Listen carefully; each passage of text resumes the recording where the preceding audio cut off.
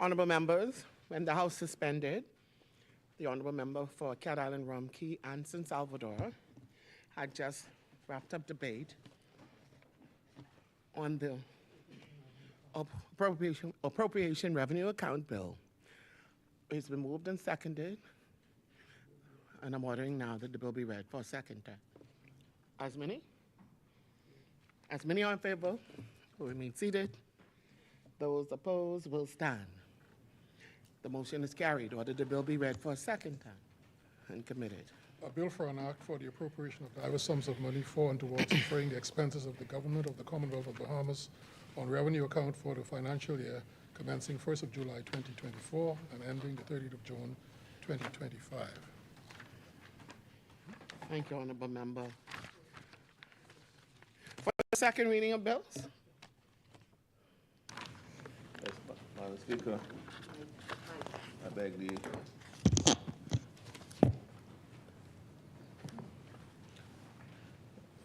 to have read and committed for second reading a bill for, you did the cap, that's capital?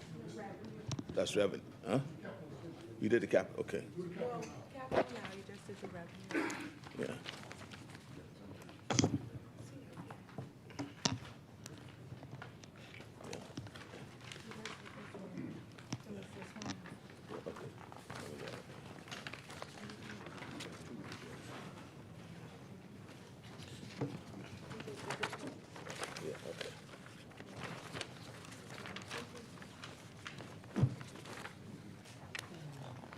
Yeah, I know. You don't do that. I know.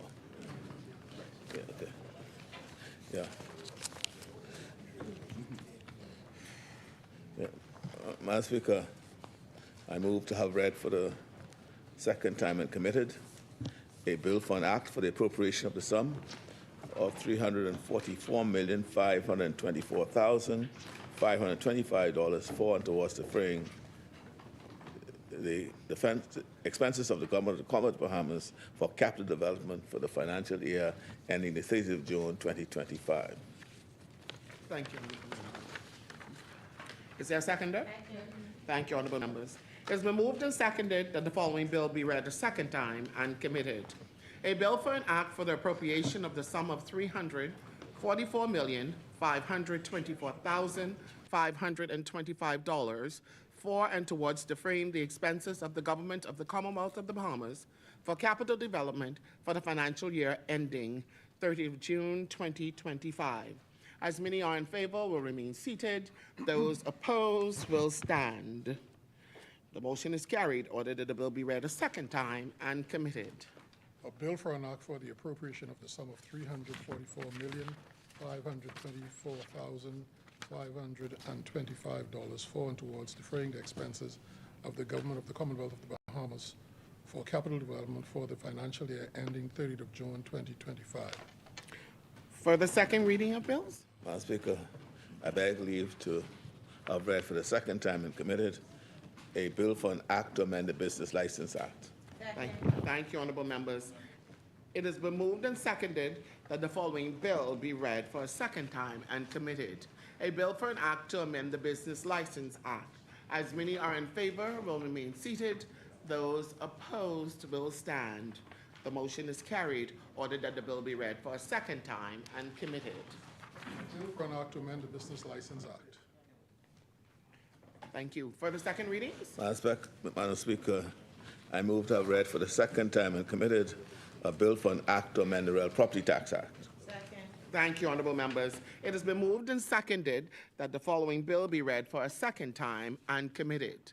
A bill for an act to amend the Real Property Tax Act. As many are in favor will remain seated. Those opposed will stand. Ordered that the bill be read for a second time and committed. A bill for an act to amend the Real Property Tax Act. For the second readings? Madam Speaker, I move to have read for the second time a bill for an act to amend the Public Finance Management Act 2023. Second. Thank you, Honourable Members. It has been moved and seconded that the following bill be read for a second time and committed.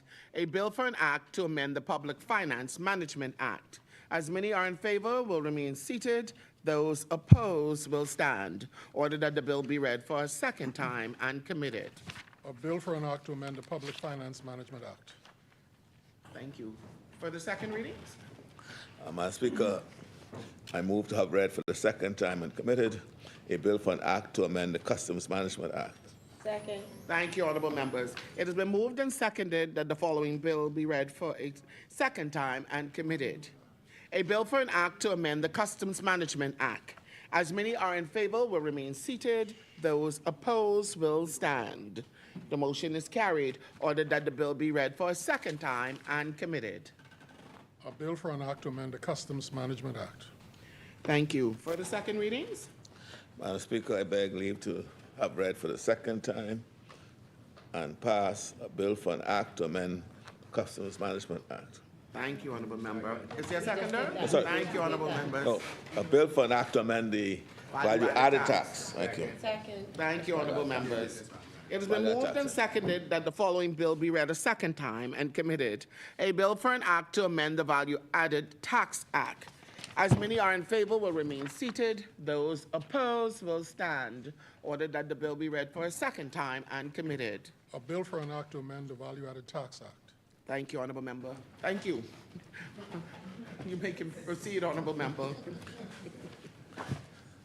Madam Speaker, I beg leave to have read for the second time and committed a bill for an act to provide for the imposition of stamp duty, to repeal the Stamp Act 1925, and for connected matters. Second.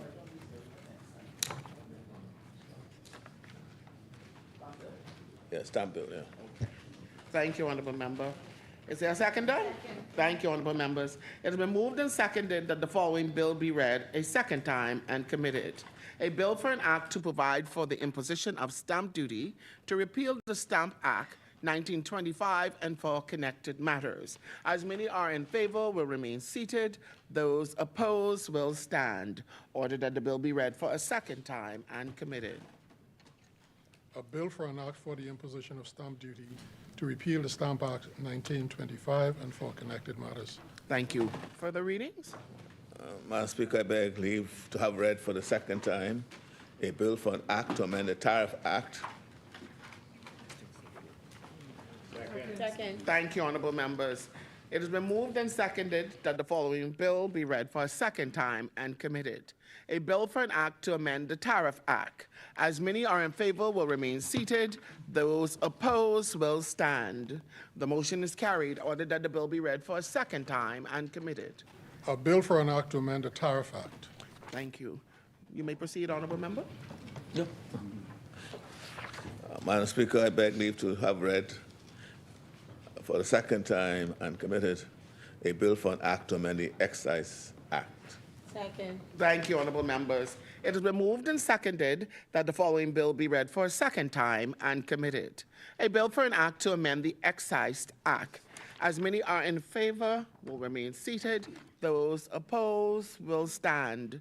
The motion is carried. Ordered that the bill be read for a second time and committed. A bill for an act to amend the Excise Act. Thank you. You may proceed, honorable member. Madam Speaker, I beg leave to have read and committed for the second time a bill for an act to amend the Tax Appeal Commission Act. Thank you, honorable members. It has been moved and seconded that the following bill be read for a second time and committed. A bill for an act to amend the Tax Appeal Commission Act 2020. As many are in favor will remain seated. Those opposed will stand. Ordered that the bill be read for a second time and committed. A bill for an act to amend the Tax Appeal Commission Act 2020. Thank you. For the second reading? Madam Speaker, I beg leave to have read for the second time and committed a bill for an act to amend the International Person Landholding Act. Second. Thank you, honorable members. It has been moved and seconded that the following bill be read for a second time and committed. A bill for an act to amend the International Persons Landholding Act. As many are in favor will remain seated. Those opposed will stand.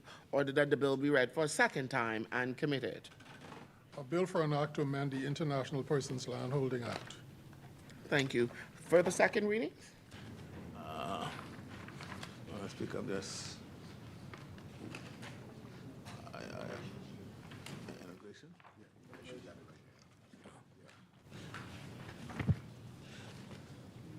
Yep. Yeah, I see, yeah. Yes, appropriation. I see what happened. Madam Speaker, I beg leave to have read for the second time and committed a bill for an act to amend the Immigration Act. Thank you, Second. Thank you, honorable members. It has been moved and seconded that the following bill be read for a second time and committed. A bill for an act to amend the Immigration Act.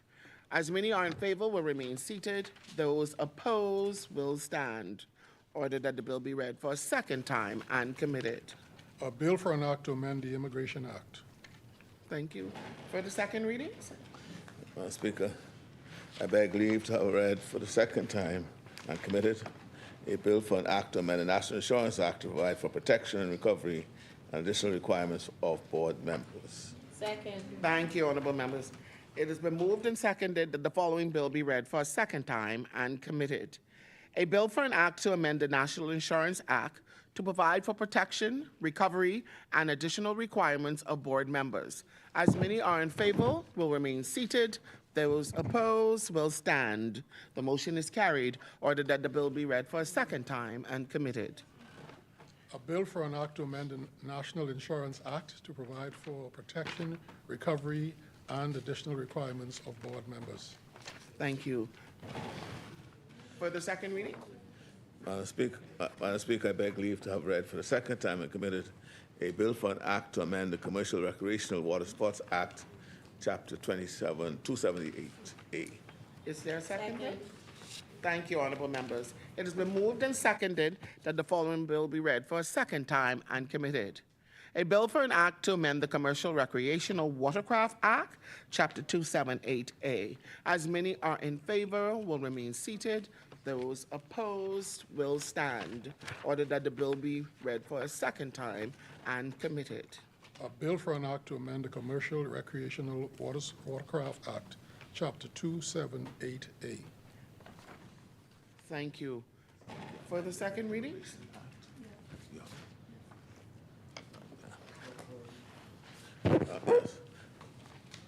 Madam Speaker, I beg leave to have read and committed for the second time a bill for an act to amend the Port Authorities Act. Thank you. Is there a Second. seconder? Thank you, honorable members. It has been moved and seconded that the following bill be read for a second time and committed. A bill for an act to amend the Port Authorities Act. As many are in favor will remain seated. Those opposed will stand. The motion is carried. Order that the bill be read for a second time and committed. A bill for an act to amend the Port Authorities Act. Thank you. For the second readings? No, but I have to have second reading of it.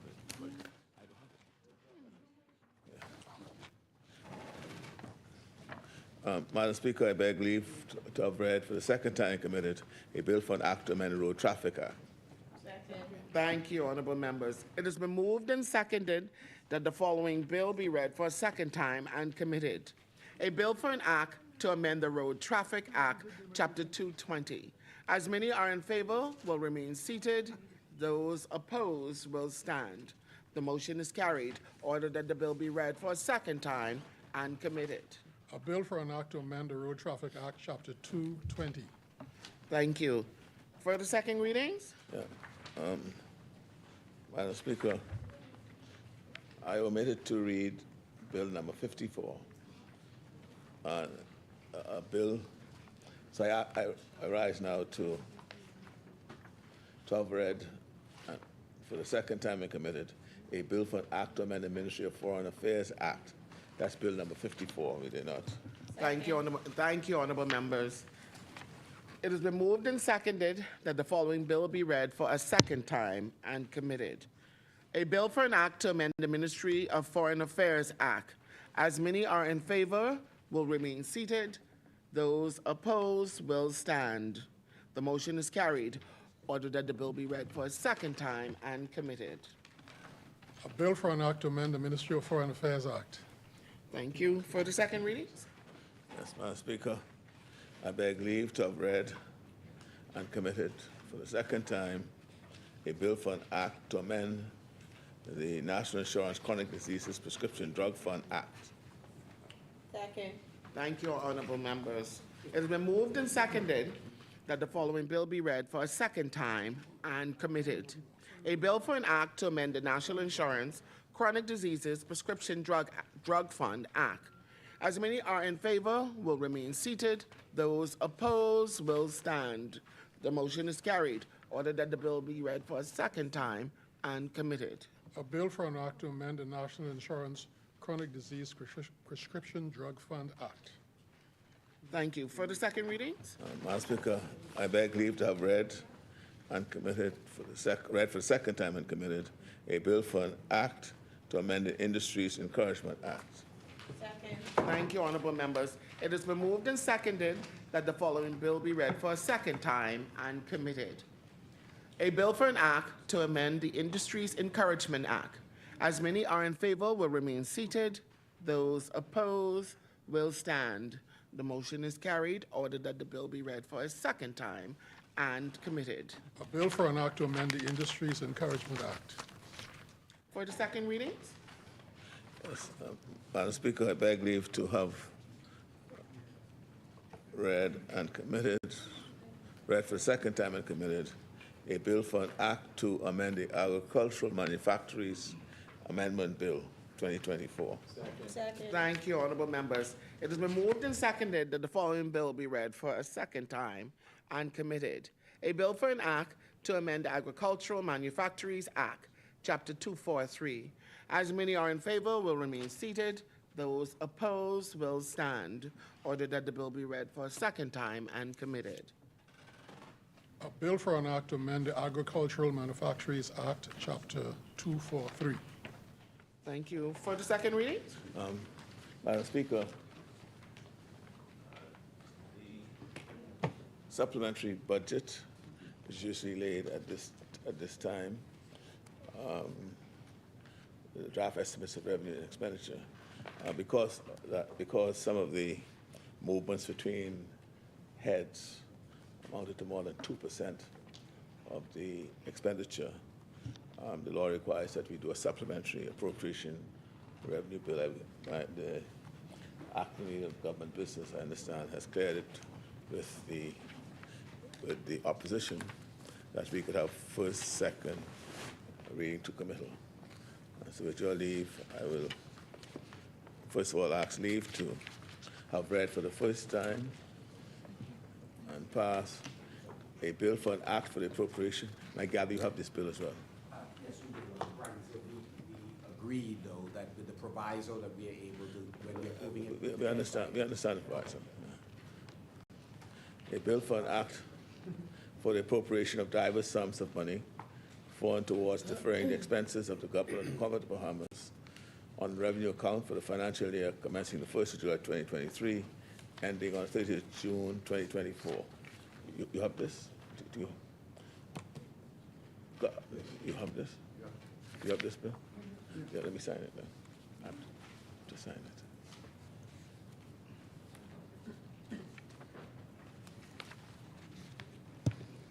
Second. Thank you, honorable members. Order the document be brought up? What's today's date? The 17th. Yes.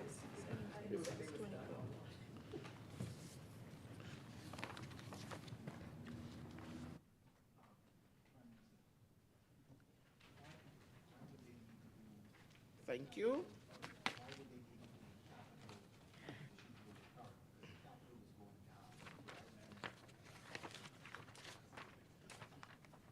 It has been moved and seconded that the following bill be read for a first time.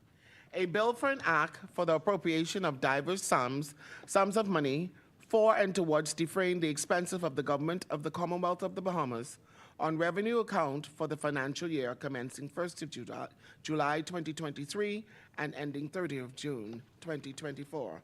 As many are in favor will remain seated. Those opposed will stand. Order that the bill be read for a first time and tabled. A bill for an act for the appropriation of diverse sums of money for and towards defraying the expenses of the government of the Commonwealth of the Bahamas on revenue account for the financial year commencing 1st of July 2023 and ending 30th of June 2024. Thank you, Honorable Member. For the first reading? Madam Speaker, I beg leave to have read for the first time and pass a bill for an act for the appropriation of further diverse sums of money foreign towards defraying the expenses of the government of the Common Bahamas during the fiscal year commencing the 1st of July and ending the 30th of June 2024 for capital expenditure. Second. Thank you, Honorable Members. Order the document be brought up.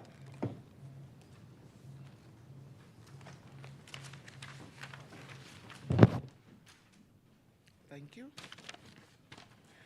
It has been moved and seconded that the following bill be read for a first time.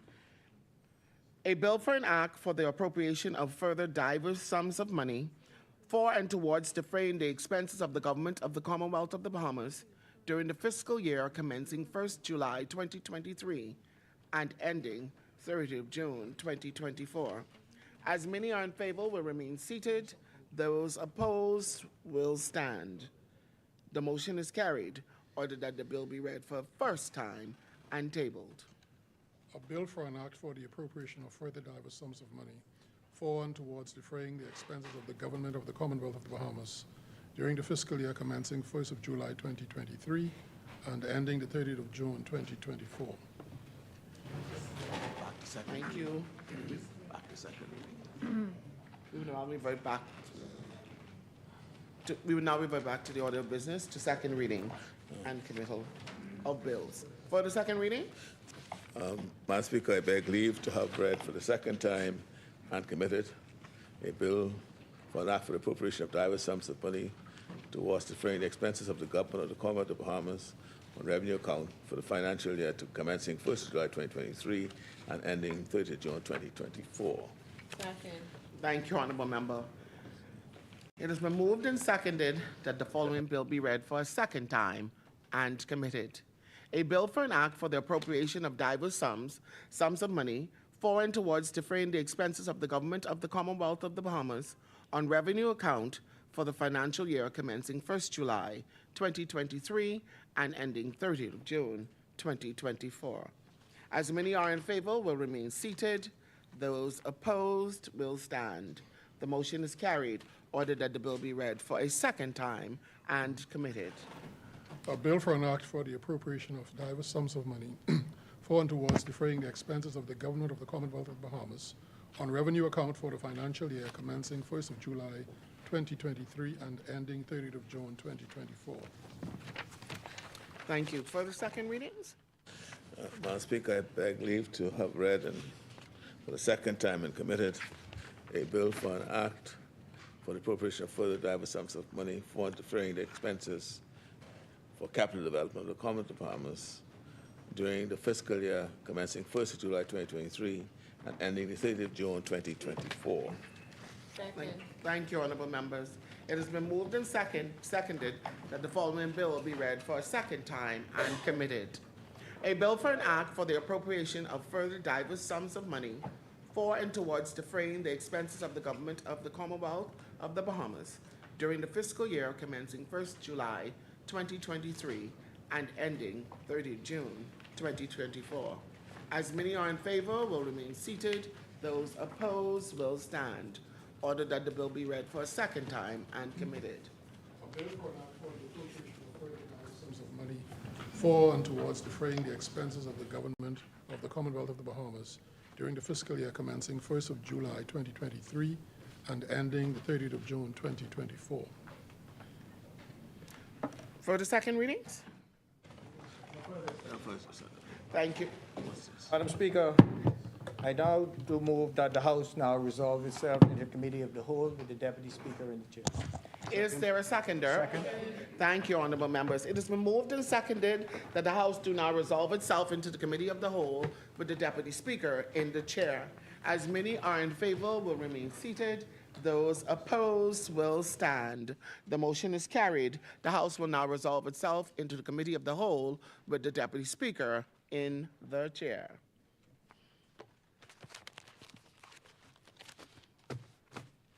Fix this.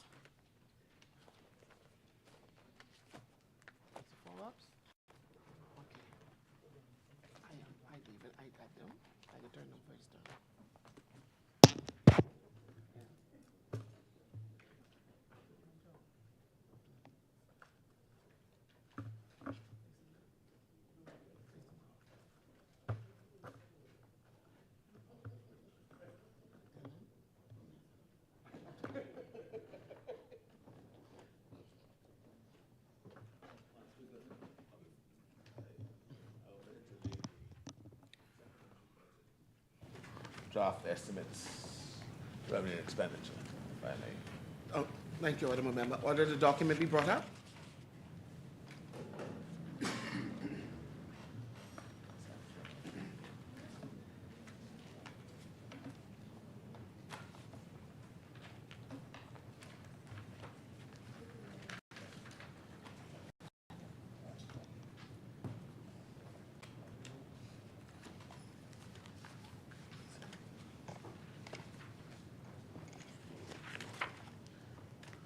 Order the document to lie on the table. Thank you.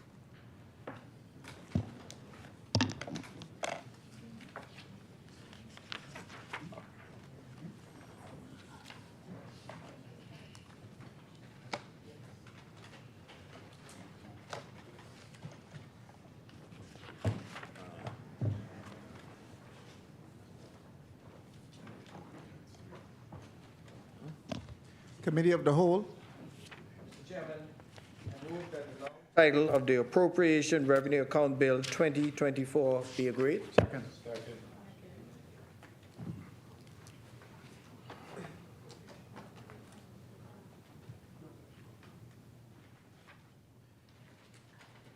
It has been moved and seconded that the long title of the bill be agreed. As many as are in favor will remain seated. Those opposed will stand. The motion is carried. The long title of the bill is agreed. Mr. Chairman, I move that the short title be agreed. It has been moved and seconded that the short title of the bill be agreed. As many as are in favor will remain seated. Those opposed will stand. The motion is carried. The short title of the bill is agreed. Mr. Deputy, I now move that Clause 2 of the bill be agreed.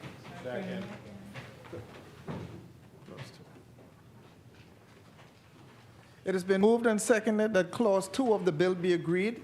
As many as are in favor will remain seated. Those opposed will stand. Clause 2 of the bill is agreed. Mr. Deputy, I move that Clause 3 of the bill be agreed. No, sorry. Oh, the schedule. I'm sorry, Mr. Deputy. It has been moved and seconded that the Schedule 3 of the... The chair recognizes the honorable member for East Grand Bahama. Mr. Chair, just sort of, I just want to make sure that I'm following you. This is the revenue account expenses 2024 bill, Yes. and you moved clauses 1 and 2.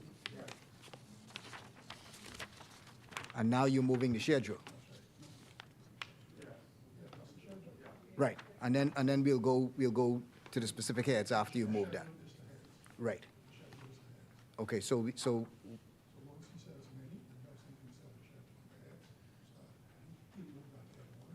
that's what I was waiting on. That's Is what I there a was waiting on. seconder?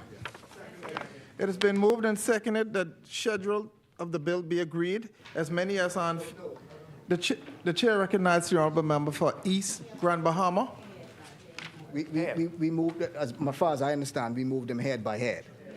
So you move that head 1 be agreed, and then you do it that way. Not the entire schedule.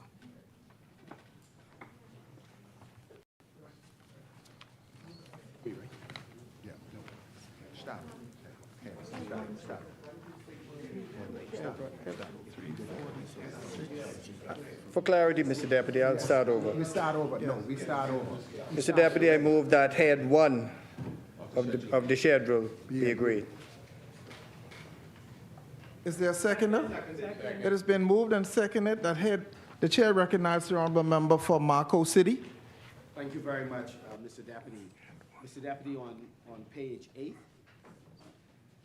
That's head 1? Yeah, head 1. Yes. Taxes on property. No. No. This is under revenue, taxes on property.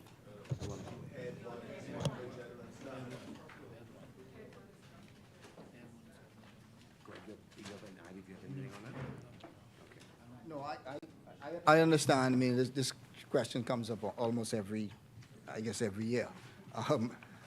There are some questions that we would have under the revenue sections. Would you allow for those questions under the revenue sections? So, under head 1 then, head 1, line item 2241207, ceremonial events on page 43. You've added 375,000. That seems to be a new allocation. Is this being moved from another allocation, or is this additional funds that is being spent?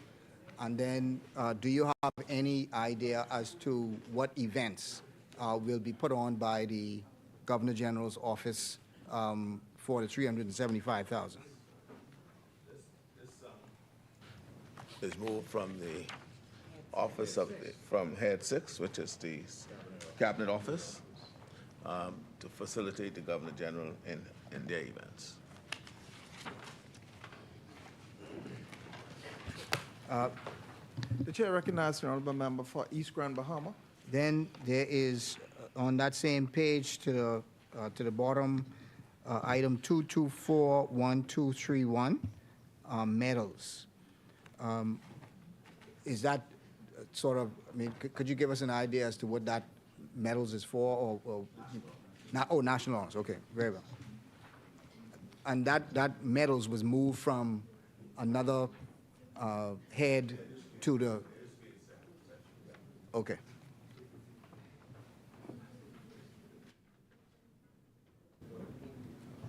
That's it?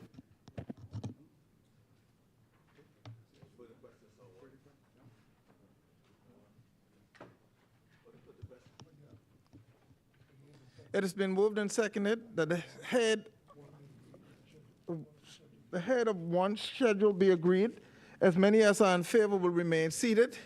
Those opposed will stand. The motion is carried. Head 1 of the schedule is agreed. Move that 2 and 3 be agreed. Move that 2 and 3. Mr. Deputy, I move that heads 2 and 3 of the schedule be agreed. 2, 3, and 4 of the schedule be agreed. 2 and 3. 2 and 3, 2 and 3, yeah, 2 and 3, hold on. 2 and 3 Mr. be Deputy, agreed. I move that heads 2 and 3 of the schedule be agreed. Move the question. It has been moved and seconded that heads 2 and 3 of the schedule be agreed. As many as are in favor will remain seated. Those opposed will stand. The motion is carried. Head 2 and 3 of the schedule is agreed. Mr. Deputy, I move that head 4 of the schedule be agreed. Second? It has been moved and seconded. The chair recognizes the honorable member for East Grand Bahama. Yes, under personal emoluments, page 48, under item 21110102 and 201, it's all three of them, all three of 1, 2, and 3. the items, personal emoluments. Okay.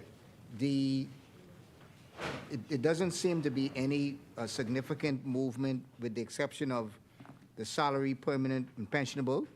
Looks like you increased it by 50,000.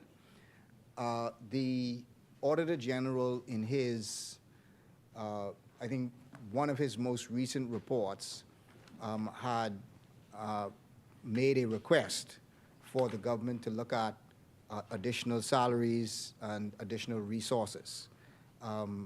Has the government spoken with the Auditor General with respect to that request? And do you believe that just the 50,000 covers his request?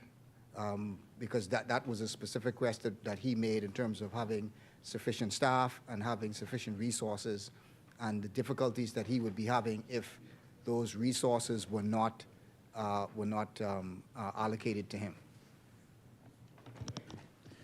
The chair recognizes the honorable member for South and Central Andros. Yes, Mr. Deputy. The allocation that you're looking at was just the estimates for 2023 and 2024 that went up by 50,000, but the actual spend was only 660-something thousand. That's why we're increasing it, and we left it there to have 300,000 as the extra for that department. And even in year 2022 to 2023, you see where the total expense was 724,000. So it's an extra 200,000. So that's why I said what you were looking at was the budgeted figure last year. In this fiscal budget year, that wasn't used. So that's why we kept it there for next year for them to increase the staff.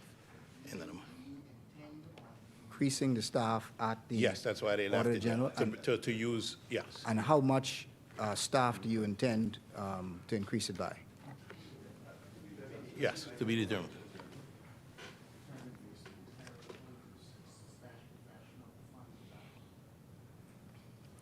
So have you spoken to the Auditor General to get a specific, because he made it a point to put it in his report.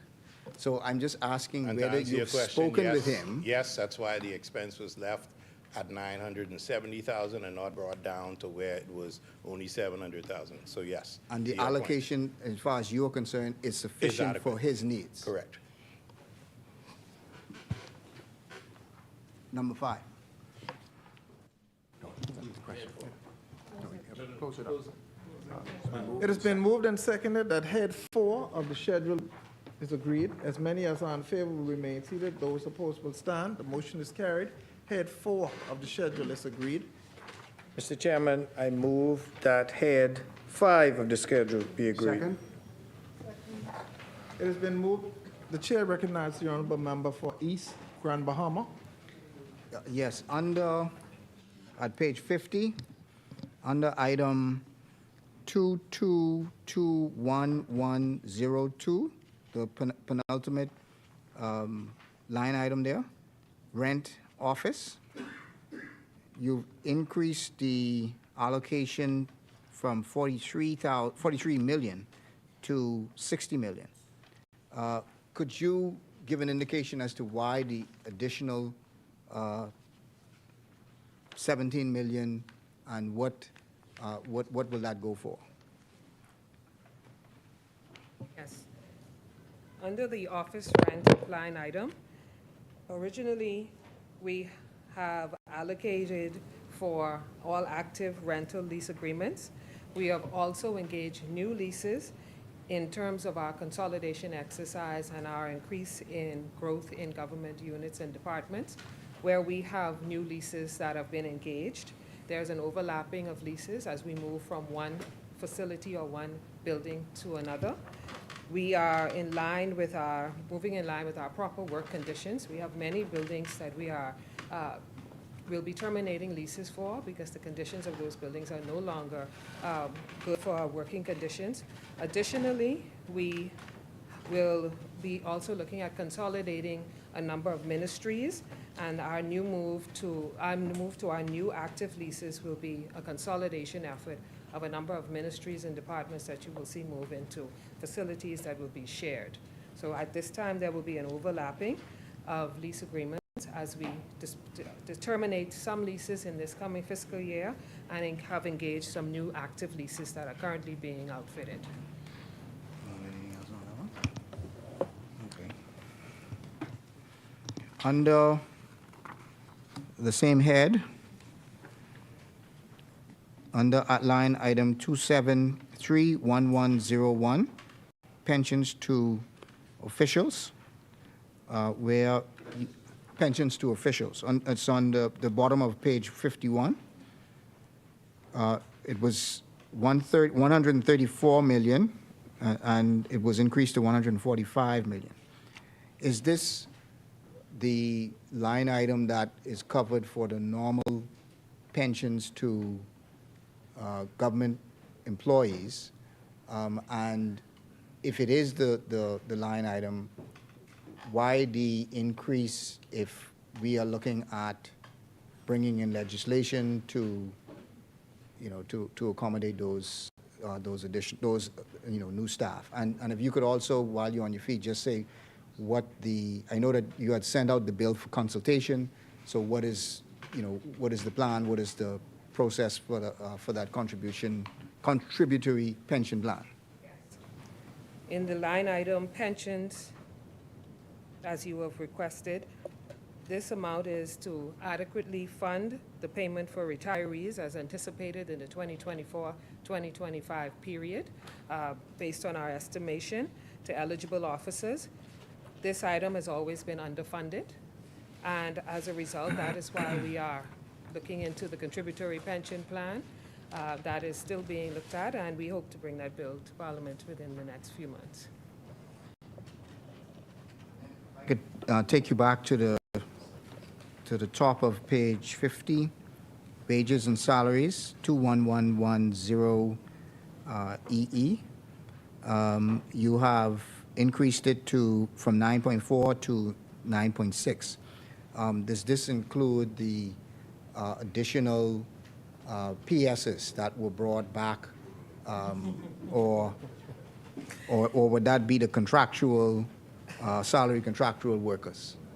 All of that is inclusive, as you will see in 101, 102 under EE. It speaks to salaries and normal increments. It also speaks to, of course, contract officers in post. So it encapsulates all salaries, as noted, permanent and pensionable, and contractual.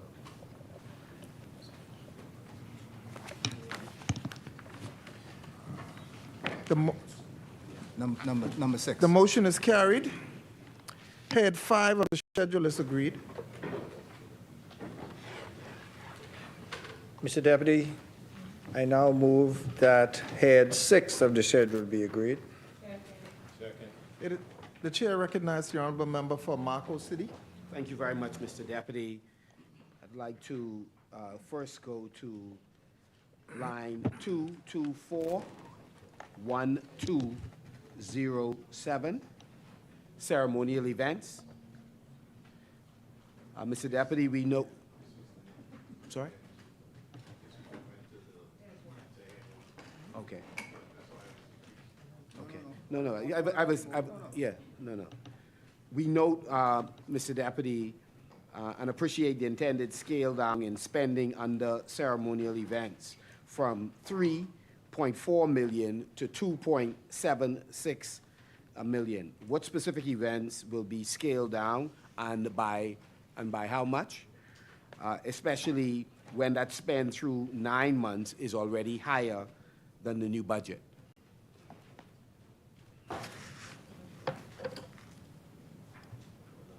Thank you, Mr. Deputy. This was the line item, what was moved to the Governor General's Head 1. That's what we indicated in Head 1, that it was moved from the Cabinet Office. That expense was moved over to the Governor General to facilitate those ceremonials. Yeah. Look at the figure look at the line that I mentioned. Please look at the line that I mentioned, 224-1207. And there's a movement from 3.4 million to 2.7 million. Yeah. No, and that's what I'm saying. 375,000 of it was moved over to the Governor General's head item in order to facilitate all of the Governor General's ceremonial events. And as you know, in this year, this was the 50th anniversary, so we had a few more events than what was planned. So that's why it's only 50% of that decrease, what was moved over. Yeah. If we can go to line item 224-1262, the National Independence Secretariat wanted to find out, has the Independence Secretariat been fully wound up, and when can the public expect a full report on the related activities and expenditure?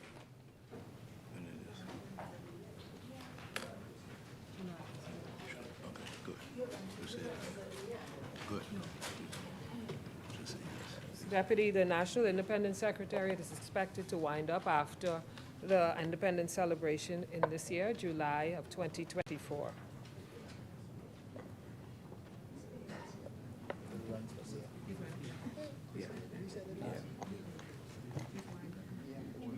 Mr. Deputy, I'd like to direct attention to page 54, 2821430, the Parliamentary Services Commission. Would the minister provide a detailed breakdown of the components of that spend under the 4.9 million allocation for the Parliamentary Service Commission? That's 2821430.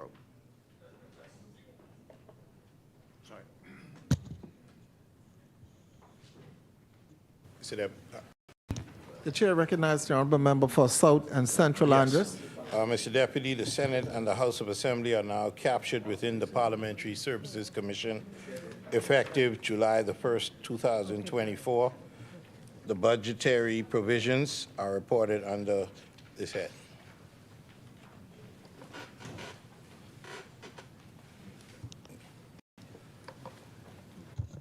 Would the minister indicate when the commission will be constituted in that regard? And secondly, Prime Minister, if you're answering that question, we are still unclear on how that's going to be constituted. The Act speaks to it.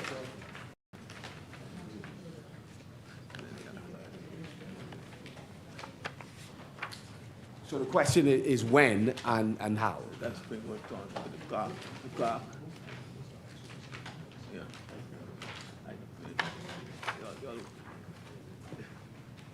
The act gives a timeline. Yes, when would it be constituted? I mean, that's all we ask. As soon as it comes into force. Yeah, okay, okay. All right. Okay.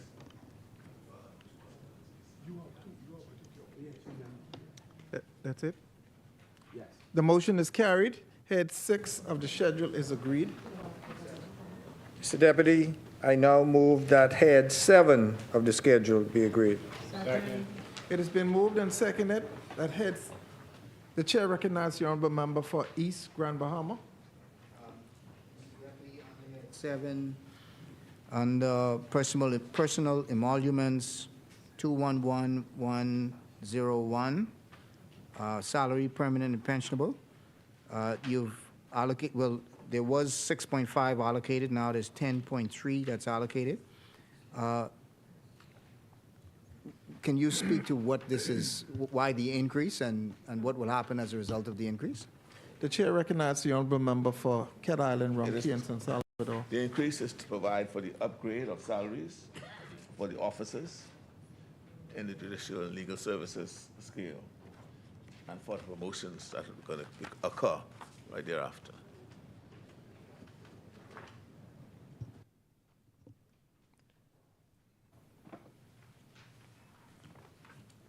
Mr. Chair, at page 56, 2251115, consultancy services. You have increased the amount for consultancy services from 2.25 to 3 million. Looks like under consultancy services, you increased from 2.25 to 3 million. Can you speak to why the increase for consultancy services? There are a number of issues being contemplated by the government at this time. One of which will be the arbitration, the resolving the issues between the government and the Grand Bahama Port Authority, which requires the appointment of arbitrators that we'd have to be able to pay for and the cost of that. And hence, that is being provided for that. We also think of another inquiry that maybe have to be supported through that as well. The chair recognizes the honorable member for Marco City. Mr. Deputy, with respect to Court Services Council, this is 2821431. There's the 2821431. The Court Services Council. And just wanted the minister would be able to shed some light on the movement from zero allocation 2023-2024 to now $19,257,483. That's the amalgamation of the former heads for the Court of Appeal and the Supreme Court, right? The funding is for the funding, the amalgamation of the former head 8, which is Office of the Judiciary, and head 9, which is the Court of Appeal, and these are the operational expenses. As you know, we passed a court services bill where they now have a charge of their own budget, and that is and so their budget is now being allocated to them to deal with specifically.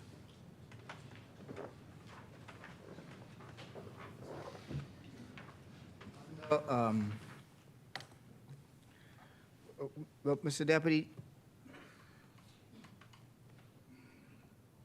if we look at, while we're on head 7, if we look at page 238, which speaks to recurrent expenditure by spending unit.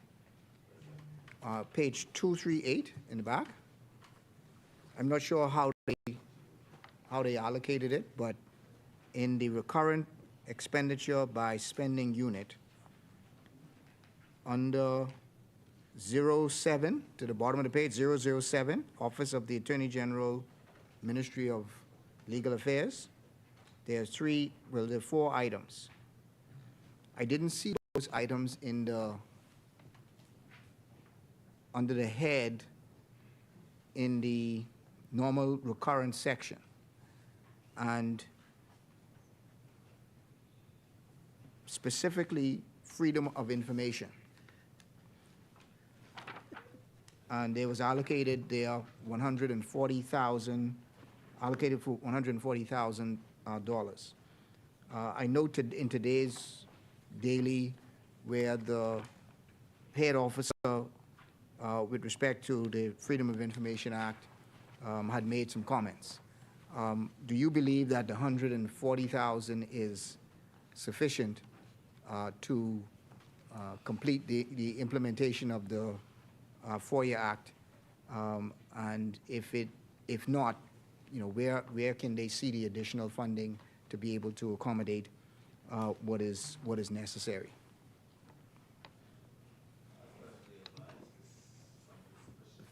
For this,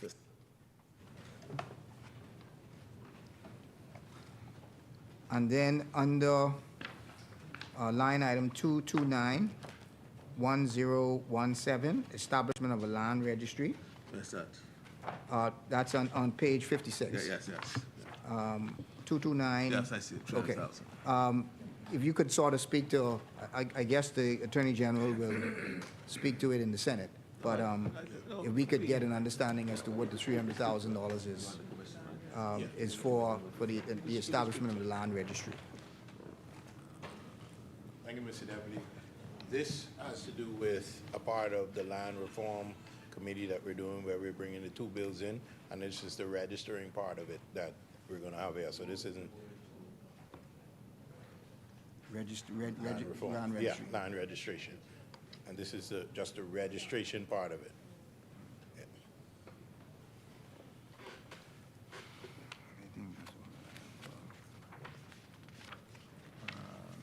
Next one would be That's it. Is that it? Yeah. 8, 9. Oh, yeah. The motion is carried. Head 7 of the schedule is agreed. Put the motion.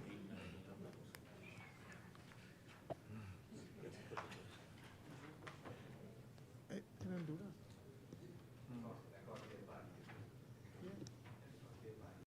that. Mr. Deputy, I now move that heads 8 and 9 of the schedule be agreed. It has been moved and seconded that heads 8 and 9 of the schedule be agreed. As many as are in favor, the chair recognizes the honorable member for Marco City. Just a general question, the amalgamation that the member for Cat Island spoke about, that accounts for why the allocations are structured in 8 and 9 in the way that it captures both.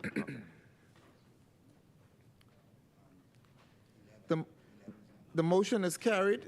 Head 8 and 9 of the schedule is agreed. I now move that head 10 of the schedule be agreed. It has been moved and seconded that head 10 of the schedule be agreed. As many, the chair recognizes the honorable member for Marco City. Just a broad question for the member for Cat Island. Given what some of the challenges that have been put in the public domain and even echoed in here, just wondering whether or not members are satisfied that there's no appreciable difference in the allocation. Would additional funds be needed to address any of the challenges that the Registrar General's Department is facing at the moment? Those challenges are being addressed.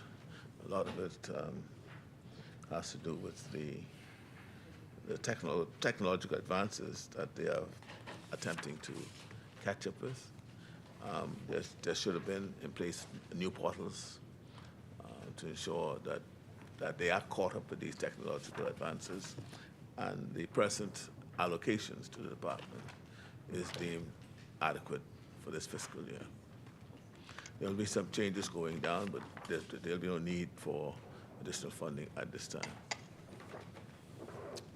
The motion is carried. Head 10 of the schedule is agreed.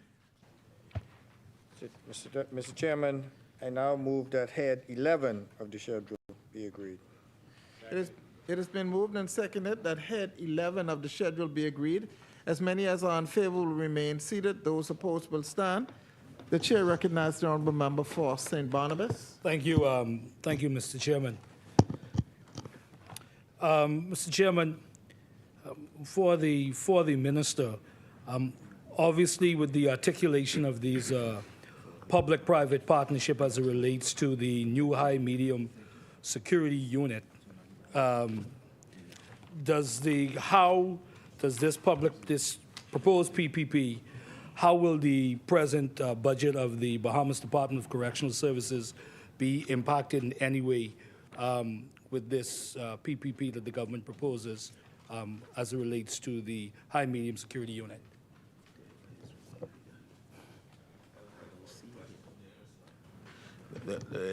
Through the Ministry of Finance, they're the ones who are charged with responsibility, and under whose portfolio most of the PPPs are held and negotiated.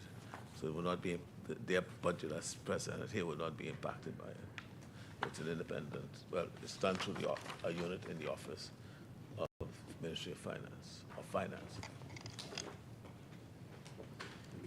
The motion is carried. Head 11 of the schedule is agreed. 12.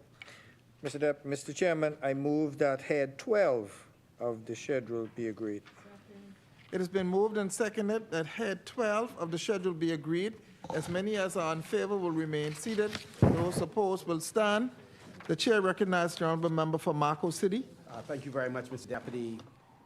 Item 211101 and 211102. Wanted to just get a sense of what particular categories of workers were responsible for those increases reflected in those two items. Reflected, for example, in the first, and then I have a question about the second. An increase in the first and a decrease in the second. So the line item for permanent pensionable has increased because, as you are aware, we have an exercise where we are regularizing employees in the establishment, which would speak to a decrease in our contractual line item. Yes. Yes. And then a broader, I may have missed it. However, I was looking for a line item that would take care of any new contractual arrangements the government may enter into in the event that there is a request for proposal to put in place a new electronic parliamentary system in preparation for elections. Just wondering whether or not any request for proposal has been sent out locally or internationally, and if so, where would that be captured? Withdrawn, and that is being dealt with through the, what they call it, DTAT, the Department of technology and transmission. Yes. Yes, I'd like a further question with respect to that particular request for proposal. Given the significance of that and the fact that it does relate to an upcoming general election or elections in the future, should the opposition should not be integrated into those discussions? With respect to the request for proposal that is going out, again, this is not a matter we were aware of through formal channels unless we missed it. If we all remain vigilant and follow, the process, we all will become aware of what government is doing.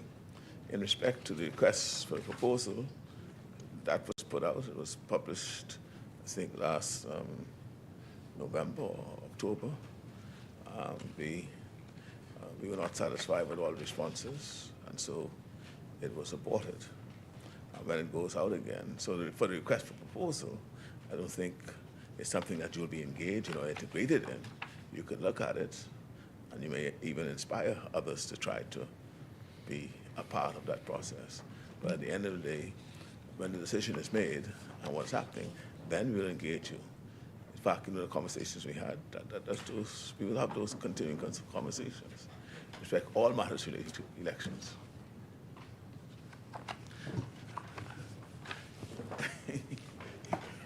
I ain't got your card. The motion is carried. Head 12 of the schedule is agreed. Mr. Chairman, I move, that's 12. We're going to, Mr. Chairman, I move that head 13 of the schedule be agreed. It has been moved and seconded that head 13 of the schedule is agreed. As many, the chair recognizes the honorable member for St. Barnabas. Thank you, Mr. Chairman.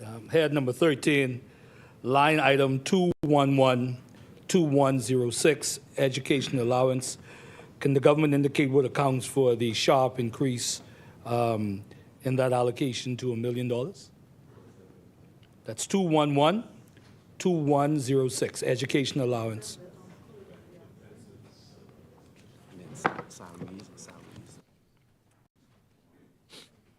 Chairman, that increase, yes, I have it.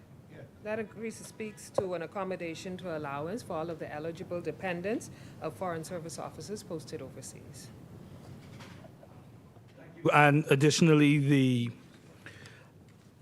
line item number 211101, salary increase to $5.8 million.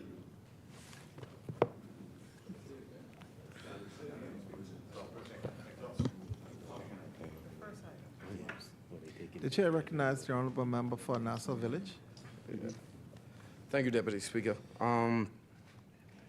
As it pertains to the question, salaries for all officers in post and engagement of new contract officers. That accounts for the salary increase.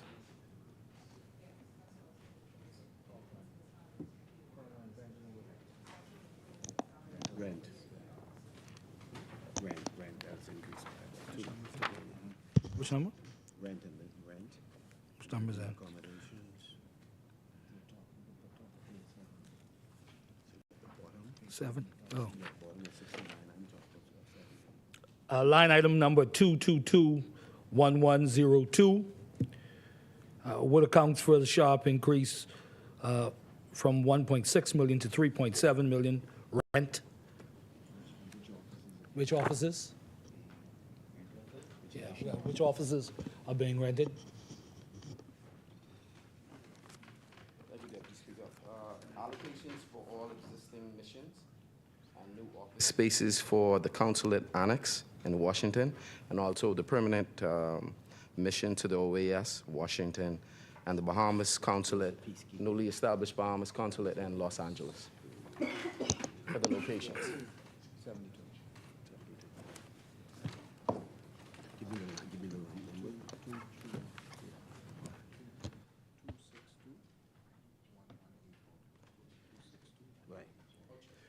Yes, Mr. Deputy, with respect to the peace keeping allocation, I believe that's raised by 262-1184. That's on page 72.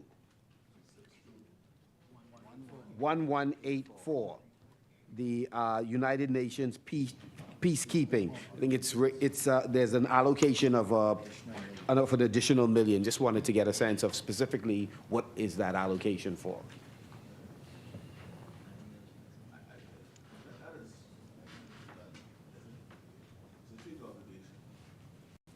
Been our assessments.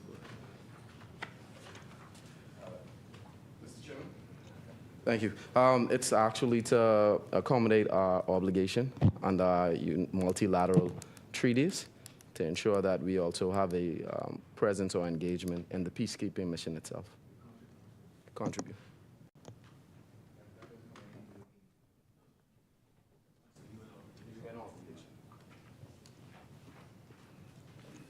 As many as are in favor will remain seated. Those opposed will stand. 14. The motion is carried.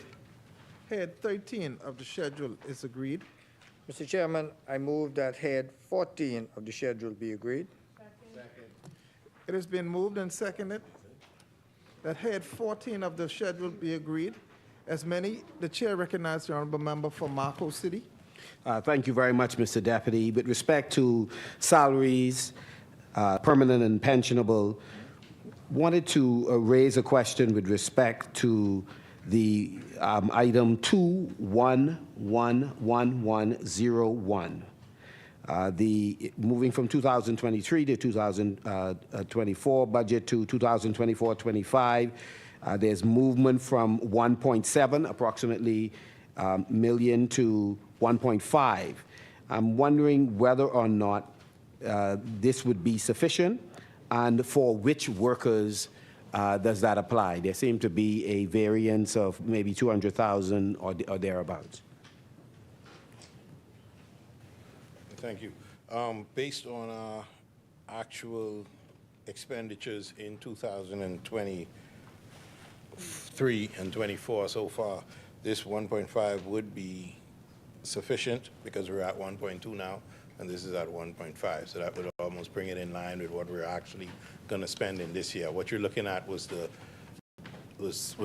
provisions and the estimates that were made for this full budget cycle, but we didn't meet those estimates in expenditure. The item just below, with respect to contract workers, does the same apply in that regard? Yes, and it also takes into account the employment of new officers in the office. Okay. Yeah. As many as are in favor will remain. Yes. The chair recognizes the honorable member for Marco City. With respect to air transport for persons outside of the Bahamas, that's 2211,210. We see that the allocation last year and again this year, that is the estimates, approved estimates in 2023-24, estimates in 24-25 is $181 million, 181,000. However, when you look at the actual expenditure in 2022, 2023, and again in 2023, 2024, you're looking at 1.34 million, and in 2023, 2024, 1.5, roughly 1.6 million. I mean, a dramatic difference, and that's just for the first 9 months. So the question is, why do you continue to have the allocation at 181,000 when there is a dramatic difference in what is actually spent?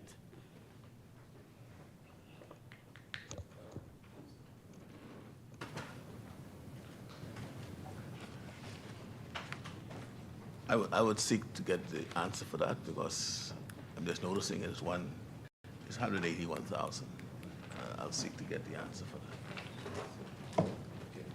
that.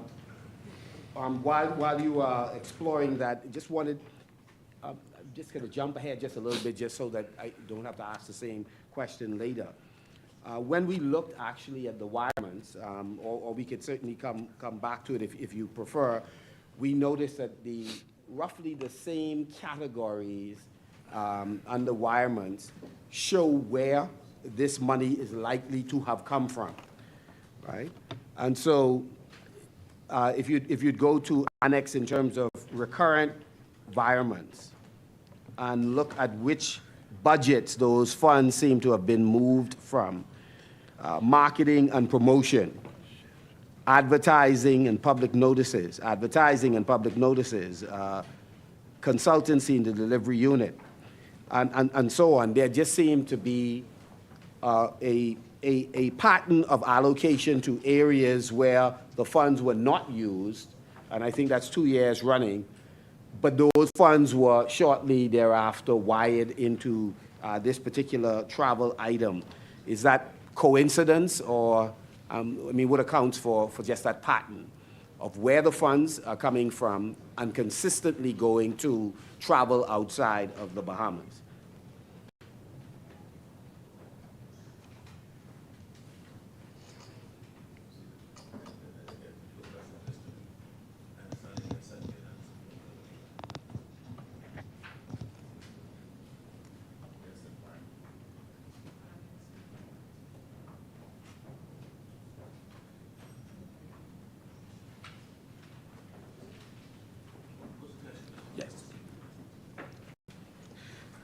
The question put was, for the next actually 3 budget cycles, for the next 3 budget cycles, 181,066 has been allocated.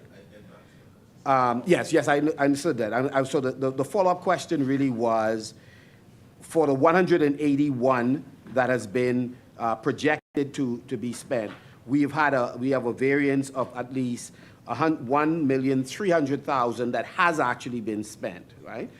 And consistently, if I just direct your attention to page number 75, when we look at how this 1.3 million extra has been spent, it was spent as a result of wirement from several categories that consistently reoccur. One, advertising on page 75, 225, 1102, 225, 1103, 225, 1114.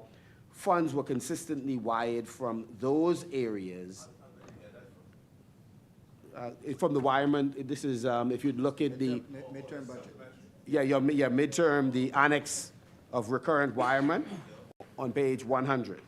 And so we're just trying to understand why are we continually making allocation to areas that are continually wiring the funds upon allocation back to the Prime Minister's travel or to the Office of the Prime Minister's travel.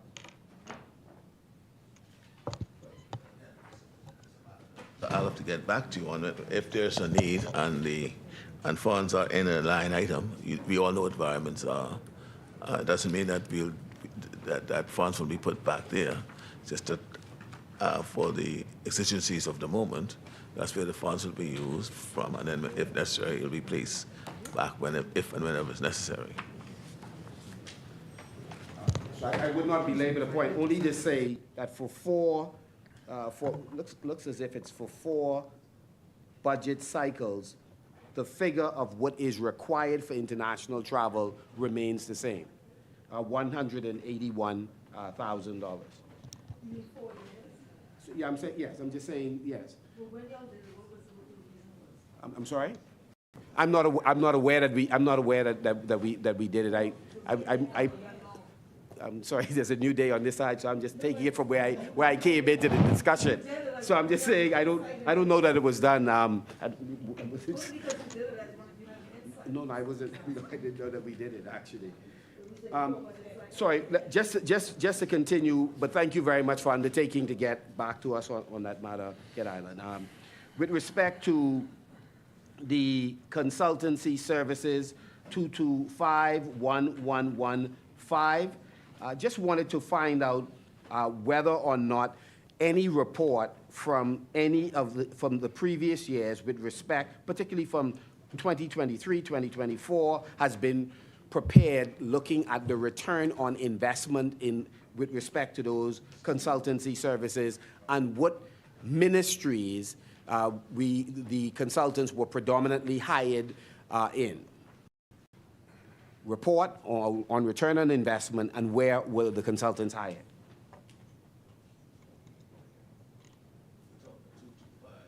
$225,1115.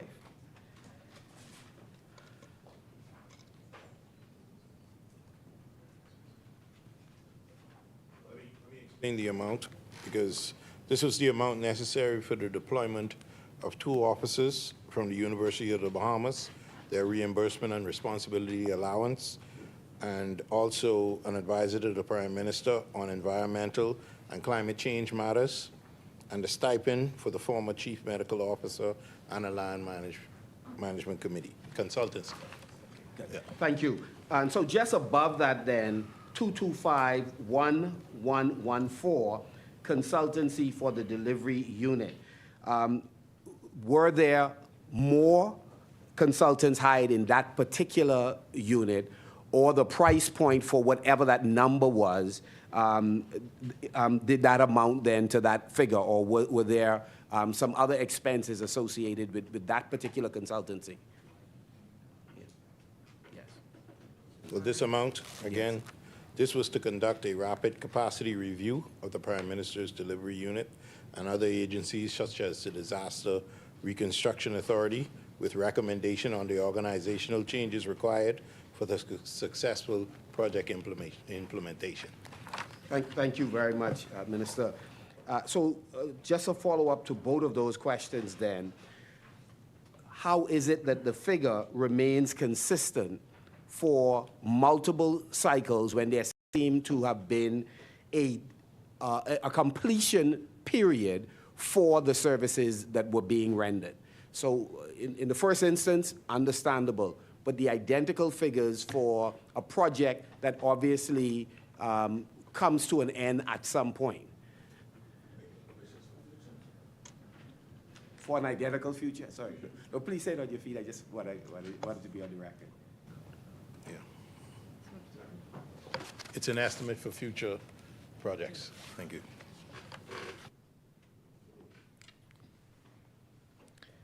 As many as are in favor will remain seated. Those opposed will stand. The chair recognizes the honourable member for East Grand Bahama. On page 76, line item 2821412, Clifton Heritage Authority. You've increased it significantly from 2.2 to 3.7. What accounts for the additional funding for the Clifton Heritage Authority? So the staffing salary increases and increments, and it's also used to support the Clifton Heritage operational expenses. Is there any additional staff that is going to be hired at Clifton Heritage Authority? Yes. How many? How many? Do you have a number of how many? I'll get that number for you. Okay.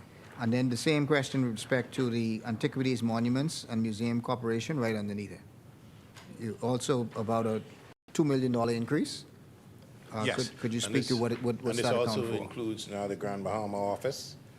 They're going to be, and there would be some salary increases and also the extension to that Grand Bahama office.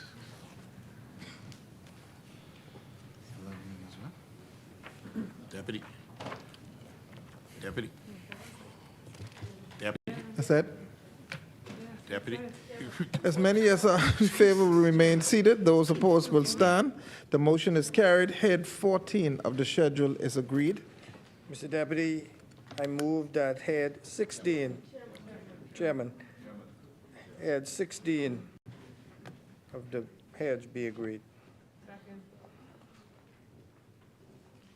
It has been moved and seconded that head 16 of the schedule be agreed. As many as are in favor will remain seated.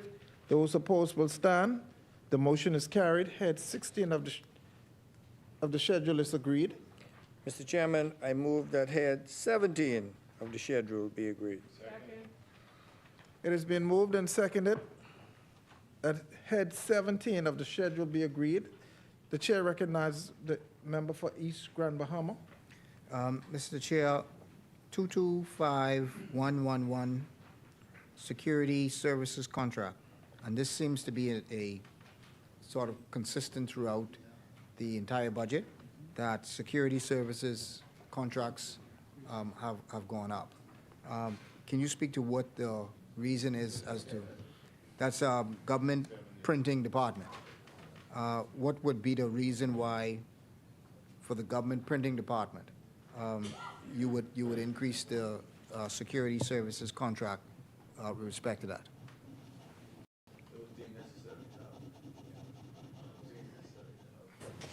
To have security services. They work They later said that they hours, work all through the night. all through the night to get stationery and booklets and everything ready for government services, official funerals, etc. And very often they don't get information till late. As many as are in favor will remain seated. Those opposed will stand. Head 17 of the schedule is agreed. Mr. Chairman, I move that head 18 of the schedule be agreed. It has been moved and seconded that head 18 of the schedule be agreed. As many as are in favor will remain seated. Those opposed will stand. The motion is carried. Head 18 of the schedule is agreed. Mr. Deputy? Mr. Chairman, I move that head 19 of the schedule be agreed. It has been moved and seconded. It has been moved and seconded that Schedule 19 of the bill be agreed. As many as are in favor will remain seated. Those opposed will stand. Head 19 of the schedule is agreed. Mr. Chairman, I move that head 20 of the schedule be agreed. It has been moved and seconded that head 20 of the schedule be agreed. As many as are in favor will remain seated. Those opposed will stand. The motion is carried. Head 20 of the schedule is agreed. Mr. Chairman, I move that head 21 of the schedule be agreed. It has been moved and seconded that head 21 of the schedule be agreed. As many as are in favor will remain seated. The chair recognizes the honorable member for Marco City. Thank you very much, Mr. Deputy. The first question relates to global provision, new appointments, monthly employees, 211103. Just wanted to pretty much understand why the figure 10,951,000 has actually been listed once again this year. I believe actual expenditure, was the expenditure moved to a different location, why it's not reflected there? The expenditure was previously under the Ministry of Public Service and was moved to the Ministry of Finance. Is that the same case with respect to the global, the one just beneath, which is salary adjustments, et cetera? All global provisions were moved to the Ministry of Finance. As many as are in favor will remain seated. Those opposed will stand. The motion is carried. Head 21 of the chair recognizes the honorable member for East Grand Bahama. I yield to the member from Marco City. The chair recognizes the honorable member for Marco City. Yes, with respect to the electricity, actually, let me just come back to that. Street lighting, once again, we have in 223-1202, under street lighting, we moved from expenditure in 2023-24, 0 to this year, 10 million, roughly 10 million, and then of course next year the same figure. Is this the same situation that this was reflected elsewhere and has been moved here? Yes. Sorry. Yes, it's a reallocation from the Ministry of Works now into the Ministry of Finance now. Sorry. Any particular reason why it has been moved into the Ministry of Finance? We'll find out, I'll get back to you. I'll get back to you in respect to that, but it was a Sorry, reclassification. if I recall correctly, I could be wrong about it. I believe I may have asked the identical question last year, but I don't recall getting an answer. Just 21. the line 223-1202. Yeah, it's 1202, street lighting. 223-1202.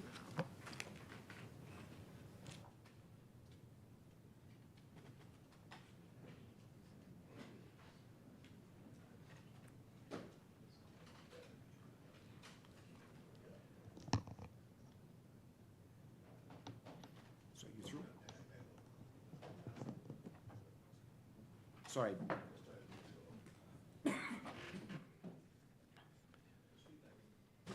Let's move into the Ministry of Finance and I think it has to do with some of the reallocation we did in the middle of the term when we did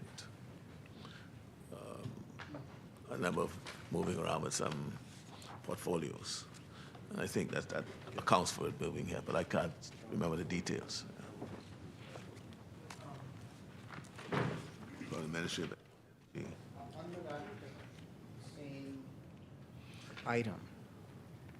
I guess my question is, under expenditure provisional, July to March, 2023, 2024, under the same item, street lighting, but under the column expenditure provisional, from July to March, it appears that it was zero. But are you saying that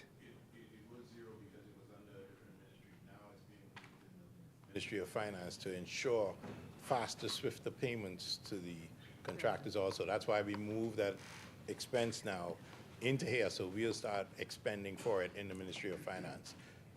The provisions were made in the provision into the Ministry of Finance, but it was still being dealt with by the Ministry of Works. And now this year we're gonna actually do it, so it'll be better accounting.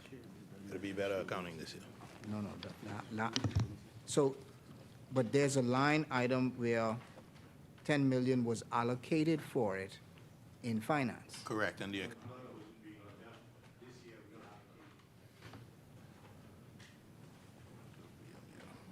Yeah, 2022, 2023, right? Right. There was a line item. We're now in 23, 24. There was no allocation because it's in another ministry. Book. No, what you see?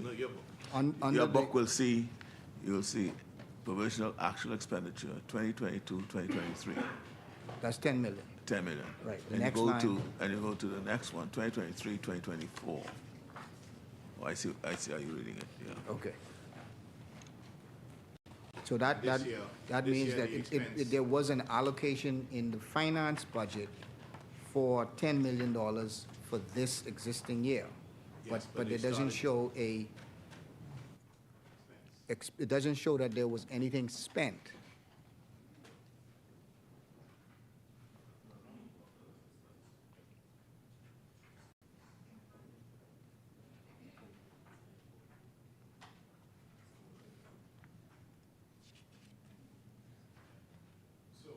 Go into the Ministry of Works, you'll see where that expense was actually being made under the Ministry of Works. Where's that? But like I said, we'll get to that, Ed, but I'm dealing with this Ed now. Yeah, but I mean- that's why I said the, I The looked through provision Ministry, for it. I looked through Ministry of Works recurrent. I didn't see Okay. anything with that respect to street specifically lighting. says street lighting. I didn't see anything that But says street I'll let lighting. you know which line item it was in under the Ministry of Works. Okay? So you're saying, Yes. although there was an allocation in finance, finance's budget would not reflect that, but Ministry of Works would reflect that. The expense. So the expense to question street is, lighting, yeah. what authority would Ministry of Works have to spend monies that were allocated in Ministry of Finance budget? If what you're saying is accurate. I said I would give you the line item. Like I said, it may have been a project being done on the family islands for street lighting, and it may have come under that line item. But like I said, I'll let you. No, again, this isn't the question. The question is. No. I if- understand the question, what you're saying, but I want you to understand what I'm saying. You asked me specifically No, about I street understand lighting. I understand No, what no, you're saying. Well, I understand what you're said saying. Ministry of Works might not have a line item that says street lighting, but it would have a line item that says Family Island expenditure for works being done on the Family Island, where it may have been coded. So you're saying, although it was allocated in finance. For street lighting. For street lighting, The Ministry of Works, because it's a Family Island spent project. funds. Because it's a Family Island project, they're spending money for the Family Island project. And that's why I said, when we get there, I'll show you exactly what line it is. So in essence then, there was no project for this street lighting in finance? Pass through finance this year, no. Better check that. I'll get it to you. When we get to Mr. Deputy, I'd like to direct colleagues' attention to 224-1228. Prepared food contractual is in the parentheses. So we just wanted to understand exactly for what events does this apply to in Ministry of Finance. The estimates have it at $4,003,000 and change. So we just want to understand what events and how is that allocation different than the ceremonial allocation in those ministries, which we presume include items such as food and drinks.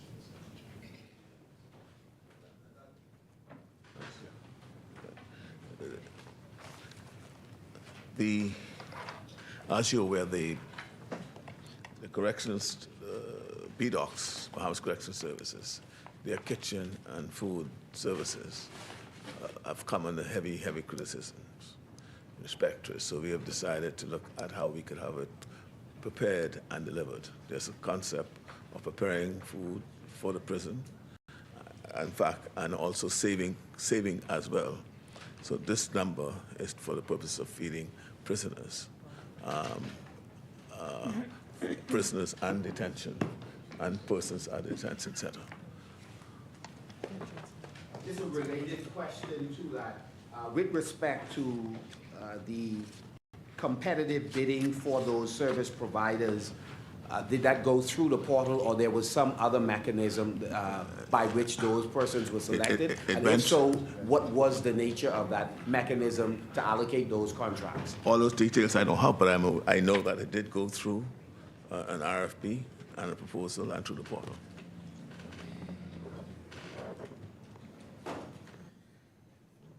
I'd like to, Mr. Deputy, direct colleagues' attention to 225-1115, consultancy services, and just seek to get an explanation with respect to the variance of about $7 million for those consultancy services. Where exactly, what was the nature of the services that have been contracted, and is there any sense of what the return on that investment is?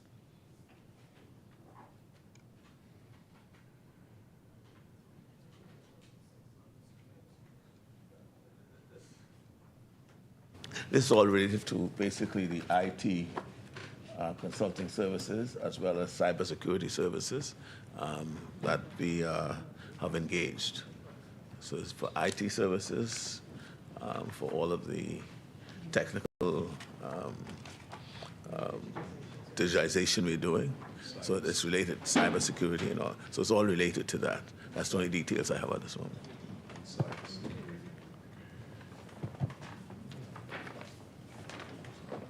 Deputy, the next item is 225-1165, upskill program, lifelong learning. If the member for Cat Island or for South Central Andros might be able to elaborate on this. Was this a case of this was reflected elsewhere last year and is just now being placed in this particular area?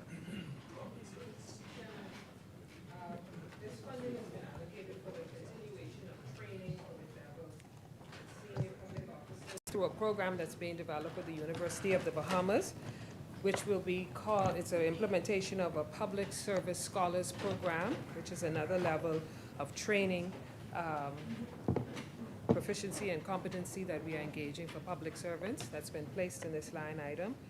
It's also been earmarked for a project aimed at enhancing the skill set of individuals who are currently within the public service, basically building capacity. So this is the new Public Service Scholars Program.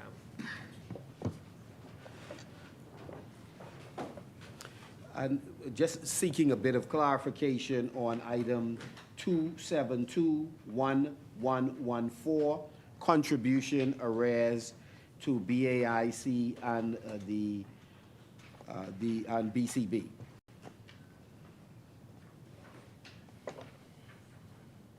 Two 2721114, and that is at the bottom of page page 90.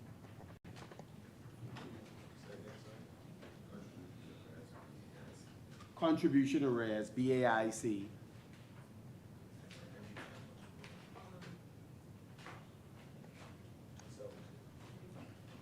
On top.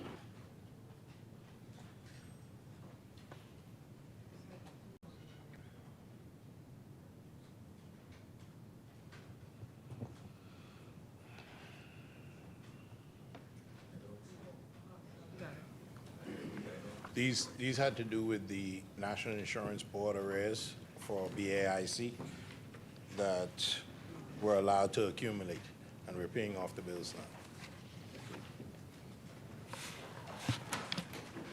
Yeah, that's what they did me.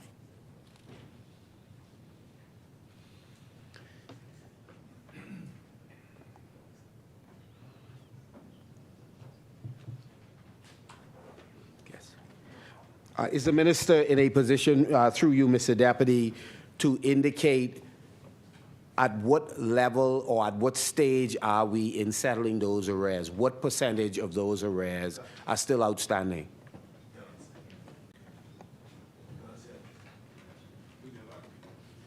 I see. Thank you very much. With respect to the CLECO obligations under 2821110, under estimates 2024-25, this is 2821110.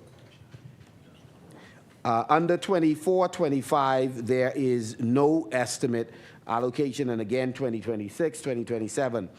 And this is a departure from the $3.8 million in 2023-2024.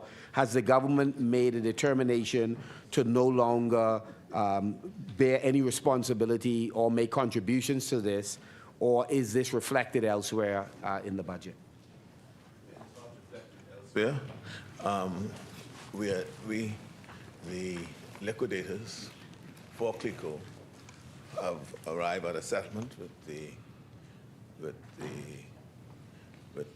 government of Trinidad, I think, or whatever entity is controlling the assets of CLECO in Trinidad, which will inure to the benefit of the funds here.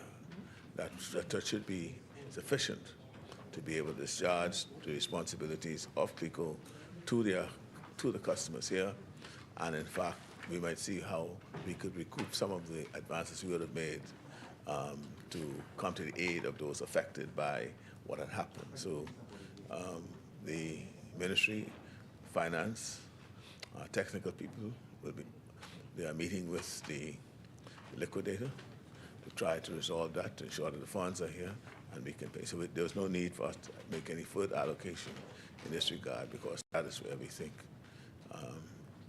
all I can say, it seems as though much success has been achieved in Trinidad to have all the attendant issues related to the downfall resolved that would and could inure to the benefit of policyholders here in the Bahamas. Just two very quick questions as a follow-up to that. One is, have the clients of CLECO been advised of the position of the government and the recent developments? And then secondly, did I understand you to also say that having made advances to these customers, attempts will then be made to retrieve funds from them that the government advanced, since these funds are now being settled otherwise? I mean, no, if I misheard you, We never said that we're going to try to retrieve. I don't want to say it again, man. Let us listen to each other. I just listen to you, Listen to me, man, please. That's all I ask. Yeah, but I am in the spirit. But you want? But look what you just did. By asking the question, you are now striking concern in the minds. You may not have wanted to do it. No, You may not have been intentional. No. I know, but I needed. That's why I'm asking you just to listen to me as I listen to you. I said that we will attempt to retrieve what we may have advanced to policyholders from the fund that is coming from Trinidad. We don't intend to trouble the policyholders. We want to make them whole, and we hope that they be made whole. We stepped in to help, right? And that's what we did. And if we're able to retrieve some of the taxpayers' money that we used to pay, it'll be a windfall for us. That's all I'm saying, right? And whether they have been advised as to the status, I'm not quite sure. And I wouldn't go on the limb to say that they have been. But I would have expected that they should know what is going on by now. That's what would be my expectation.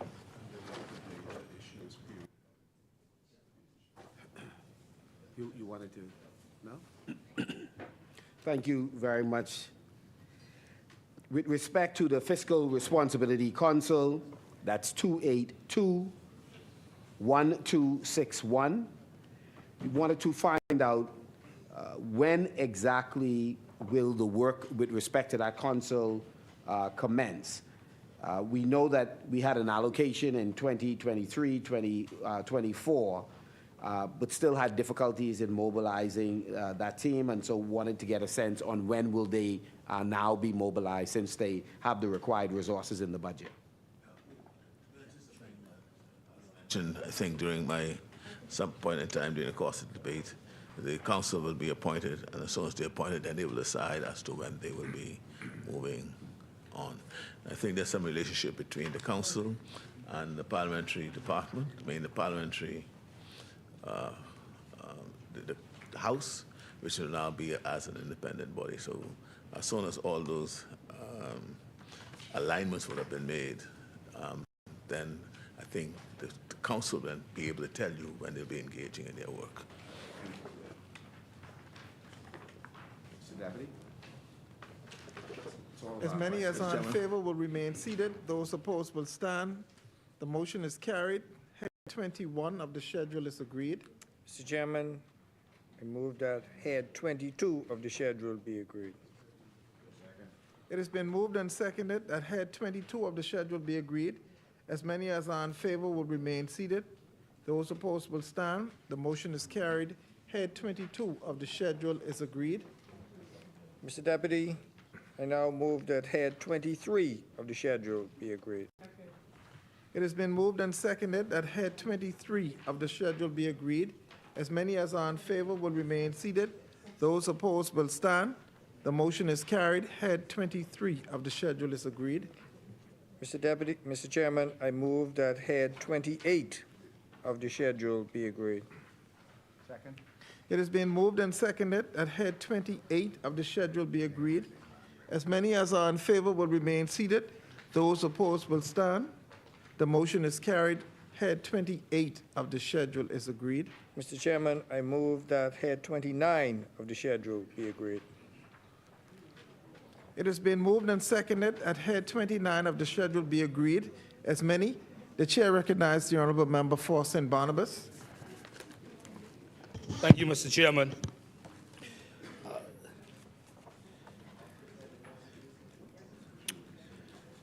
To the minister, To the minister, head 29, during the debate, the members on this side offered a concern about the commitment of the government to the National Neighborhood Watch Council. The minister, in turn, to his credit, did say that the commitment was still there financially. Can you please point in head 29 where that commitment to the National Neighborhood Watch Council is, please, in head 29?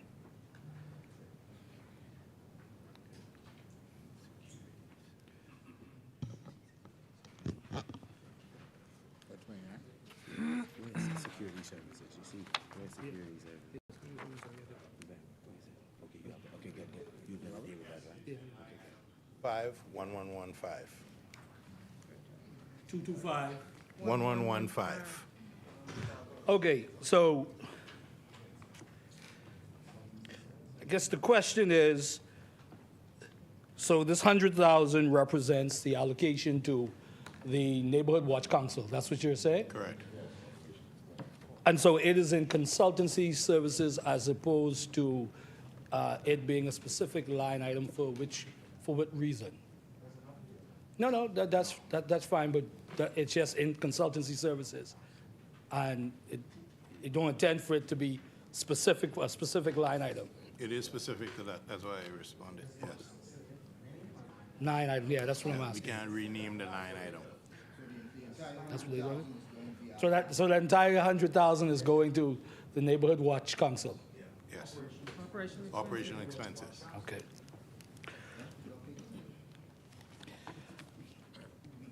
Item number 225-1111, Security Service Contract.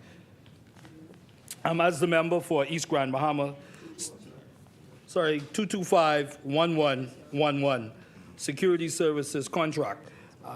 As the member for East Grand Bahama stated a few minutes ago, this seems to be a consistent trend in the budget. And on this particular line item, we see a 43% increase. What accounts for that increase? This is for the electronic monitor of offenders. This is for the ankle bracelets. Yeah. This isn't for, electronic monitor for offenders.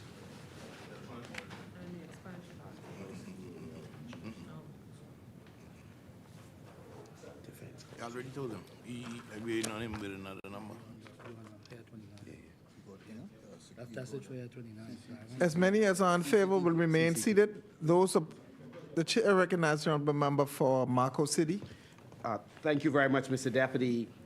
225-1345, closed circuit television. There is a variance of somewhere in the vicinity of $5 million. Wanted to find out where is this deployment? What is the nature of that expenditure? The original,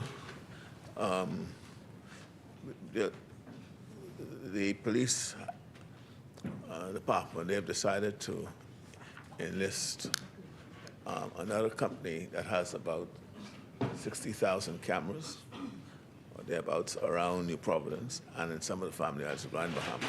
That's going to be tied into their system, for which they're going to need continuous monitoring, and that is part of the maintenance fee for all that 60,000 cameras to add with what they have, with the lot that they have now, to increase surveillance and to enhance the kind of surveillance that they'll pick up. For example, facial recognition, being able to identify plates, and we have a wider coverage in respect to the monitoring, and as part of the tool in respect to the saturation patrol as well. Well, this company also has cameras in Family Islands as well, which will all be tied into one system to the headquarters here in New Providence. Just a follow-up question.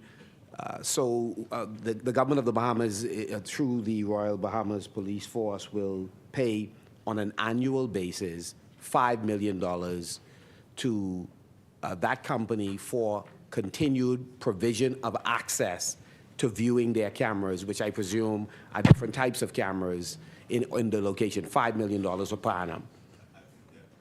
That was of course, it depends on how many the cameras are up. It's a continuing, it's how many cameras are being available, how many cameras are being monitored. So if, for example, 1,000 cameras go out, well, then the cost will be adjusted likewise. But as presently advised, that is what, and the numbers I'm giving you, it's just, I'm not certain specifically, but I know it's in the thousand.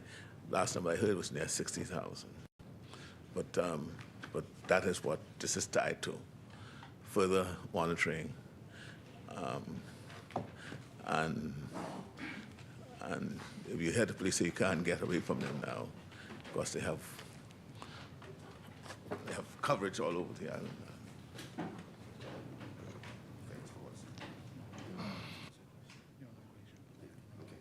As many as are in favor will remain seated. Those opposed will stand. The motion is carried. Head 29 of the schedule is agreed. Mr. Chairman, I move that head 30 of the schedule be agreed. It has been moved and seconded that head 30 of the schedule be agreed. As many as are in favor will remain seated.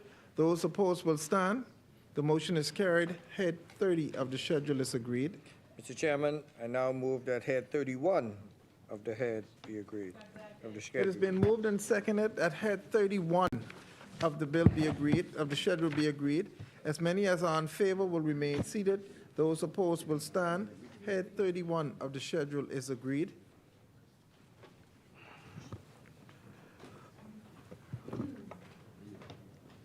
Honorable member. I was waiting for this to say, head 31. Yeah, member, you have to keep up because we already, that's been passed already. Sorry? We've already agreed No, on no. that. On 31? Yes, sir. No. Y'all,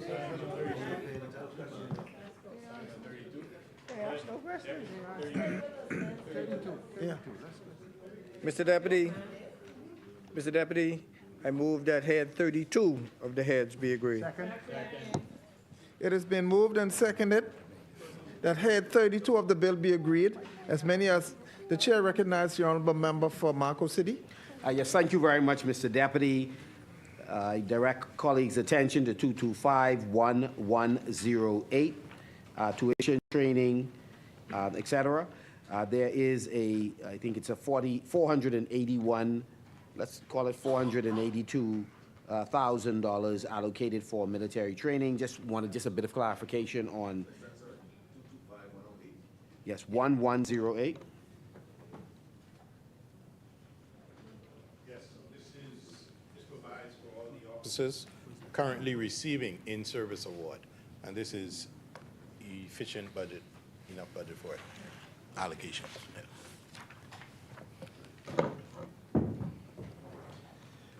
Keep that down there. Mr. Chairman, thank you very much. Item number 2, head 32, item number 2111103. Yeah, keep that one to yourself. I know you're itching for a joke, Prime Minister, but keep that one to yourself. 2111103. This $1 million allocation, can that be explained, please? 2111103. I hope I got all those ones. Thank you. That is a global provisions line item, and the provision is being made for recruitment exercise in the fiscal year 2024-2025, and these funds were actually previously budgeted under a regular weekly wages line item, and now they've been moved to the global provisions. Yeah, that's exactly it. Yeah, but no, you go ahead. Thank you. Line item 2251148.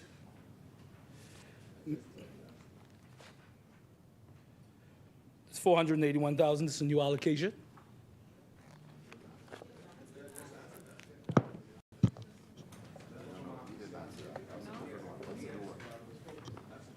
It's a new allocation. Yes.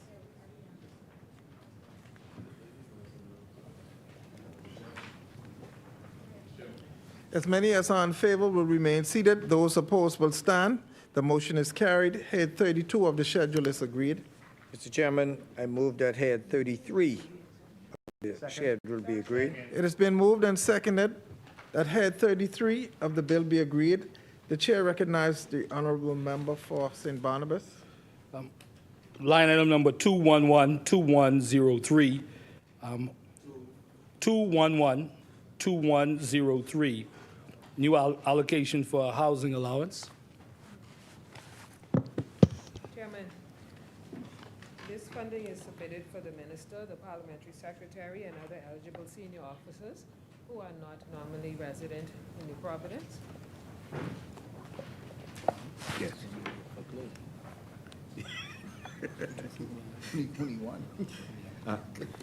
I'd like to, Mr. Deputy, direct colleagues' attention to 225-1314, Unregulated Communities Action Task Force, and approve estimates 23-24, 2023-2024 was $600,000. And then, of course, this year, it is 368 or 369,000. Does that decrease in the allocation reflect the government's level of commitment to addressing that issue? Or is there some other place where funds are allocated? Yes, that allocation is sufficient for what the minister and his team is planning for this year in some of the unregulated areas, and it's the operation expenses related to the demolition of buildings, monitoring and assessing the relative areas and unregulated communities, and a lot of work was done this year, and we believe that this sum, $368,955, is adequate for what we anticipate will happen in this year's budget.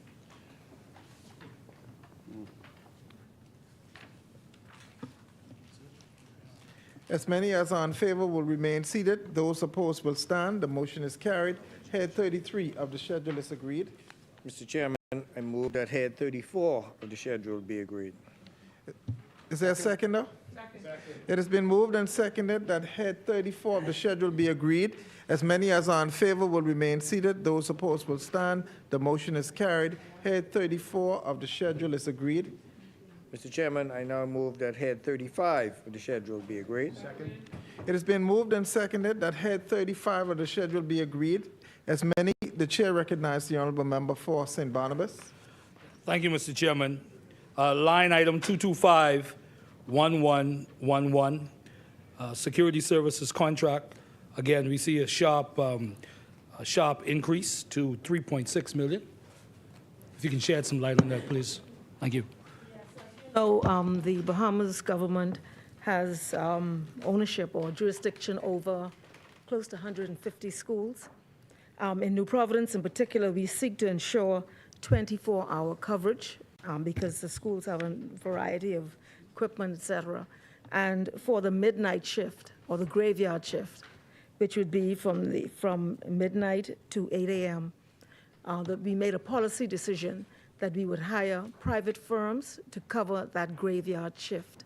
Other than that, it is security officers in the employ of the Ministry of Education. So this increased amount is a policy shift to allow for private firms to cover that nighttime coverage.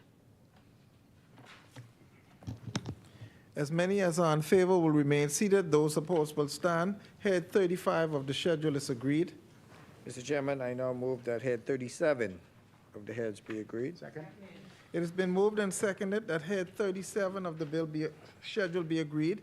As many as are in favor will remain seated. Those opposed will stand. The motion is carried. Head 37 of the schedule is agreed. Mr. Chairman, I move that head 38 of the schedule be agreed. It has been moved and seconded that head 38 of the schedule be agreed. As the chair recognizes the honorable member for East Grand Bahama. Thank you, Mr. Chair. Under head 38, 225-1115, consultancy services. The allocation has increased from 1.7 to 2.3. Could you speak to what that increase is for? To 2.3.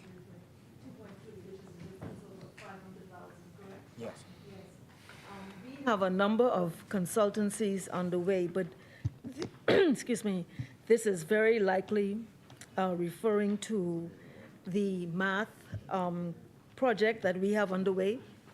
And I'm trying to think, we have a number of consultancies to supplement the work of the Ministry of Education, but I suspect that this is the math, right, yeah, that's very likely the math consultancy to assist in filling the gaps in mathematics amongst our students.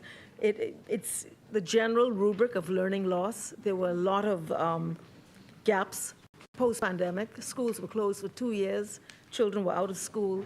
And so we have had to engage in a number of initiatives that were extraordinary to cause for gaps to be filled.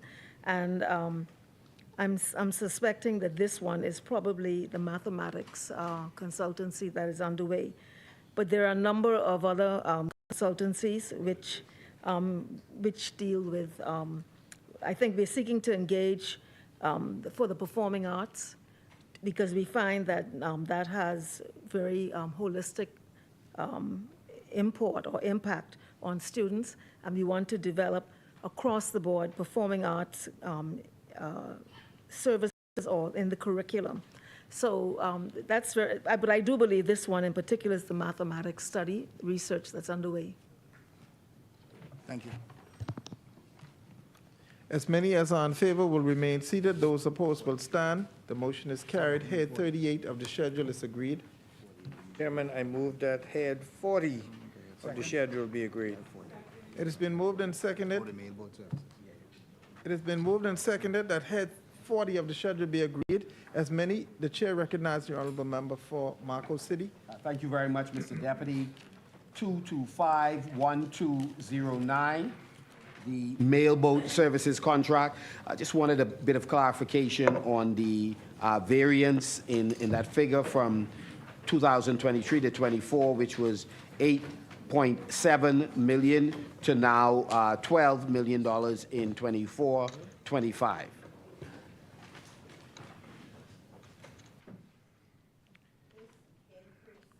To 4 additional mailboat services that we are providing to various family islands after a number of requests. And also, there was a 15% increase to the mailboat subsidy. Hasn't been done for a number of years, and so we've provided more support to our mailboat contracts based on the concerns and the issues raised with inflation. So that's why you would see the increase in that Thank you, section. honorable member. Which islands are they? Sorry? Which? Let me tell the public. I'm asking on behalf of the public.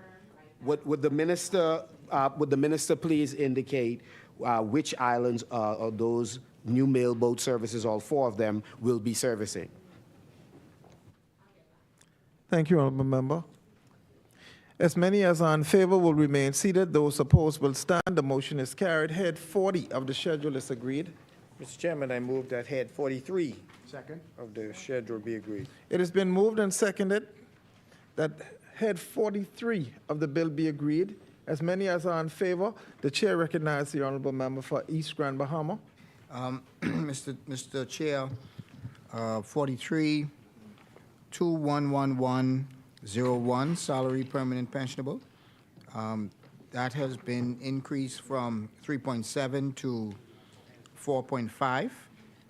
Could you state what that increase reflects, whether that's new employees or whether that's increase in salaries?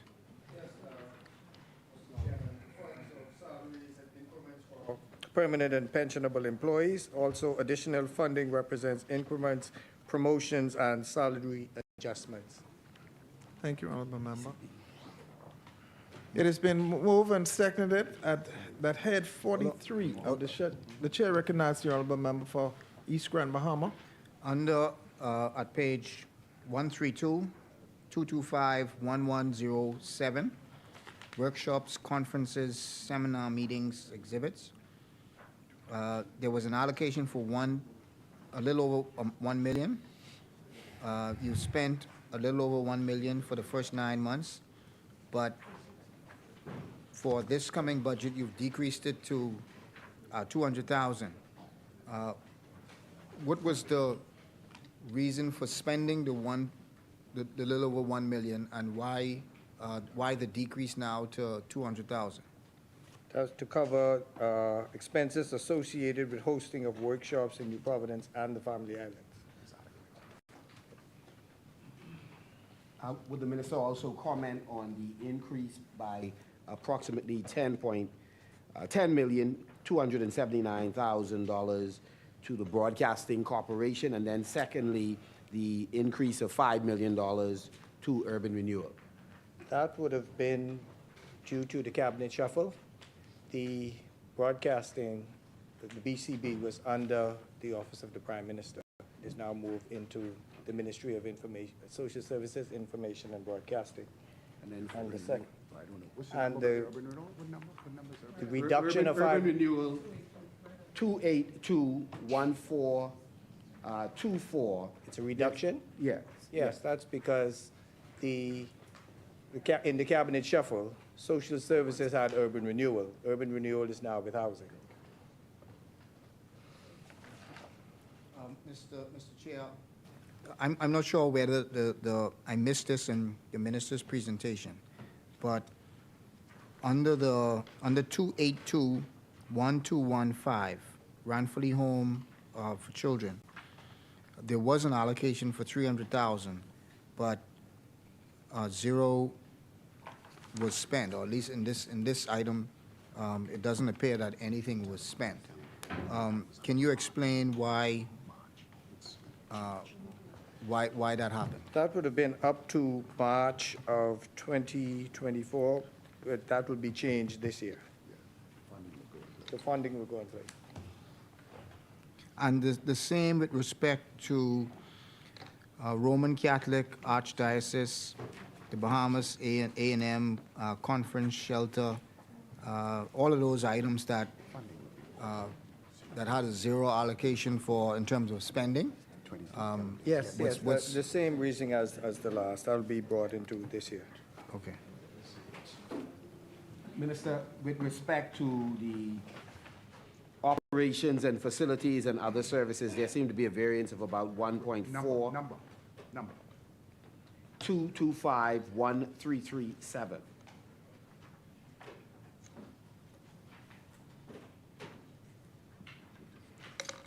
So you have a variance of in excess of $1 million,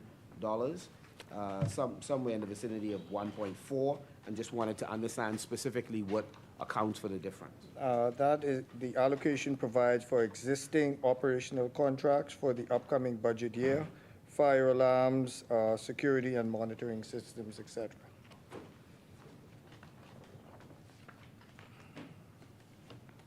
Thank you. As many as are in favor will remain seated. Those opposed will stand. The motion is carried. Head 43 of the schedule is agreed.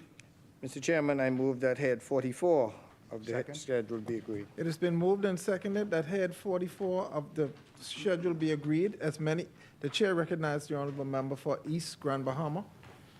Mr. Chair, under head 44, 211101, salaries permanent and pensionable.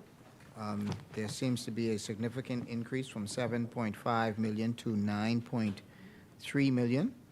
Are these new employees? And if it is new employees, how many new employees, or what is the That is reason for that 211101. increase? The allocation provides for all active staff salaries during the fiscal year 2023-24. The increase represents increments, promotions, weekly paid officers to permanent and pensionable, and the establishment and also reassessment during the year 2024-25. So people who would have been on contracts are now P&P. Long time coming. Okay.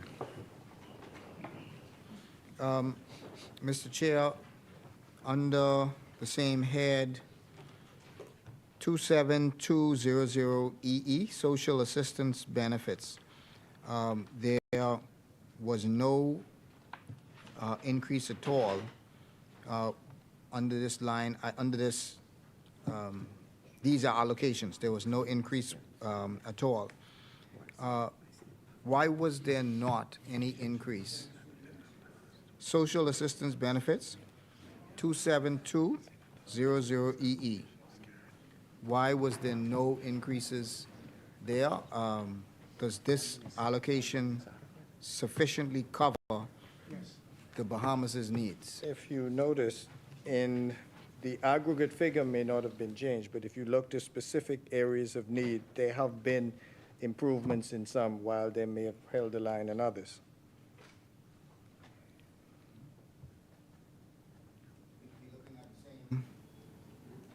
Social If you look at, funds that was allocated for grants to charitable organizations, that went from 755,000 to 861,000. Social assistance benefits, foster care program, uniform assistance, children with special needs, food assistance program, subsistence. There doesn't seem to be any increase for those items.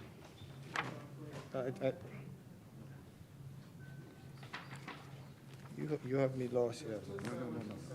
You said 27200EE? Yeah, 00EE. Zero, you're talking about all of them? See, none of them have changed. You know why they haven't changed? No. The aggregate figure haven't changed, but they have been moved around. So some areas where there may have not been improvements, but there have been areas that have had increases. So let me ask a different way then. For line item 2721102, and for those below that, uniform assistance, children with special needs, food assistance programs, subsistence support for persons contact, circumstance and relief emergency desk assistance, special food assistance program. Those funds are sufficient for the Bahamas' needs. Call those numbers again for me, please. Just the items under social assistance benefits. All right. On page 135. Mr. It's our position that it's adequately funded.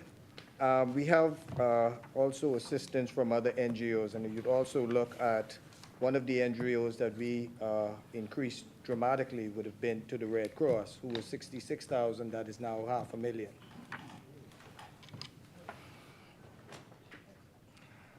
As many as are in favor will remain seated. Those opposed will, the chair recognizes the honorable member for Long Island. Mr. Chairman, a question for the minister with respect to item number 225-11111, security services contract, which increased from $669,254 to $1,152,159. I'm interested in knowing if this is a new contract or additional contracts issued. What is the reason for the increase? It's almost twice, almost double. The Prime Plaza is now the new space that is used for social services that deals with matters relating to children, owned by the former Gus Cartwright. So that's the new contract that came. Also for the Sun Plaza and the Department of Social Services. Anything? As many as are in favor will be, the chair recognizes the honorable member for East Grand Bahama. Mr. Chair, under line item 2821248, families of all murdered victims, there's an allocation of $20,000.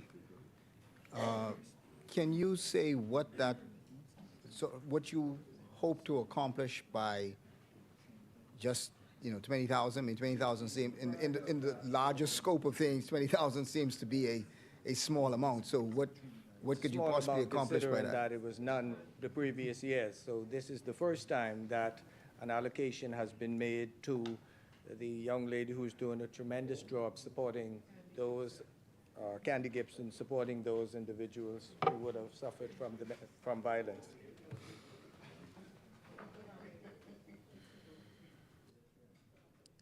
As many as on, the chair recognizes the honorable member for East Grand Bahama. Under 2821-260, Nazareth Center, this allocation, was this allocation moved or ceased to exist? What had taken place with this? There was a previous 763,000, now that's zero. Could you speak to what is the situation with that? The funding is transferred to item 2251337, and that's the operation of facilities and other services. You know, as you're aware that the Catholic Church had moved out in the administration of that facility.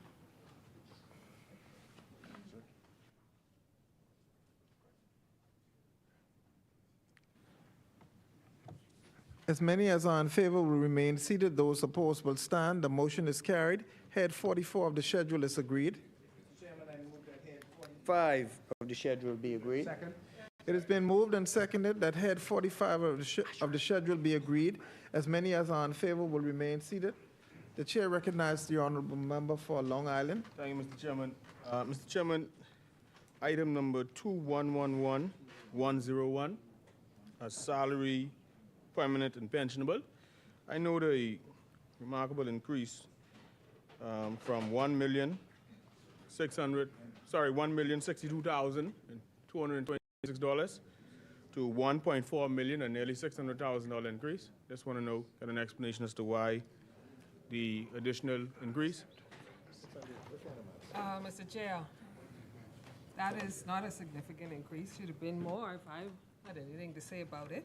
These are employees who have been regularized into the permanent and pensionable establishment as we continue that process. So this is what that represents, which is a $400,000 increase.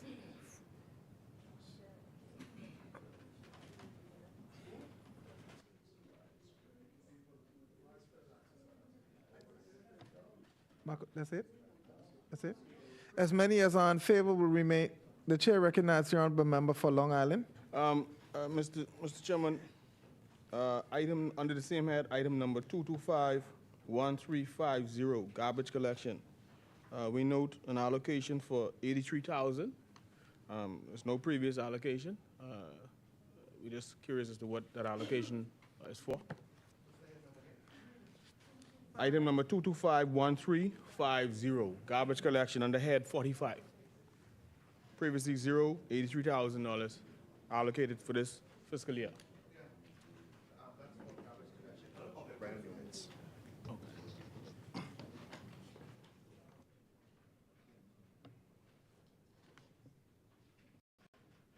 As many as are in favor will remain seated. Those opposed will stand. The motion is carried. Head 45 of the schedule is agreed. Move that head 47 of the schedule be agreed. It has been moved and seconded that head 47 of the schedule be agreed. As many, the chair recognizes the honorable member for Marco City. Thank you very much, Mr. Deputy. With respect to the Bahamas Games, this is the top of page 141, 229-1015, Bahamas Games. The approved estimate for 2023-2024 was $1.2 million. We now have 2024-2025, $200,000.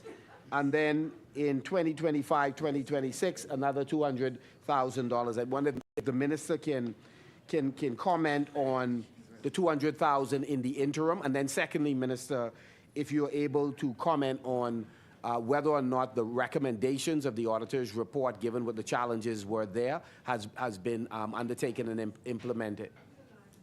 Sorry, it's 229-1015, the top of page 141. As it relates to that, these new items that's been allocated for this physical will be in preparation of the upcoming Bahama Games 2026. And any items that would have been spent in the previous physical period also covered. That's what I explained when we talk about the audit report, that these games are covered over more than one physical period.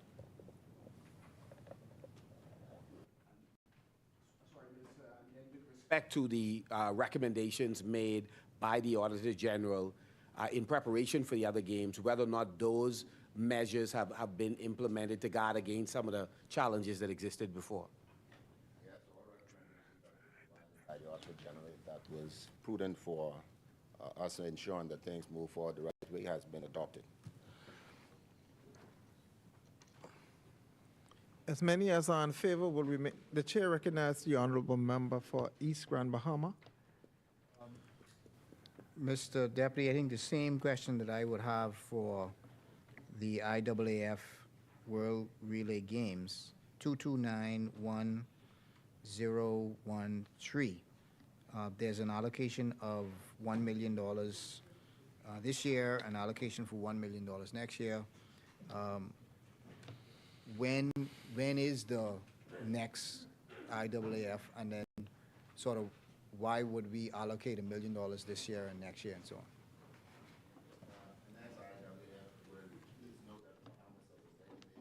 To hold the IAAF in 2026, and preparation for these games doesn't start the year of the game, but they start at least 24 months out. So again, you have to start your preparation for the games. That's why the allocation, previous budget, and also this upcoming budget.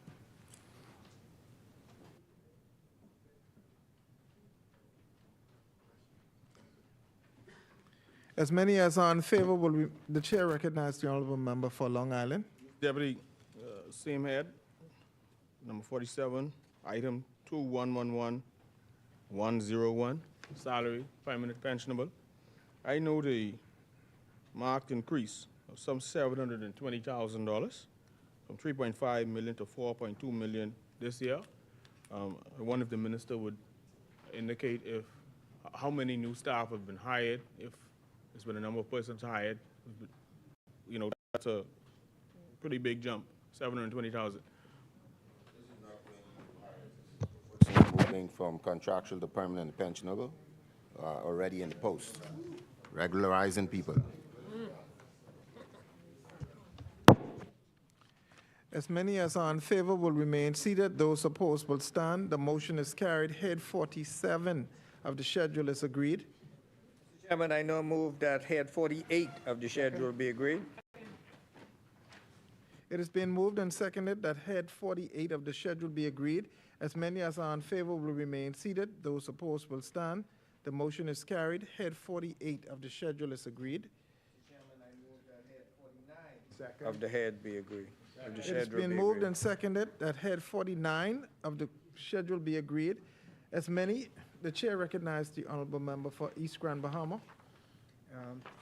Mr. Chair, 49, item 2241261, strengthen of consumer protection.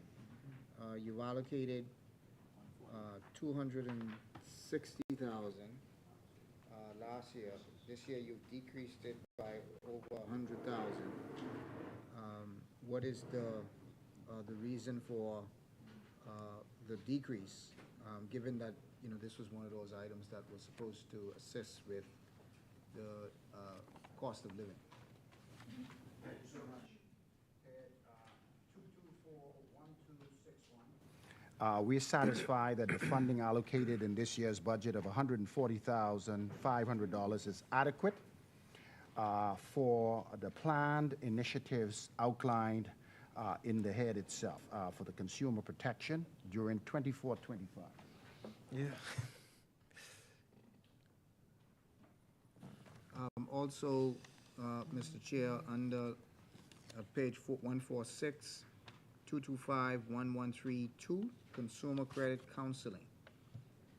There was an allocation of 100,000. It does not appear that any money was spent under this head, and you've decreased it to 50,000. Why was no funds spent and why the decrease?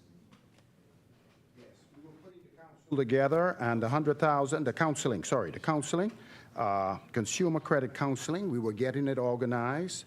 We are now satisfied that the 50,000 will be adequate for the implementation of the consumer credit counseling, so that we will be able to get it up and going to full effect in this budget cycle.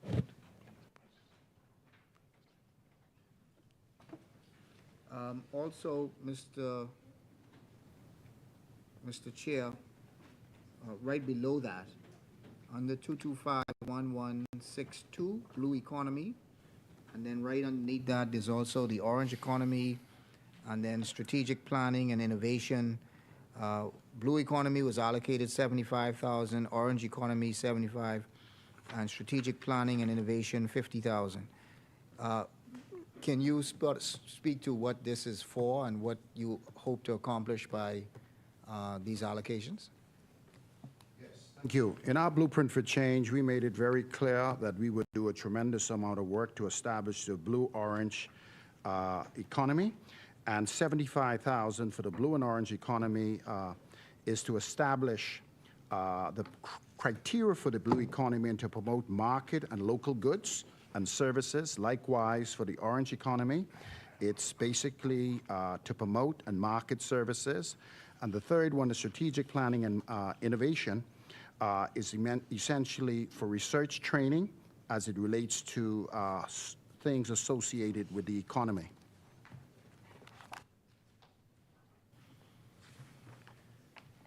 As many as are in favor will remain seated. Those opposed will stand. Head 49 of the schedule is agreed. Mr. Chairman, I move that Head 51 of the schedule be agreed. It has been moved and seconded that Head 51 of the schedule be agreed. As many as are in favor will remain seated. Those opposed will stand. The motion is carried. Head 51 is agreed. I move that Head 53 of the schedule be agreed. It has been moved and seconded that Head 53 of the schedule be agreed. As many, the chair recognized the honorable member for Marco City. Thank you very much, Mr. Deputy.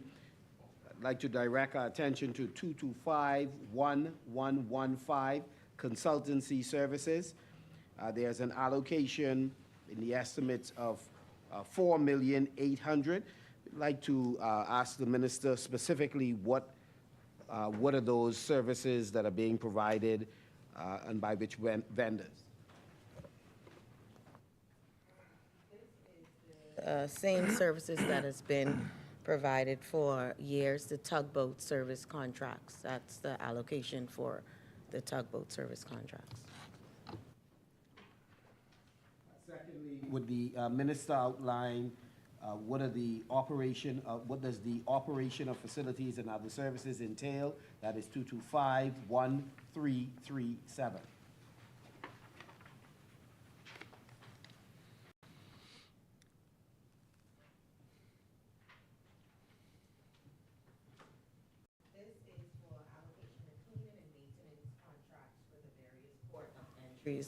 That is under our purview.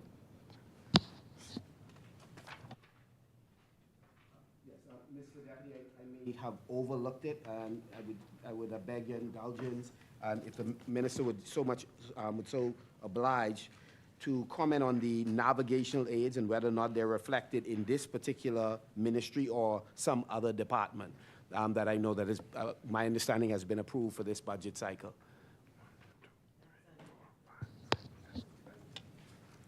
As many as are in favor will remain seated. Those opposed will stand. The motion is carried. Head 53 of the schedule is agreed. Mr. Chairman, I move that Head 54 of the schedule be agreed. It has been moved and seconded that Head 54 of the schedule be agreed. As many as are in favor will remain seated. Those opposed will stand. The motion is carried. Head 54 of the schedule is agreed.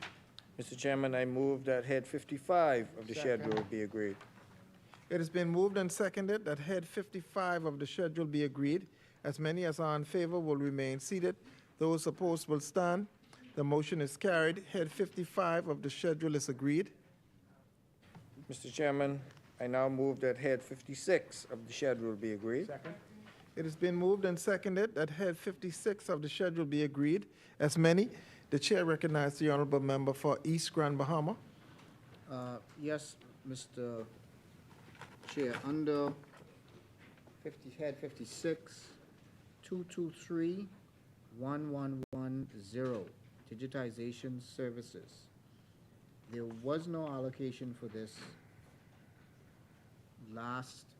or this existing budget, 2023-2024. There was nothing allocated for it. Over $1 million was spent, and now there's a new allocation of $500,000.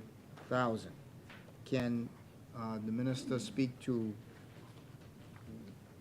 what this $1 million was spent on, and why is there an additional $500,000 that was allocated for this upcoming budget? Digitization services, as you are aware, Mr. Chair, we would have begun across public service digitization services for a number of our ministries, Ministry of Agriculture and Marine Resources being one of them. We seek to complete this, especially with the onboarding of our Cloud Bahamas system and our new HRMIS management system, where we require documents and files to be digitized. This also will include the digitization of services that the Ministry of Agriculture and Marine Resources will provide for the public onto our digital platform. As many as are in favor will remain seated. The chair recognizes the honorable member for East Grand Bahama.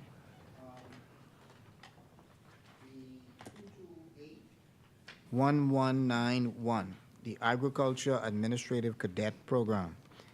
There was $365,000 that was allocated for this program.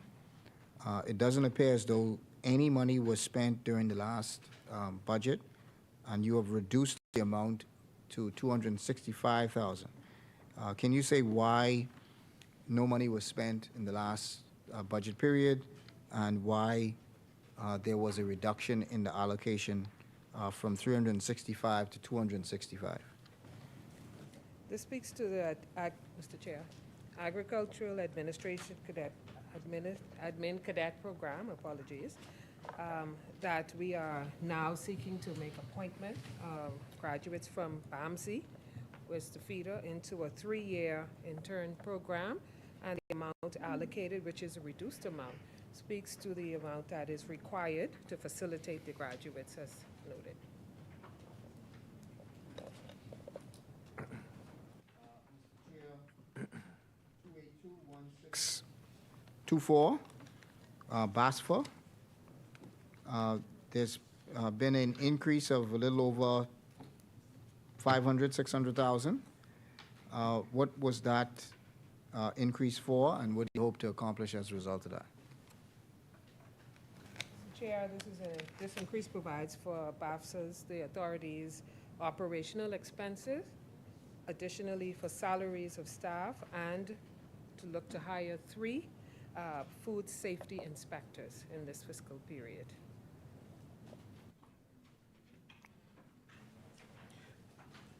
Mr. Deputy, I'd like to refer the minister to Support for Farmers, 225-1130. The allocation is $500,000. What exactly constitute the nature of the support for farmers under that line item? This grant is going to be facilitated through the SBDC, the Small Business Development Corps. And this is in the area not only of farmers, but agriculture and marine.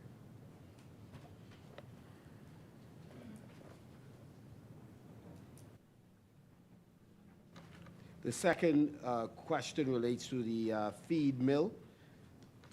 Last year, there was no allocation under 2023, 2024. Now, $700,000 is being shown for this year and next year.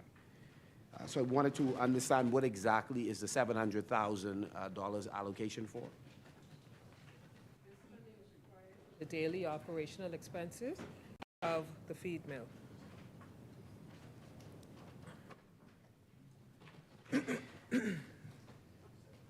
Under food security, there would have been expenditure of $348,260 in 2023, 2024.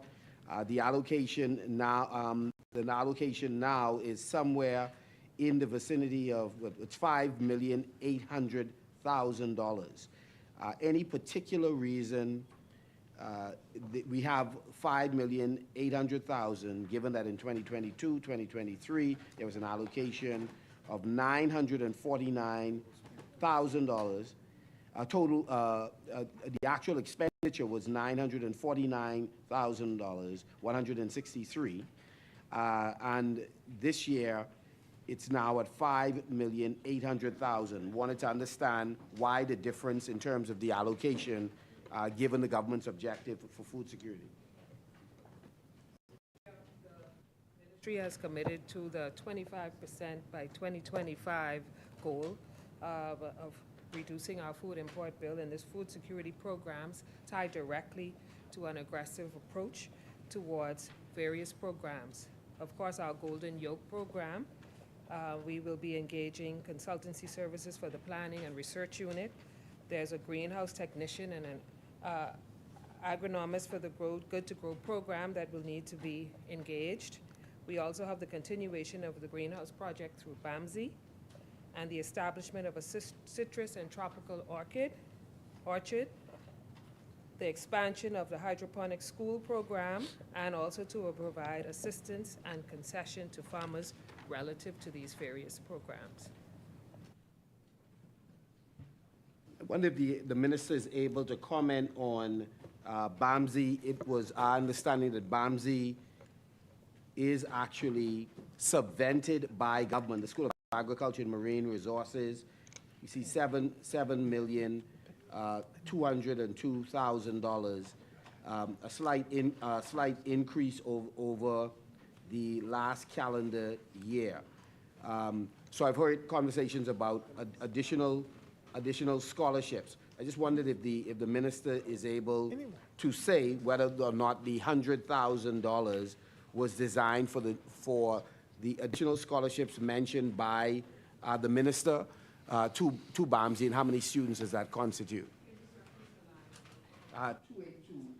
282-1628.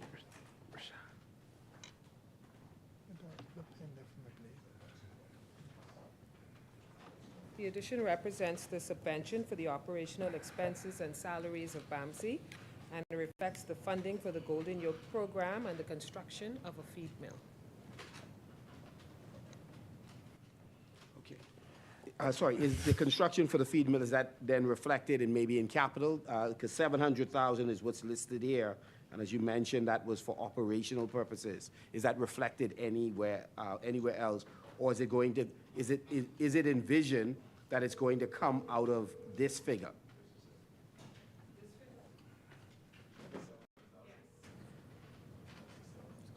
It's the operational expenses.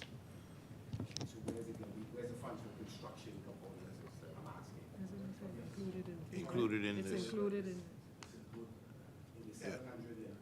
7.2 million. You're saying the number's wrong. Yeah. So again, if it is included in the $702 million, then $7,202,000. Then if you look at the previous costs, which are operational in nature, sorry?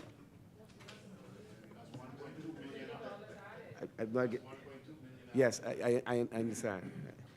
So I'm just saying, based on the operational expenses and the additional scholarships mentioned by the minister, I'm just wondering, would that be adequate to accomplish what you have in mind? That's all.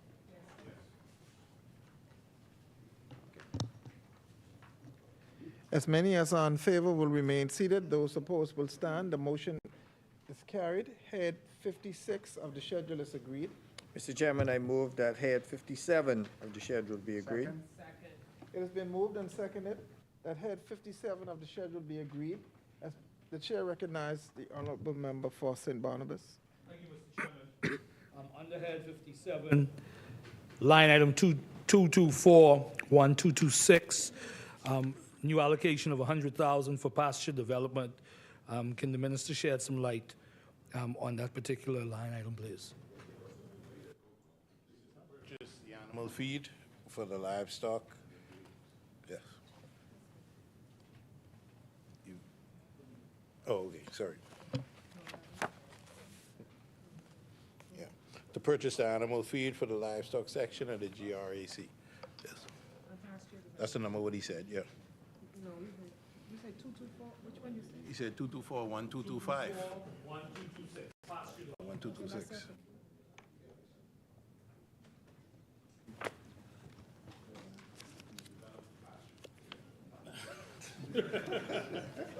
Since you knew, I thought you were in the socket. You disappoint me with that just Then now. how fast you say?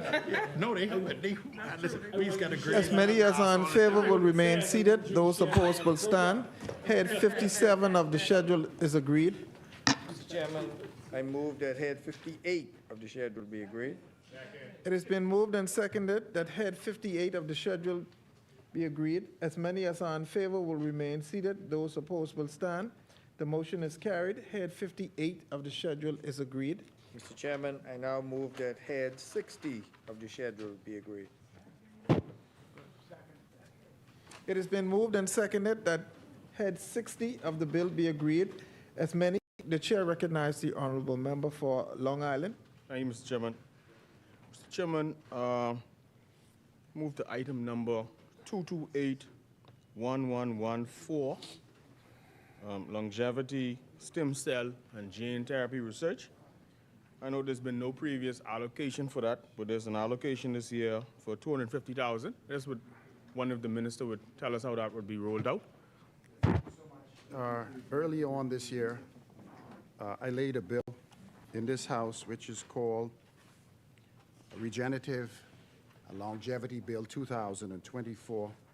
This item is specifically placed in the budget because we intend to pass this bill before the summer break and start to implement the necessary framework so that we can begin to benefit from this line item.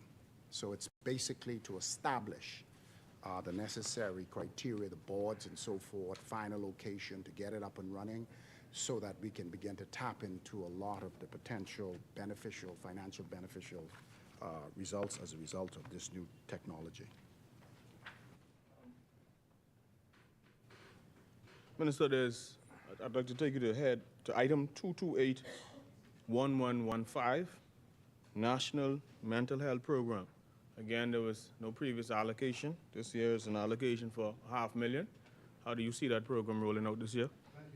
Well, you know, mental health is a serious issue in the Commonwealth of the Bahamas, and we passed the Mental Health Act in 2022. It requires a lot of work to get that act into force. So we trained 41 mental health nurses that are being deployed to the community clinics in the Family Islands.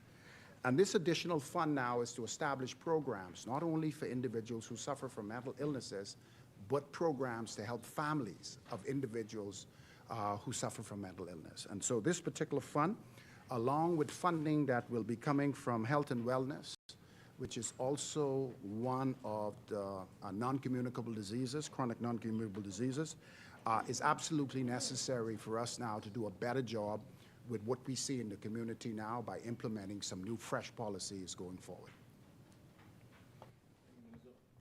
Item number 228-1169, Nursing Training Program. I note that there's, since 22, absolutely zero, no allocation towards the nursing training program. Has that been moved elsewhere? Is there a reason for that?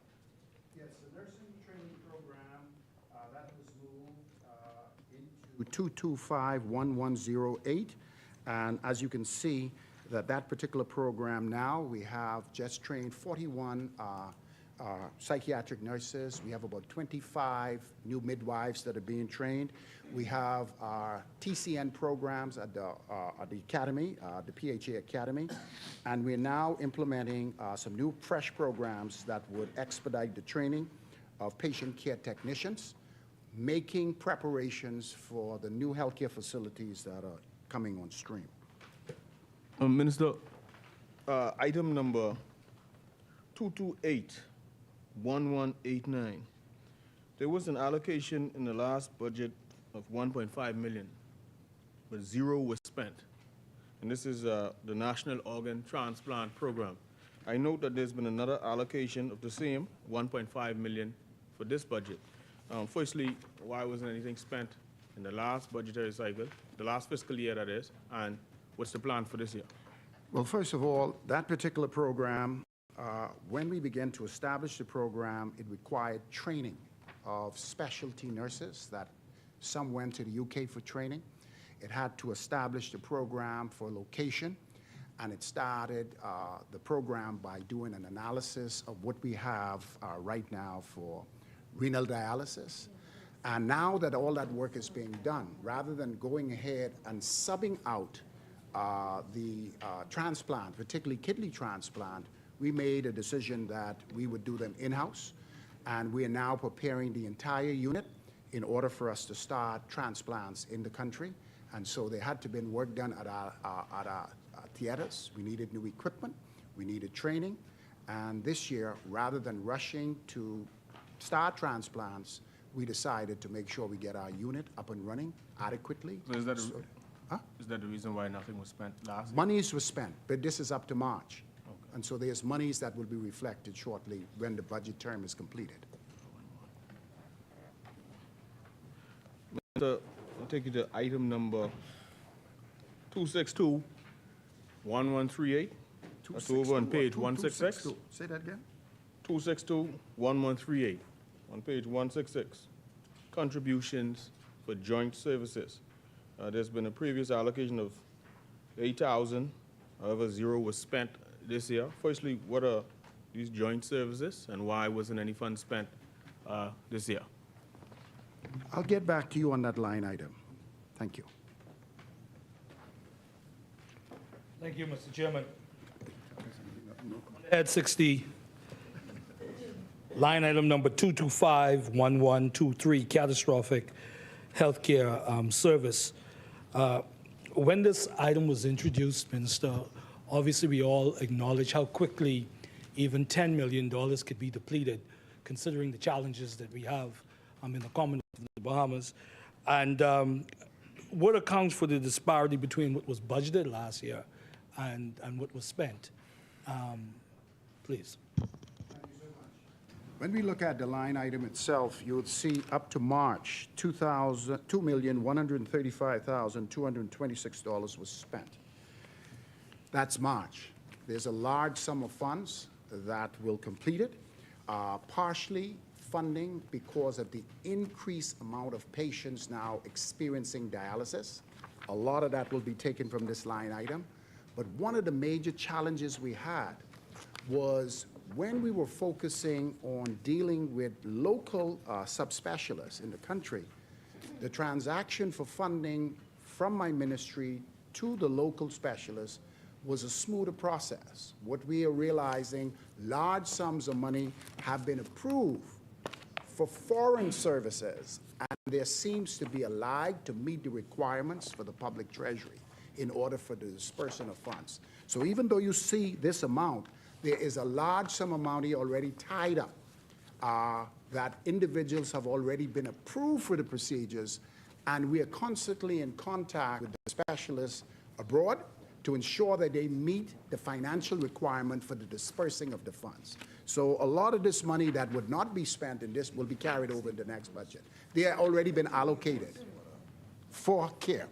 But sometimes you go to the United States, you ask the hospital to send you a document. They don't send a document the appropriate time, and it delays the dispersing of funds. Whereas in New Providence, I could write a letter of comfort to the relevant doctor and the funding can move. But that doesn't work like that when you're sending monies overseas. It's much more complicated. And that's the delay. But a lot of the money in this line item has already been allocated for. And at the end of the budget cycle, this number will be increased drastically. As a matter of fact, it's still ongoing. Tomorrow I'll be dealing with something. Thank you.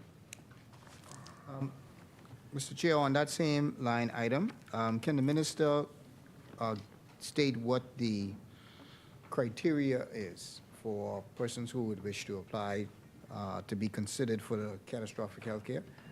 What is the criteria for you choosing these persons? First of all, Minister, the criteria is many Only a consultants member and of specialists. From East Grand Bahama, sorry. Former minister. I still give you that credit. Former. Yes. The criteria is straightforward. There is a lot of specialists in the country who come in contact with individuals who need intervention, life-saving and life-threatening interventions. They usually refer the patients to the ministry. We, in return, assess the situation for those who have life-threatening and life-saving conditions.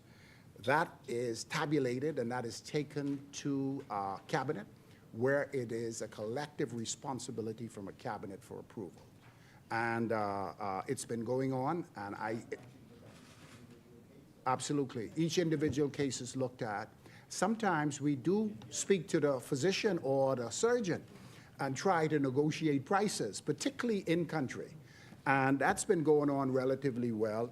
But this is a decision that is made from Cabinet, and a lot of talk was about it. I assure you that the program will be audited. It'll be audited by our local in-house auditing from the Ministry of Finance, and that document would be laid as promised.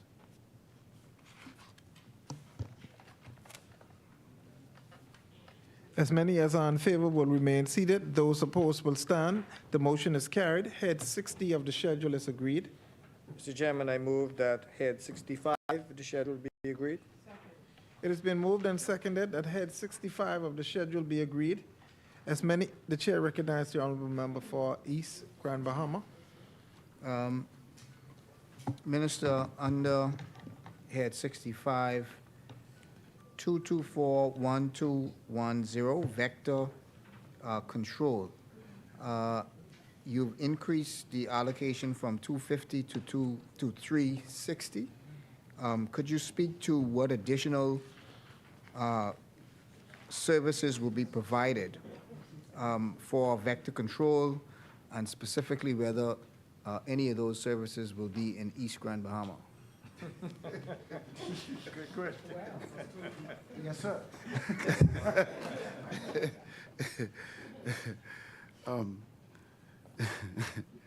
That's two. I'm trying to 224. 2241210. Okay. Yes, provision is the funding. Of course, we need it. It was actually insufficient, and so the increase was necessary. And there's always a challenge, particularly as we speak, in terms of a vector for mosquitoes, for rodents. So the increase is necessary. As a matter of fact, we may be making some extra calls to have some extra funding because in New Providence and Grand Bahama, and I wish I can tell you, of course, not wish I can tell you, no one will be left behind, including East Grand Bahama.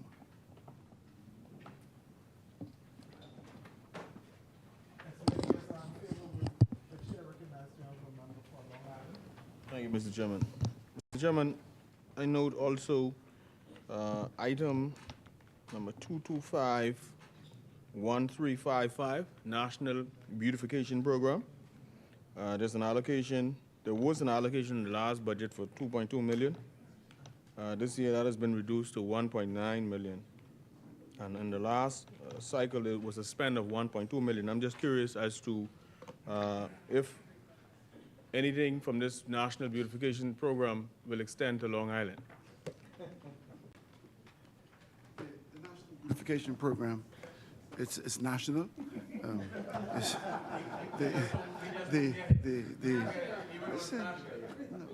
the focus, of course, has been New Providence, and as I said, with regards to East Grand Bahama, no one will be left behind. We will do our best to keep it national.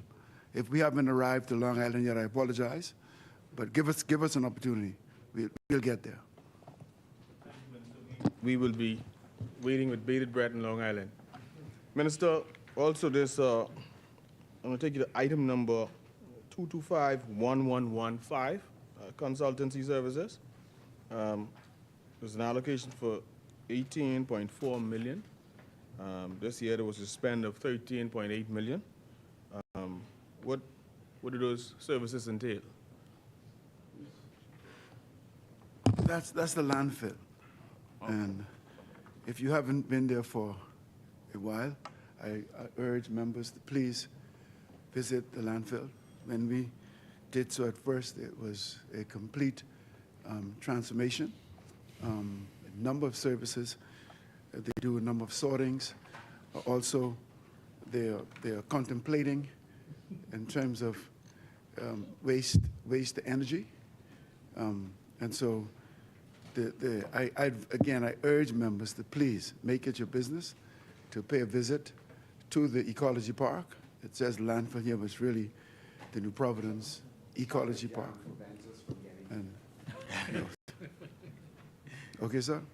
And finally, Minister, I note also at item number 225-1199, other services, an allocation in the last cycle of $3,304,699, and this year $3,370,000, and there was a spend of $2.4 million. What are these other services? Can you repeat? Item number 225. Yes.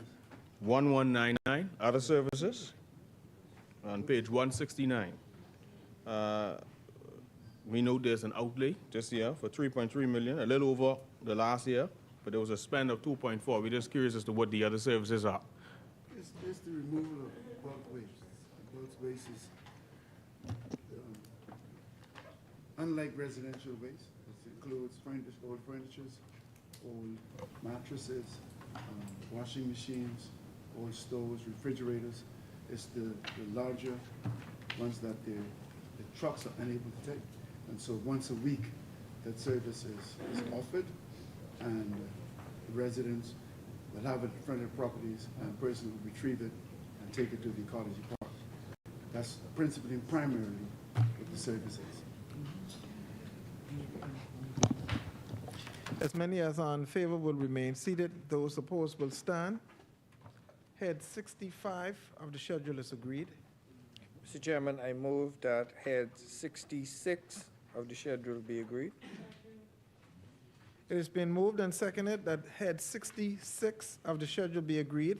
As many, the chair recognizes the honorable member for Long Island. Thank you, Mr. Chairman. Mr. Chairman, I want to take the minister to item page 171, item 228-1116. I know this is on maternal and child health program. There's been no previous allocation, and this year there's an allocation for $50,000. We're just curious as to the details concerning this particular program, maternal and child health program, item 228-1116. It is maternal and child health. $50,000 is adequate when we take into consideration all the other programs that are intertwined in other line items. So this item stands out by itself, but by no means $50,000 is the total amount that's allocated for child care. So it's just the way how it's presented in the budget. There is many maternal and child care programs that are in Department of Public Health, but this line item stands out by itself. So there's much more money being spent on this line item as appeared at the $50,000. Also, at item number 228-1117, chronic non-communicable disease program. I note here again, there was an allocation of 0. This year, there's an allocation of 50. I'm just trying to find, the particulars, the details. Good question. Non-communicable diseases, when you look at health and wellness, the whole concept of health and wellness revolves around non-communicable diseases, inclusive of mental health. And so we have a line item of $1.5 million allocated for non-communicable diseases and lifestyle modifications. This line item is still here. Maybe in the next budget, we'll amalgamate them all together, but it remains as is. So this program, is it like a separate thing? No. What this program is, this program here, when we speak about this line item for chronic non-communicable diseases, is associated with providing support for different groups who are involved in non-communicable diseases. So if we have a group in the private sector who want to partner with the ministry that are doing positive things to reduce the incidence, this line item we go to, as well as our wellness line item. So we need to clean it up and put it under one line item to make it seem seamless. Minister, I want to take you to item right below that, item number 228-1118, surveillance program. Here again, there's been no previous allocation, and then there's an allocation this year of 50,000. Again, sir, what are the details concerning this program, and how would this be rolled out? So, and what is a surveillance program? Okay. In the country, we have chronic, non-communicable diseases and communicable diseases, and we constantly follow what's happening in these two different arenas. This particular line item was put here so that we were able to look at some of the aspects associated with surveillance and climate change, because it's proving to be a very, very important factor in the way how we monitor chronic non-communicable diseases and communicable diseases. And so this line item is specifically designed so that we can incorporate the components of climate change and how we can integrate the impacts of climate change at our various clinics. And finally, I note right below at item 228-1119, a pharmacy program. There's been no previous allocation for this program, but there's an allocation this year again for 50,000. What is this pharmacy program? What's the details on this program, and how does this program impact family islands, in particular Long Island? I think that's a very good question, because the line item itself is to reestablish, to promote allocations of funds and costs associated with the distribution and supply of pharmaceutical supplies to the department. We have a lot of logistic issues associated with the distribution of pharmaceuticals throughout the Family Islands. This line item will help us to be more tighter, to try to address those delays. If we have a boat that is going late, we'll try to figure out how to divert the cost with Bahamas Air or even another private carrier to get drugs in time. So this is going to help us to become more efficient with the distribution of pharmaceuticals throughout the Family Islands. And Long Island will be impacted as a result of this line, sir. As many as are in favor will remain seated. Those opposed will stand. Head 66 of the schedule is agreed. Mr. Chairman, I now move that head 67 of the schedule be agreed. Second. It has been moved and seconded that head 67 of the schedule be agreed. As many, the chair recognizes the honorable member for Marco City. Thank you very much, Mr. Deputy. I direct colleagues' attention to line item 211101, salary, permanent and pensionable. And just seek an explanation from the minister with respect to the variance between 2023, 2024. There's somewhere, I suspect this is somewhere around $2 million difference, and wanted to find out what accounts for that drop in terms of salary and personal emoluments.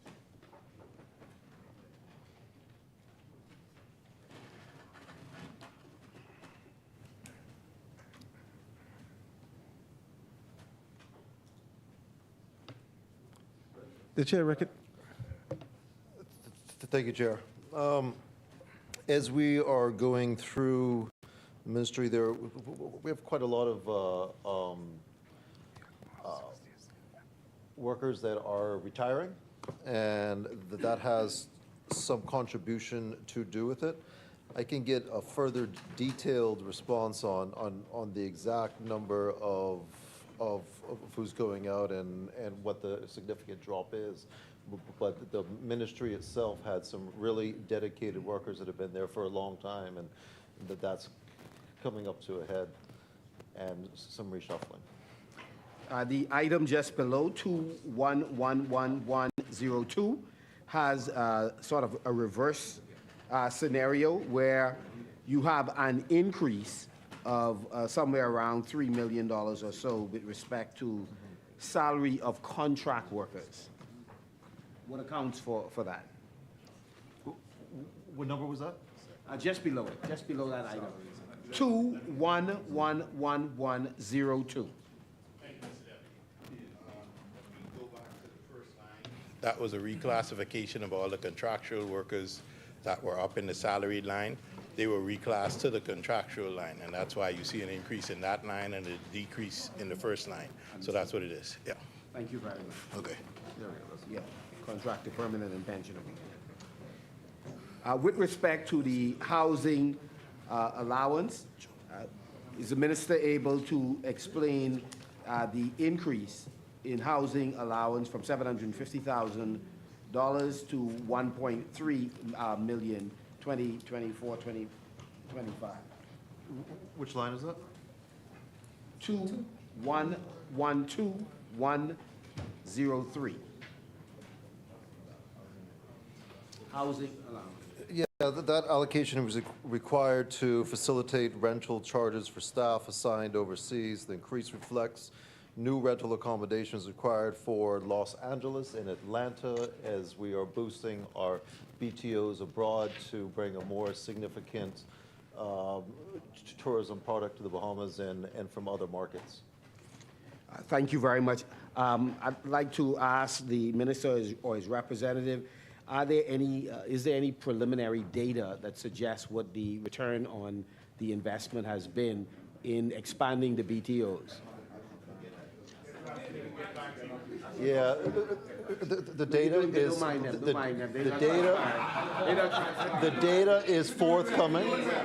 The data is forthcoming, but as the previous, I mean, sitting in cabinet, the previous administration, you can see the regions that were not getting our market share to the Bahamas, but data is forthcoming. It will pan out. It's a good investment. We have substantial investment in Florida, but stopover visitors are not reflecting that. But the consultancy services, direct colleagues' attention to 225-1115, consultancy services. There's a substantial increase from last year, somewhere in the vicinity of more than $4 million. So just wanted to get a sense, actually more than $4.5 million. What accounts for the additional consultancy services costs, and what category of consultants have been hired, and what is the return on investment for those consultants? This increases to facilitate an engagement of consultancy service to research policies and communications, but more importantly, leveraging artificial intelligence, which everyone knows is the way we're going. So that's where it's coming at. Okay.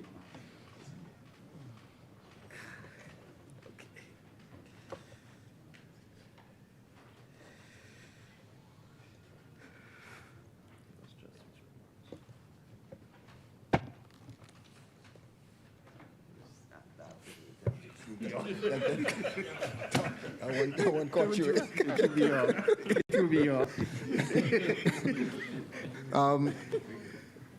Sorry, on item 224-1212, computer software, supplies and materials, there was an allocation of 1.3 million, which has been reduced down to 550,000. What is the reason for the reduction? You know, I suppose given that you are going AI, what's the reason for the reduction?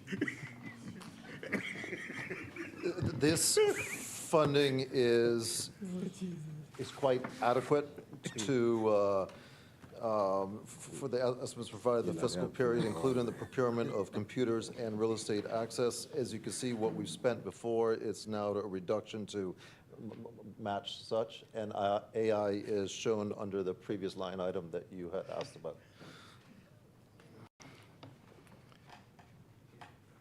As many as are in favor, the chair recognizes the honorable member from With Marco City. respect to civil aviation,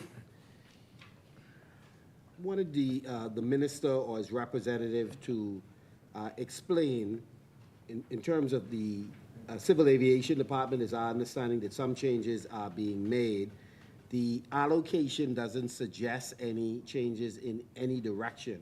I just wanted to understand whether or not there are cost implications for the changes that are being proposed. And then the second point would be with respect to the Tourism Development Corporation, has that been moved to another area in the budget? Why we have moved from the allocation of 500,000 now to zero in this period? Those two questions before the final one. Civil aviation, those are operational expenses for this fiscal year. So there's not much that I could speak about. If there's something in particular, I could always get back to you. In terms of the Tourism Development Corporation, we had laid the legislation, and it's come out of almost its own entity now, and it'll be funded by different revenue sources, including the $2 tourism enhancement fee put on cruise passengers.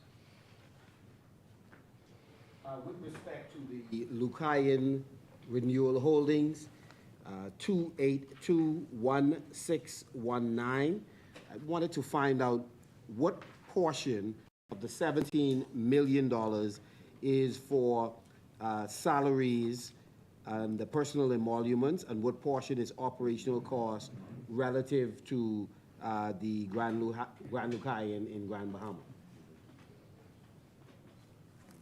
I don't have that information in detail in front of me this time, and we'll be able to have to get back to you on that.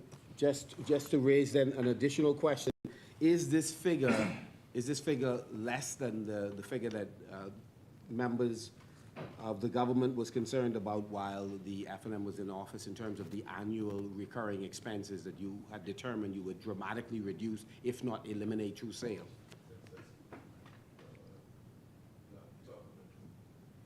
The recurring expense of roughly around $17 million per annum. But that we assume the recurring expenses that you left in place. And the criticism we had is it was best to carry the current expenses rather than paying $60 million for the hotel until you sold it. Instead of investing all of that, you subsidize the entity until that would have been nothing new, because at one time it was being subsidized up to $29 million. $29 million was being subsidized to one time ago. So what I'm saying is that instead of you have even, let's take it, we're likely to sell it very soon. It's been about, we've had it now for 3 years. That's what, 48. 3 years is what? How many years? That's 1 year and several months longer than we did after Dorian. no, that's not the point I'm making. No, just trying to give you context. No, I'm trying to calculate. If you're losing $17 million a year, and it's been about, let's put $54 million, right? 51 million. 51 million. You would have, you still been further ahead instead of paying $51 million in expenses and $60 million in capital. That's the point we make in respect to that. Thank you very much. Member for Cat Island, of course, you didn't calculate the multiplier effect or the impact of having closed the hotel and what the residual impact would have been on the immediate and broader economy of Grand Bahama. With that aside, when does the member for Cat Island anticipate that you will have a sale? I notice you are all the way to 2026, 2027 with $17 million being allocated. When do you anticipate you'd have a sale? And are you at liberty at this time to indicate who's on that short list? Sorry, unable to hear you while you're in your seat, sir. I beg your pardon. Yes. Stay tuned.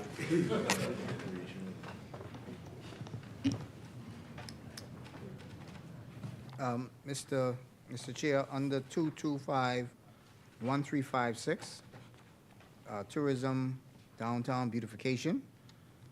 There was a allocation of 1 million. Has this allocation been moved now? Why it's 0, or has this program come to an end? The Tourism Development Corporation will be undergoing those expenses forthcoming. So the program has not ended. It's just being funded differently. Under under 2511203, Bahamas Air Holdings. You've reduced the allocation from 28 million to 25 million. But the previous years, you've spent 26 million, and just 9 months, you've spent 24 million. What action have you taken to cause you to believe that you will reduce your spending with respect to Bahamas Air? Which number is that? 2511203. The chair recognizes the honorable member for Golden Gates. Mr. Chair, this allocation represents the actual remaining existing loan payments during the 2024-2025 fiscal period. Thank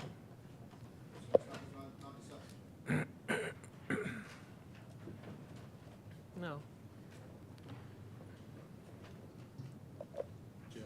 As many as are in favor will remain seated. Those opposed will stand. Head 67 of the schedule is agreed. Head 70 of the schedule be agreed. It has been moved and seconded that head 70 of the schedule is agreed. As many as are in favor, the chair recognizes. Will remain seated. Those opposed will stand. The motion is carried. Head 70 of the schedule is agreed. Mr. Chairman, I move that head 72 of the schedule be agreed. It has been moved and seconded that head 72 of the schedule be agreed. As many, the chair recognizes the honorable member for East Grand Bahama. Under head 72, 2251111, security services contract. Again, this appears to be a new allocation of 254,000. Could the minister speak to why this is required and what security services will be provided? It indeed is new allocation, and as you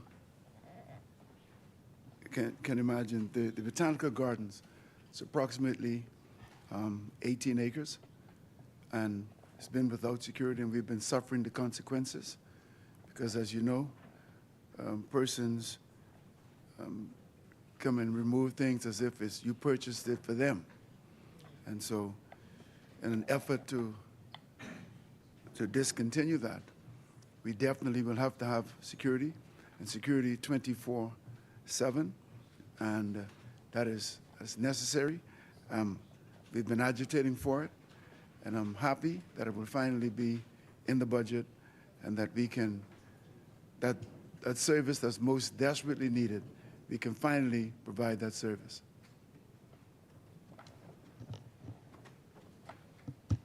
As many as are in favor will remain seated. Those opposed will stand. Motion is carried. Head 72 of the schedule is agreed.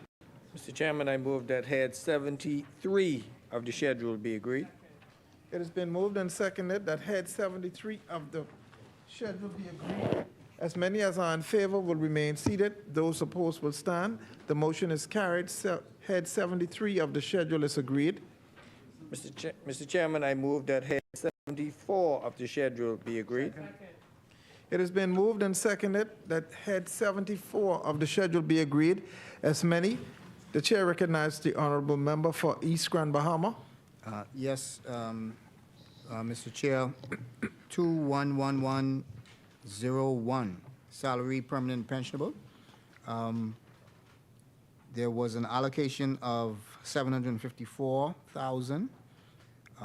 You actually spent 914 within the first 9 months, and you've now allocated 952. Can you speak to what, first of all, what the 914, 3-4, why did you spend above your budget allocation? And 2, what is the additional cost in terms of your allocation for this year? What is the additional cost supposed to be allocated for? Attempt to ensure that we are regularizing public servants across our nation. We moved very quickly in the Ministry of Grand Bahama through the support of the Minister of Grand Bahama in ensuring that we brought many public servants into the establishment, basically regularizations and confirmations. And that is where our allocation spiked, because we moved quickly in that last fiscal period, and we anticipate further regularizations, and of course that comes with increments, increases, and promotions that will be captured in this fiscal period.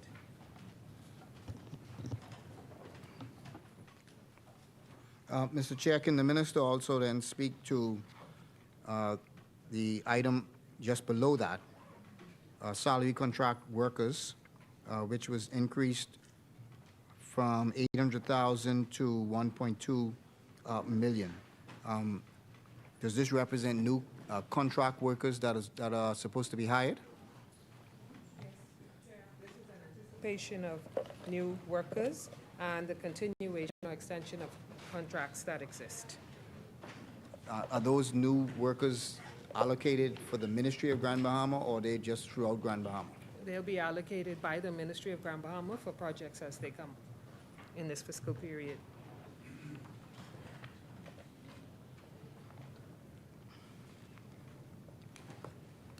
Mr. Chair, under ceremonial events, 2241207, your allocation was at 325. It has now been reduced to 110. Is that sufficient, given that the last 2 years you've spent 160, and then you've also spent 141 within the first 9 months? It wouldn't appear that the 110 would be sufficient to cover the cost of ceremonial events, and we would hope that, given that Independence,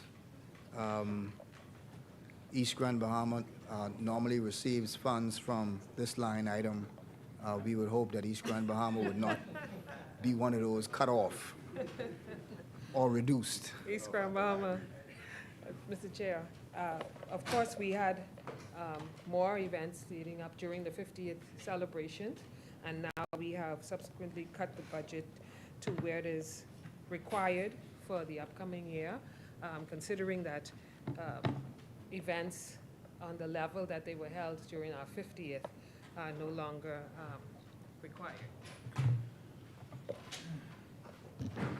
As many as are in favor will remain seated. Those opposed will stand. The motion is carried. Head 74 of the schedule is agreed. Mr. Chairman, I move that head 75 of the schedule be agreed. Second. It has been moved and seconded that head 75 of the schedule be agreed. As many, the chair recognizes the honorable member for East Grand Bahama. Mr. Chair, 2251348, debris management. This has been, well, it remains at 7 million, but I wonder if the minister can speak to what this covers, which debris fields are still being maintained by yourself, and what this covers. Thank you, Mr. Chair. This covers the Spring City and the Treasure Key field. As you know, the green Turtle Key has been turned over to the Department of Environmental Health Services.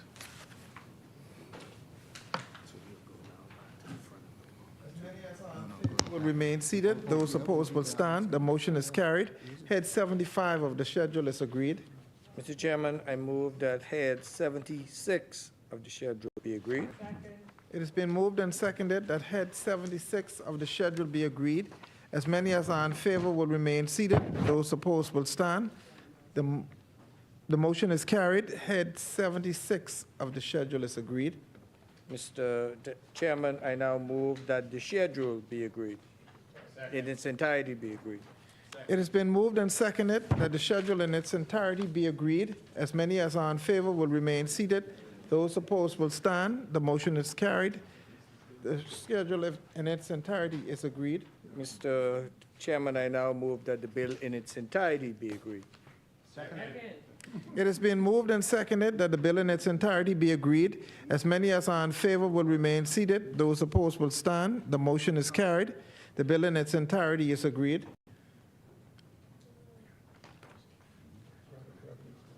Mr. Deputy, the Capital. The chair recognizes the honorable member for Marco City. Yes, thank you very much, Mr. Deputy. At the beginning of the discussion, we had hoped we would be able to look at our revenue, taxes on property, value-added tax, et cetera, taxes on financial capital transactions, and excise tax. And so we're wondering whether or not we're now able to do that just before proceeding to capital. Not now, because we come in with capital and supplementary. We can let you. Sorry? Not now. The agreement that the leader and I had with regards to the supplemental, the two supplemental bills, they'll be able to raise those issues there. Okay. Thank you very much. Mr. Chairman, the Appropriation Capital Development, I move that the long title of the bill be agreed. Second. It has been moved and seconded that the long title of the bill be agreed.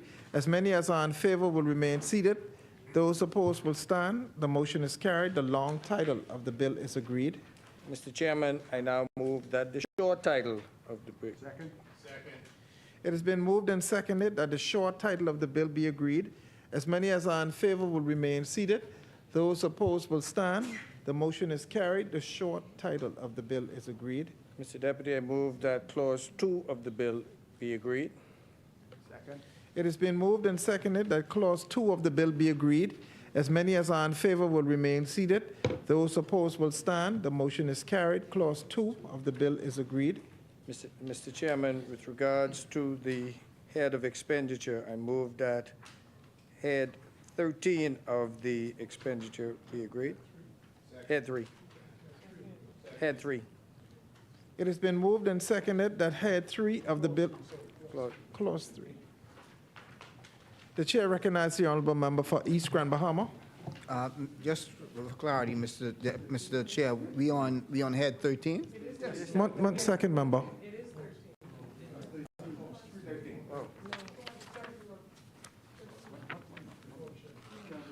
The payment comes under head 3.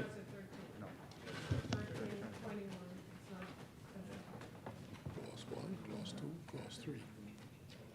Clause 3. This is part of, the schedule, okay. My bad.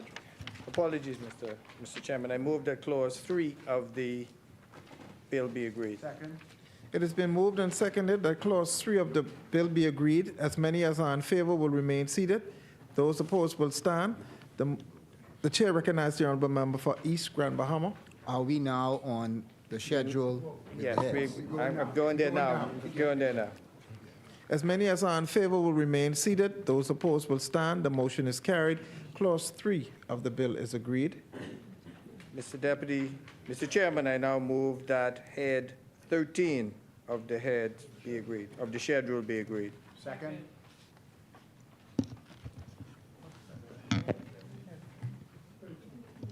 Schedule. On page 3. It has been moved and seconded that the Schedule 3 of the bill be agreed. Head 13. Head 13 of the schedule. As many as are in favor, the chair recognizes the honorable member for East Grand Bahama. Under head 13, 3111115, acquisition of ambassadors' residence. It would appear as though 3.5 million was allocated for this. No money was spent, and no money is going to be allocated in this budget. Was this moved to another line item, or was this just abandoned?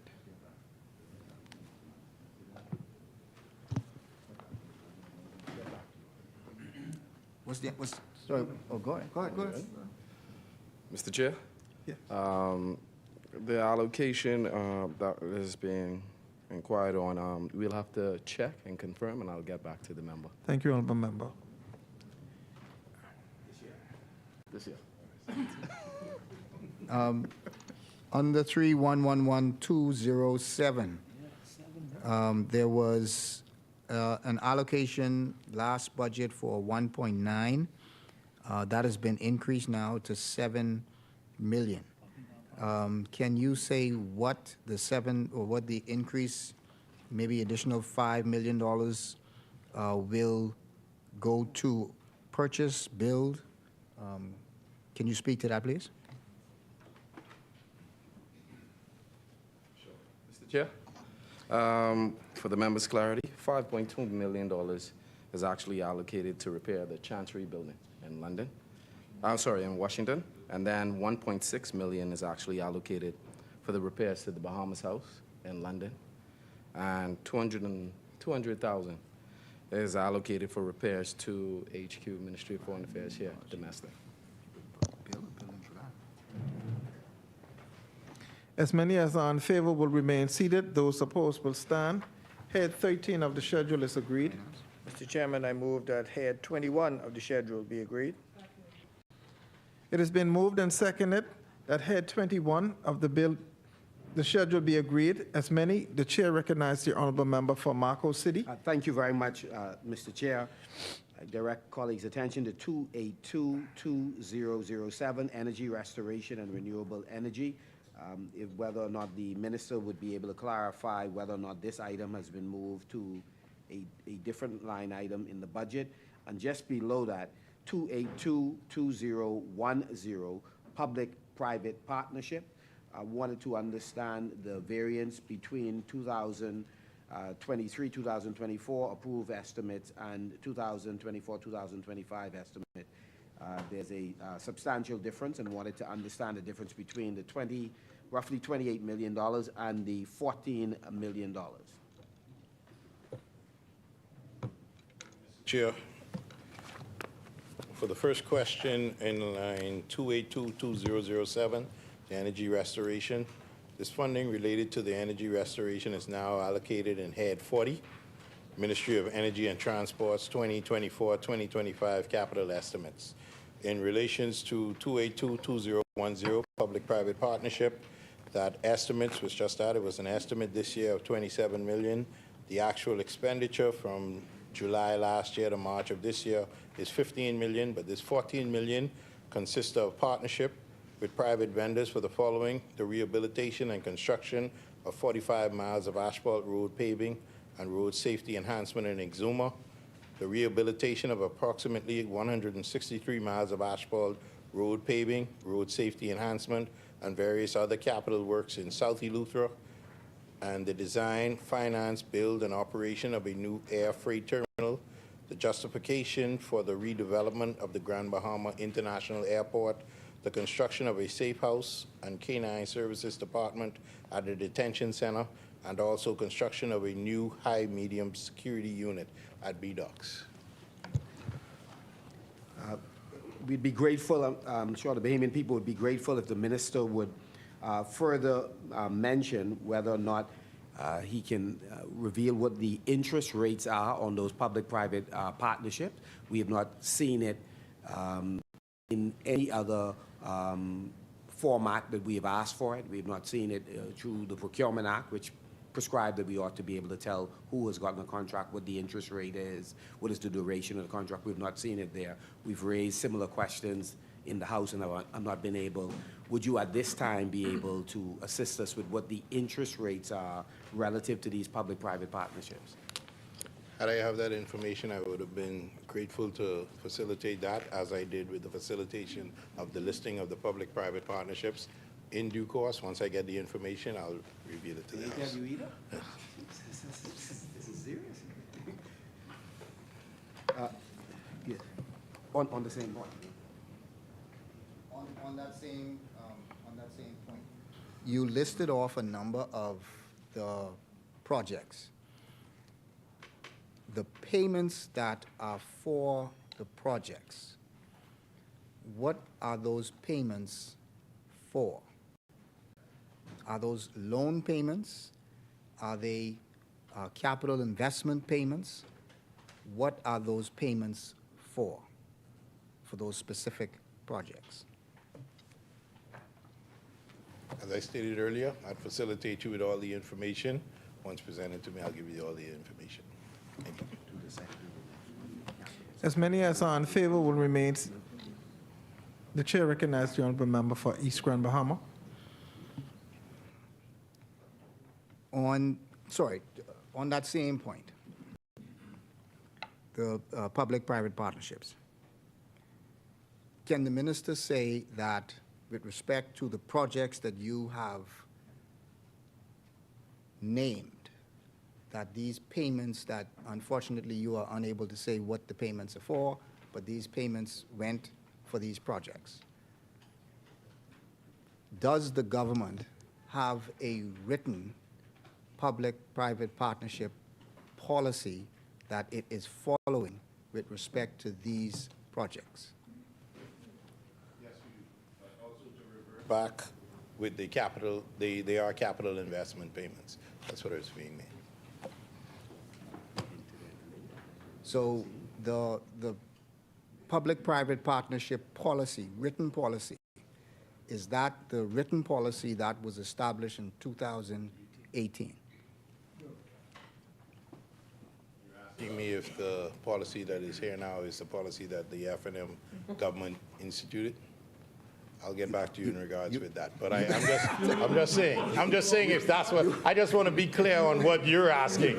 If it was something that you came up with, that's why I'm saying. I just want you to be clear on your, no, hold on. I want you to be clear on your question that you asked. You asked if our policy is the policy I didn't say nothing that with your was policy. implemented. I didn't That's say what you nothing just with your said. policy. You I just said- asked me that. I So said- I'm just saying, I said, Mr. does Chair, the could you government- protect me, please? He's standing up while I'm standing up. Honorable He asked me a member, question. one member on the responding floor. now. Mr. Chair, yes. And just to answer the question, like I said, I'd get back to you in regards with which policy it was and whether it was your policy or a new policy that we implemented. Thank you. So you said that there was a written policy that governed the public-private partnerships and the allocations that you spent. I ask whether the policy that you said was in effect, whether that was the 2018 policy or whether you have an additional written policy. Okay, that's okay. So based upon, then whether this was a 2018 policy. I said that your policy that you implemented in 2018, I will come back and give you a response on which policy it was, whether it was the F&M's policy of 2018 or whether or not this was a new policy that was redone. talking your way into and then trouble. go. You're talking your way into trouble. Oh, no, man. You know better than that.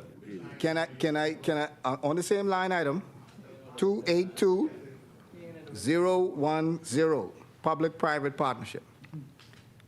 Under that same line item, with respect to the allocations that you just spoke to, which you said is based on the written policy that. I said they're capital investment payments. Yeah, capital investment payments.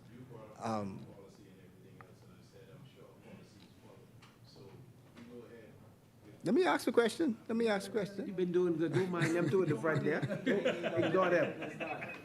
You the future. They on their way out. The written policy that says that you are to disclose all of the agreements, the 2018 policy that says that you are to disclose all of those written agreements with respect to the public-private partnerships. Can you disclose, are you prepared to disclose those written public-private partnerships agreement in accordance with the policy that you said has been has been followed? 2018 was this that you did the policy? Which month was it that you did the policy in 2018? Which month? Yeah, Why is that relevant? it is. was It stable. is. Then I'll respond exactly to you. Like I said, if this was 2018, a month June. after you, in June, if this was July, when we gave all of these projects, and that was what was the policy we were following, we would have had outlined everything. Like I said, I would come back to you with exactly what policy we're following, and then I'll present it to the House. Okay? Thank you. So you undertake to disclose all of the PPP policies, the written PPP policies that you have entered into that are also a part of the budget book at 272, which you have also said that you've allocated.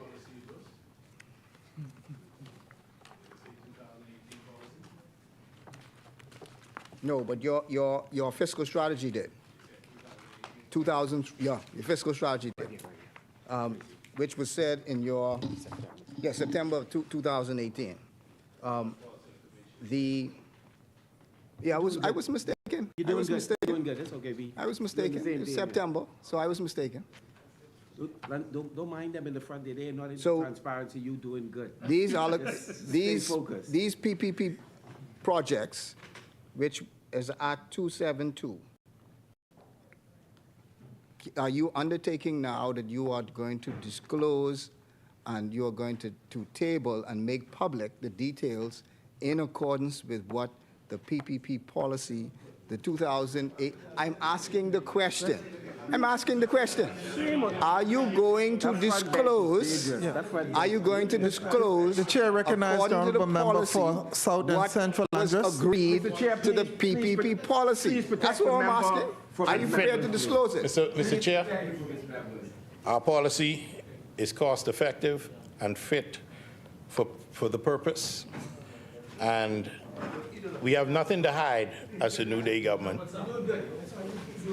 And at the appropriate time, I will lay all of the documents for you.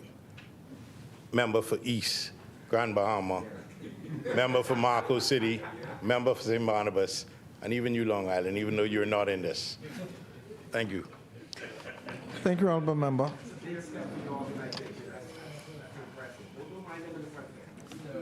Mr. Chairman, I move that the House proceed beyond the hour of 7 p.m. It has been moved and seconded that the business of the House do continue beyond the 7 p.m. hour. As many as are in favor will remain seated. Those opposed will stand. Nobody standing. The motion is carried. The business of the House will continue beyond 7 p.m. The chair recognizes the honorable member for East Grand Bahama. On the line item just below public-private partnerships, 2822011, capital subscriptions to international agencies. There's been a significant increase from 2 million to 27 million, which is a $25 million increase. Can you speak to what capital subscriptions to international agencies and why we are required to pay an additional $25 million for that? I will list off the subscriptions that total the 27 million. 2 million is required for payment of subscription and contribution fees to the international agencies. That's the IDB and the World Bank. 25 million is allocated for the Bahamas' membership to the Central American Development Bank as a Series C shareholder. This will permit the Bahamas to access 200 million of CAF financial resources.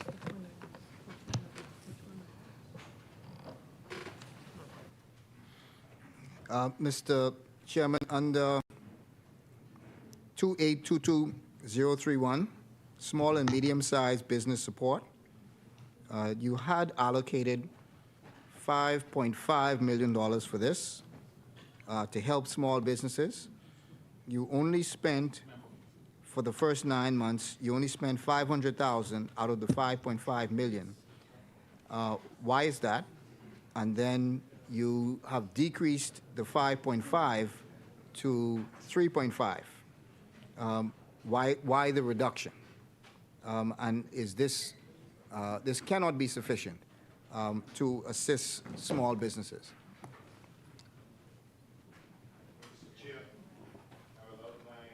The $3.5 million allocated.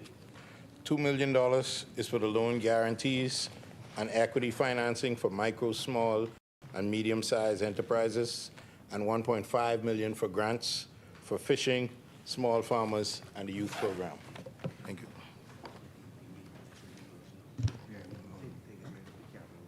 Okay. You ready? Yeah, there's only, nothing else there, just these ones on there. The rent, you do the rent one? All right, under 311116, rent-to-own housing program.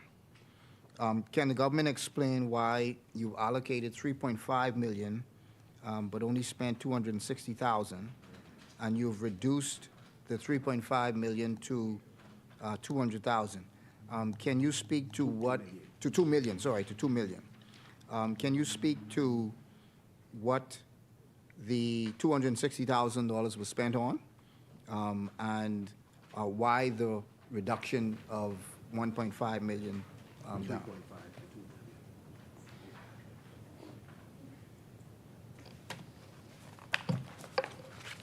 Mr. Chair, this program will allow tenants to rent a property with the option to purchase later. And these potential homeowners are expected to demonstrate the ability to meet financial obligation before making long-term commitments. And we do feel this amount is adequate for this year, 2024 and 2025, to carry out the program. Mr. Chairman, I did ask what was the $260,000 spent on, and why you allocated $3.5 million for last year's budget and you've reduced the budget to $2 million. Can you speak to what that $260,000 was spent on, and can you speak to why the 3.5 was reduced down to $2 million? I will get that information to you for the $260,000, but as I stated, the $2 million that is allocated for 2024 and 2025 would be adequate for us to carry out the program in this budget year coming up. Just to follow up on that same question, how are you able to determine whether or not it's adequate? Have you had applications made and you've done a calculation to determine that $2 million is going to be adequate? How did you arrive at knowing that that hits the max? Yes, that has to do with part of our preparation and planning, and that's why we know that the $2 million is adequate for the 2024-2025 period to start this program. Just again, as a follow-up to that, can you say specifically what the $2 million is supposed to be spent on? As I would give a breakdown of the $260,000, I'll give you a breakdown of the $2 million once it's provided to me. Thank you.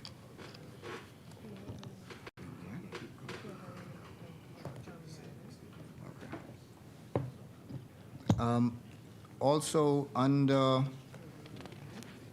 the, right just below that, 3111-211, Performing Arts School.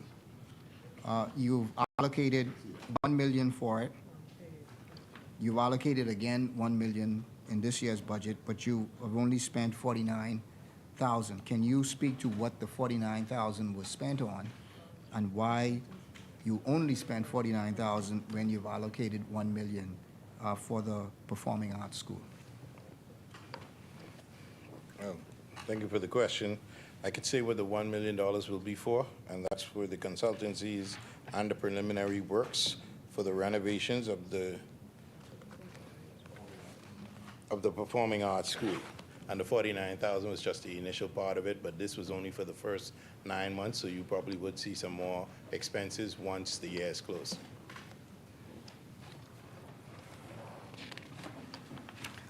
Also, just below that, 3.111219, small home repairs. This again is a new allocation for small home repairs. One, can you speak to what this small home repair program will cover? Will this cover New Providence? Will this cover Grand Bahama? Will this cover Grand Bahama, Abaco, and New Providence? And if it will cover those 3 islands, how will this be allocated per island? Because I do recall, I believe the member for Carmichael at some previous occasion had said that there was the initial amount. There was 5 million. But can you speak to whether this is going to be for Grand Bahama, whether it's going to be for Abaco and the Providence, and how will the $5 million be split up? Thank you. Mr. Chair, this $5 million, as stated by the Minister for Urban Renewal and Housing, this is just an initial amount, which will be undertaken by their ministry. In New Providence, we have 170 homes. In Grand Bahama, 70 homes. In Bimini, 20 homes. In Abaco, 60 homes. In Andros, 21 homes. In Eleuthera, 10 homes. In Cat Island, Rumkey and San Salvador, 17 homes. In Exuma and Ragged Island, 17 homes. In Long Island, 12 homes. And in Michael, we have 20 homes, Mr. Deputy Chair. Can you say what Nassau homes were? Sorry, I didn't catch that. Could you say what Nassau homes were? 170. Chair. And 70 for Grand Bahama. We can rework Grand Bahama and Andros. Mr. Chairman, under 3111220, construction of sailing sloops, 800,000. Can you speak to what that will? It seemed to be a new line item. Can you speak to what that is for? Thank you. Mr. Chair, the construction of the construction of sailboats to allow the Royal Bahamas Defense Force to participate in the national sailing sports events.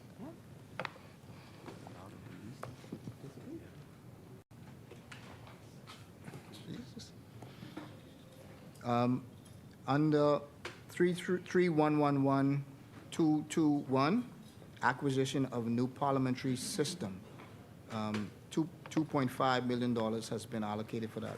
Can you speak to what that system is? And how will that improve our existing system? Yes. Mr. Chair, this allocation is required to facilitate the following for the Parliamentary Registration Department: the acquisition of a biometric system and the acquisition of a server to replace the current AS400 that keeps crashing and overloading.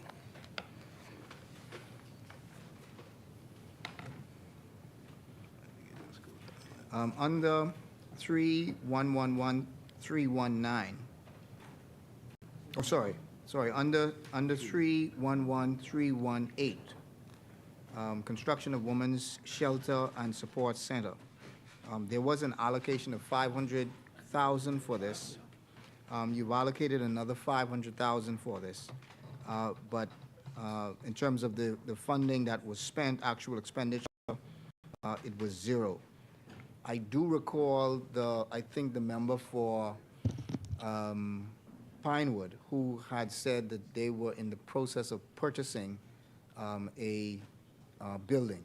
Can you say what is the amount that you are going to purchase this building for, and whether the 500,000 is sufficient to purchase this building?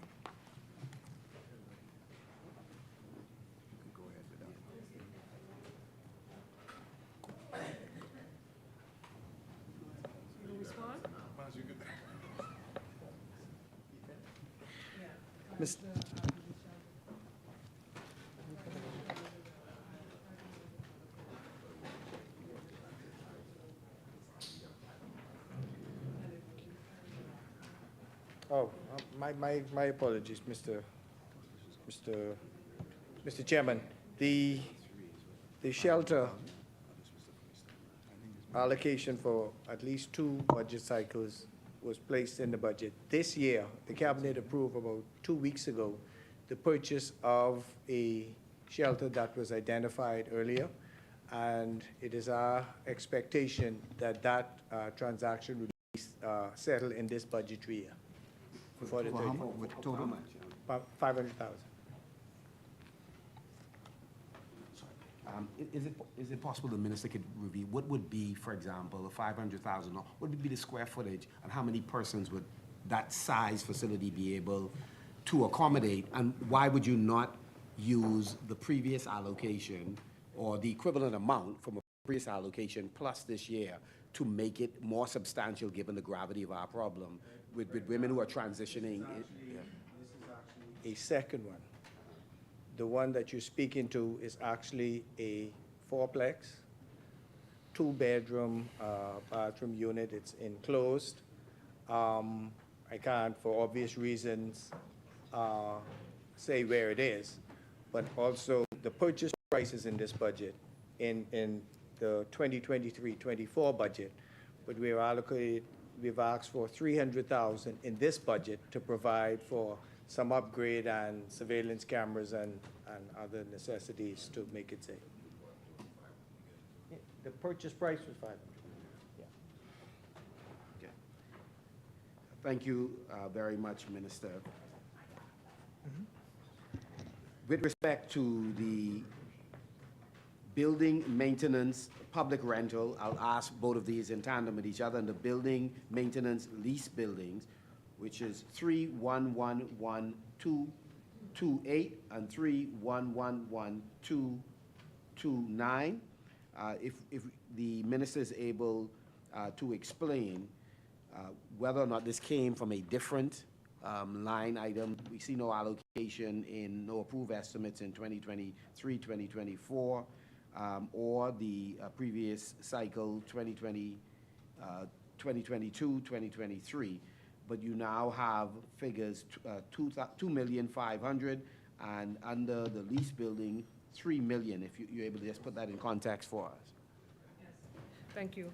So, Chair, this was previously allocated in the Ministry of Public Service budget, in our accommodations, and these are, as stated, for maintenance and repair of public rentals throughout New Providence, and ongoing repairs to various government buildings, specifically speaking to matters such as mold remediation.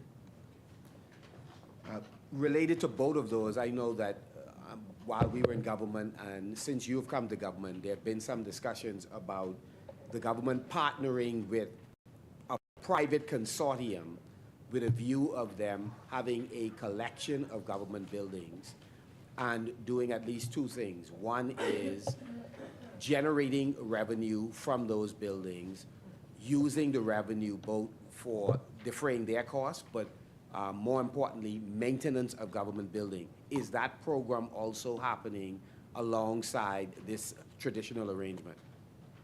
Well, most of our, Mr. Chair, most of our arrangements speak to the landlords receiving CAM, which speaks to common area maintenance. Additional maintenance such as remediation is something that is the tenant's responsibility, which is the landlord, and that's where this item came into play. As we develop our accommodations program, it is our intention that we manage this process by, like you said, like I had said earlier, consolidations, and ensuring that we facilitate the maintenance of our government buildings through either the Ministry of Public Service or this Ministry of Finance line item for purposes outside of what is agreed in our rental agreements. Yes?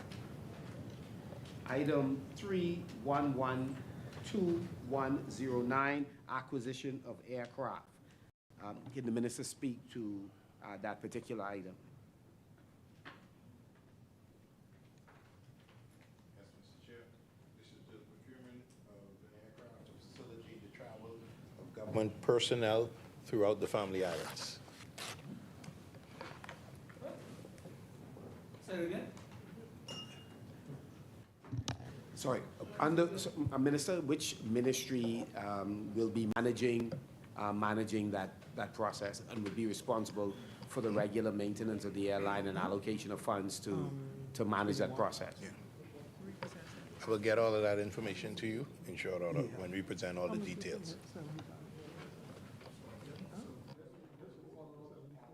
So, just to be clear, the government is purchasing an aircraft to travel to the Family Islands. So this is not purchasing an aircraft for Bahamas Air.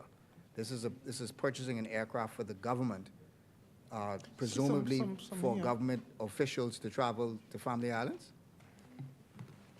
Stated earlier to the member from Marco City, all the information will follow in short order, and I'll clarify all the questions that you have regarding this purchase. But that's what specifically that $2.5 million will be allocated for.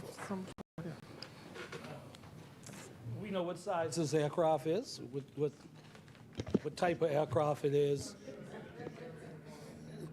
No, the reason I'm asking, no, what I'm saying is that we have, let me ask the question. Well, no, but let me ask the question. Okay, so, Mr. Chairman, so the government has allocated $2.5 million. So what the government is saying that they've allocated $2.5 million, but they're unable to provide any details at this time of what. No. Hold on. Let me finish my question. Order, members. Let me finish my question, Mr. Chairman. No. So the government has said that they want us to approve spending $2.5 million on a plane for government officials to travel throughout the Family Islands, which is something talking about changing the status quo, talking about something new now, right? A whole plane for $2.5 million, but there's no detail that can be provided today, right now, on what $2.5 million will get the Bahamian people for government officials to travel throughout the Family of Islands. Something can't be right with that, Mr. Deputy. There has to be some more information for us to approve $2.5 million for a plane to take government officials throughout the Family Islands. And this may be a first. That's right. Thank you, Clarify one thing, because he kept on saying government officials. As I stated, this is for government personnel to travel throughout the Family Islands, not government officials, because he wants to say that the government is flying a plane that fly up and down. I said personnel. We have a lot of personnel from immigration, from Ministry of Works, a lot of uniformed services that travel throughout the Family Islands. And you yourself said travel budget is a lot. So, Mr. Chair.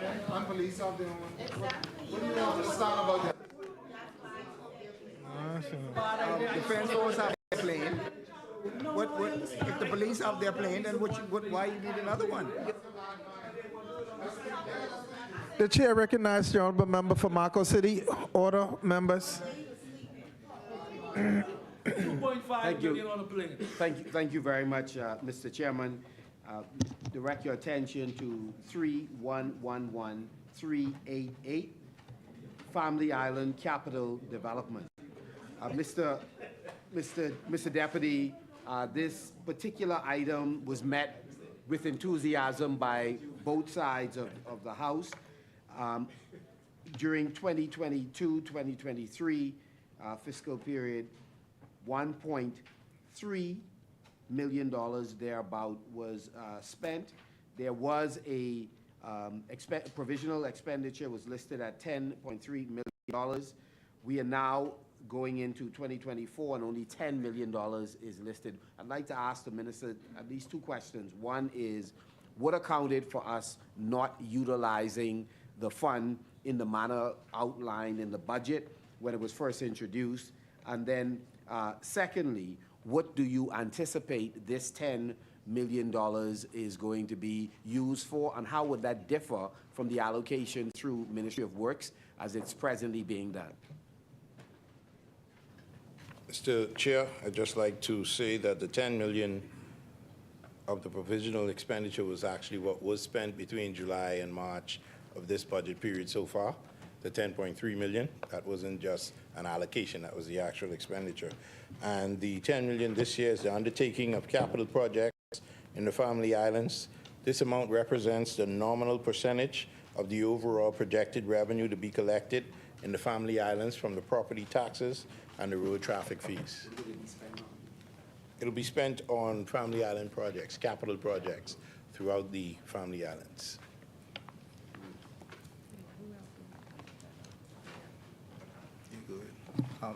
Mr. Chair, 3113002, minor capital projects. There was an allocation of $3 million. You spent in the first 9 months $20 million. And the previous year, you spent $9 million. What gives you the confidence to believe that the $4 million is adequate, given that you've already spent $20 million in last budget period, and the year before that, you've spent $9 million. I don't quite follow what would cause you to believe that the $4 million would be anywhere sufficient to cover capital projects.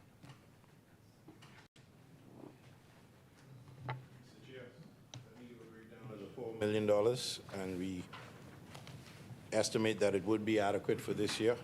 $1 million is allocated to the DRM's repair projects, and $3 million is allocated to the repair and maintenance projects in the Ministry of Finance. That's at the Office of the Prime Minister and other agencies without capital expenditures.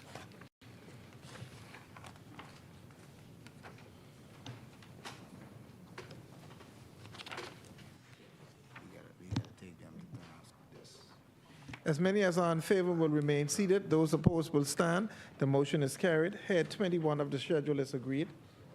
Mr. Chairman, I move that head 29 of the schedule be agreed. It has been moved and is there a seconder? Second.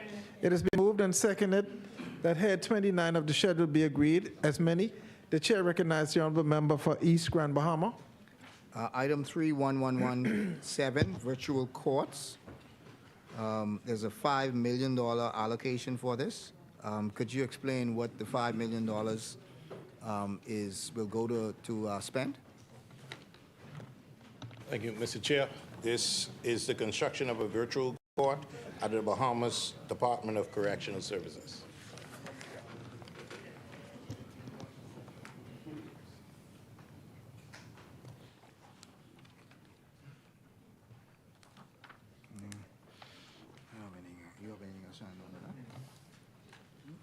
As many as are in favor will remain seated. Those opposed will stand. The motion is carried. Head 29 of the schedule is agreed. Mr. Chairman, I move that head 32 of the schedule be agreed. It has been moved and is there a seconder? It has been moved and seconded that head 32 of the bill be agreed. As many, the chair recognizes the honorable member for East Grand Bahama. 3112106, military vessels maintenance. There was an allocation of 1.6 million. That does not seem to be carried over, or was this moved over to another head? Thank you, Mr. Chair. This funding was previously allocated for the 3-year contract with Damon to facilitate the integrated logistical support, training, and maintenance for the vessels. So it's no longer needed? No. Chair. Mr. Chair, 3111222, Coral Harbor-based development. You've increased from 1.6 to 2.4. Can you speak to what the increase is for? This is for the construction of a 15,000 square foot supply warehouse on the northern side of the HMBS Coral Harbor, completion of the electrification of Coral Harbor Base north side, and also the remediation work of the South Gate building. Thank you. Chair. As many as are in favor will remain seated. Those opposed will stand. The motion is carried. Head 32 of the schedule is agreed. Mr. Chairman, I move that head 33 of the schedule be agreed. It's been moved and seconded that head 33 of the schedule be agreed. As many as are in favor, the chair recognizes the honorable member for East Grand Bahama. Mr. Chair, 2822013, National Disaster Recovery Project. There was an allocation of 4.6 million, and that has been increased to 7.5. Could you speak to what that additional amount will be allocated 33. for?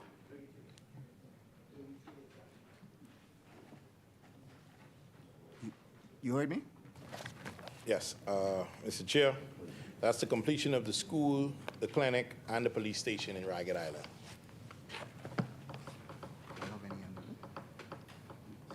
As many as are in favor, will the chair recognize the honorable member for East Grand Bahama. Under 311-330, QE Sports Center redevelopment. No, Glennis wanted There was allocated 10 million. That 10 million has been reduced to 2 million. Can you speak to what that reduction, why the reduction?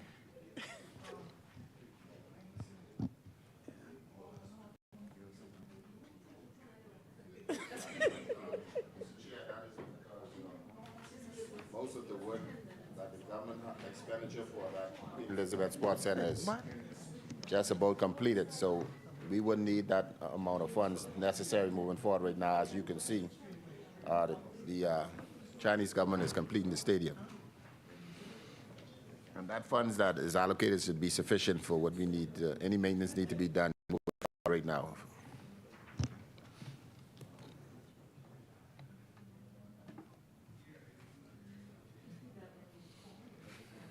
Under 311403, improvement of parks and grounds.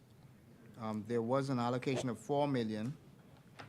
You actually spent 5.4 million, and you've reduced the spend to 1.6. Why the reduction, given that you've spent 5.4, and would this be sufficient to do what you need to do? Chair, we do believe this would be sufficient, and this is for the routine maintenance and upgrades of the recreational parks, lighting and equipment. And also 311338, construction and expansion, building and structures. You allocated 2.9 in the last budget. That has been significantly increased to 14 million. Can you speak to what the additional funds will go to accomplish? Yes. This is for the construction and expansion of government buildings, Mr. Chair. As many as are in favor will remain seated. Those opposed will stand. The motion is carried. Head 33 of the schedule is agreed.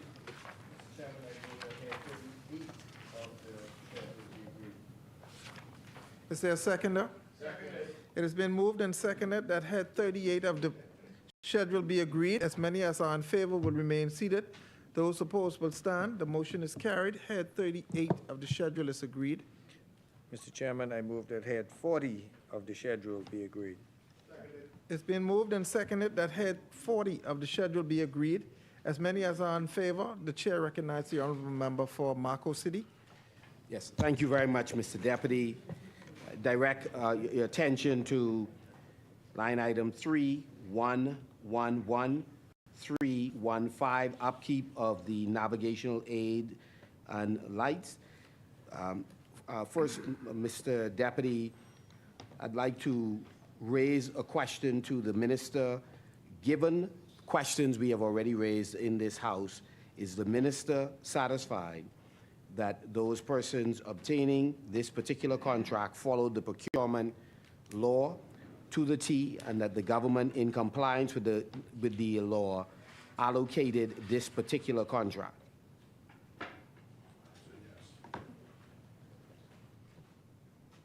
Chairman, I answered those questions when they were raised under notices. Yes. Thank you, Honorable Member. Thank you very much, Minister. Secondly, is the minister satisfied that the estimates under 2024 and 2025, $3.6 million, is the appropriate price for what this company has been contracted to provide? And how does this compare with other jurisdictions with similar navigational aids and lights? Chairman, we are an archipelago that covers a lot of ground and have had a number of challenges in our waters, and we are reviewing and making upgrades to the entire Bahamas. On the same matter, is this amount, why is this amount fixed for each year? Are we going to have the identical scenario each year? And is it possible that $3.6 million may be too much in year one, which would require that the government then is reimbursed, or are you paying in stage payments, thereby maybe never reaching the 3.6 in this first year? I don't even understand, Chair, I don't understand the question. Sorry, let me rephrase it, please. I'll rephrase it for you. But I'm satisfied that what is here I'll rephrase it for you. I'm satisfied that what is here is sufficient. Thank you, Honorable Member. So, sorry, Mr. Chairman, let me just rephrase the question for the minister. Sorry, it's difficult to answer something that wasn't stated clearly according to you, so I just want to, I want to assist you and assist the Bahamian public. So, Mr. Chairman, $3.6 million has been listed for the next 3 years. If this is being rolled out in a staged manner, how does the minister justify a cost of $3.6 million for this fiscal year and the next 2 fiscal years, even though this is being rolled out in a phased manner? Funds allocated is for maintenance and upkeep of navigational aids throughout the entire Bahamas. Thank you very much. I direct your attention to item 3112108, the removal of sunken vessels. The amount listed for 2024, 2025 is $2 million, a little north of $2 million. This team having visited Port-of-Ski had concerns that the government has already been advised on who owns a number of the vessels that are sunken around Port-of-Ski alone. I suspect this does not only include Port-of-Ski, so I want to get a sense on whether or not the government is making an attempt to make the owners of the vessel responsible for removing them from where they are. And then secondly, is there an opportunity cost that's being assessed to them? In other words, stakeholders at Port-of-Ski, for example, argue that revenue is being lost because other vessels are unable to come alongside and take advantage of the berth space because they are obstructed by vessels. And so I'd like the minister to just speak to those 2 issues. Funds allocated is for the removal of sunken vessels throughout North Andros, Arawa Key, Port-of-Ski Dock, and the eastern foreshore of Montague. and we are continuously completing that work to assist. There is a process where we do know the owners, we advise them and ask them and request that they move it, and if not, they are charged for the removal if the government takes that responsibility. Thank you very much, Minister. And is a part of that charge going to be assessed on how long they take to remove the vessels, thereby hindering, the longer they take, they would hinder other persons from using the space? Is that a part of what you factor into your costing? That is my question. I don't know. I don't understand half of his questions, but the process is we notify them, we request removal, and if they don't remove it, the government charges them for the cost that the government expends for the removal.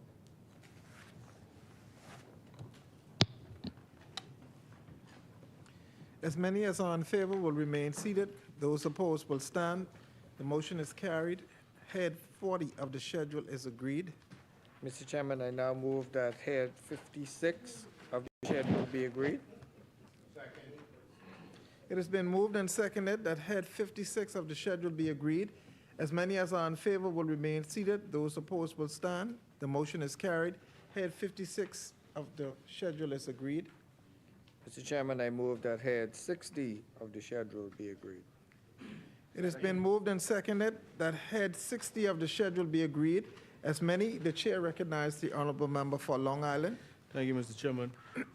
Mr. Chairman, I want to go to item number 3111203, upkeep of community clinics. I note that in the last fiscal year, some 9.7 million was allocated, and this year, 8.1 million is being allocated. Also, that only 3.2 of that was spent in the last fiscal year. But my question concerns Long Island primarily. I'm wondering if the minister would say whether some of this money is going to be spent on some of the polyclinics. We have a number of polyclinics on the island, Clarencetown, Roses, Milton, Clinton's. Obviously, you know, the flagship clinics would be Sims and Deadman Ski.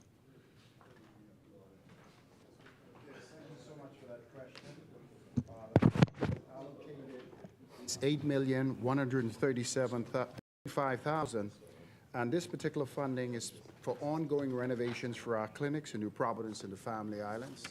In Long Island is not excluded. What about the polyclinic? The polyclinics in New Providence? No, Long Island. Well, yes, I'm saying clinics, all clinics. You have not been forgotten in this line. You know, the main clinics are... We understand that. We understand what you're saying, yes.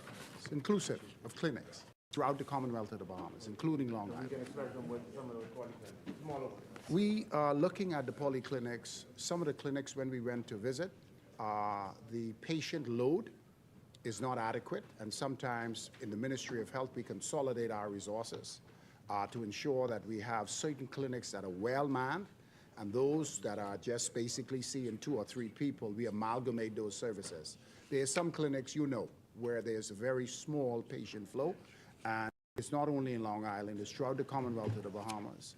We have a new plan that we're putting in place, and we want to make sure that the clinics that we allocate support are well-stocked and well-manned, so that the residents can have well-functioning clinics rather than 10 small clinics that are not really functioning at the level that we are now moving into. And they have not medical voice some of the clinics because, you know, some of them are being overgrown, like bushes and so on. Well, you know, we have a lot of assets. The ministry have a lot of assets throughout the Commonwealth of the Bahamas.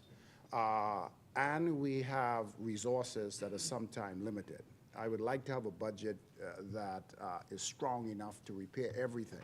I've come to the realization that that's not going to happen, so we utilize the resources that's allocated in the best way possible to ensure that services are provided on those islands, particularly in 2 or 3 polyclinics that are well-manned and well-staffed and well taken care of with medication.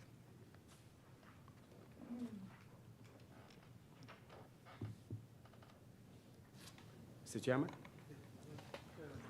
Member for Marco City. Thank you very much.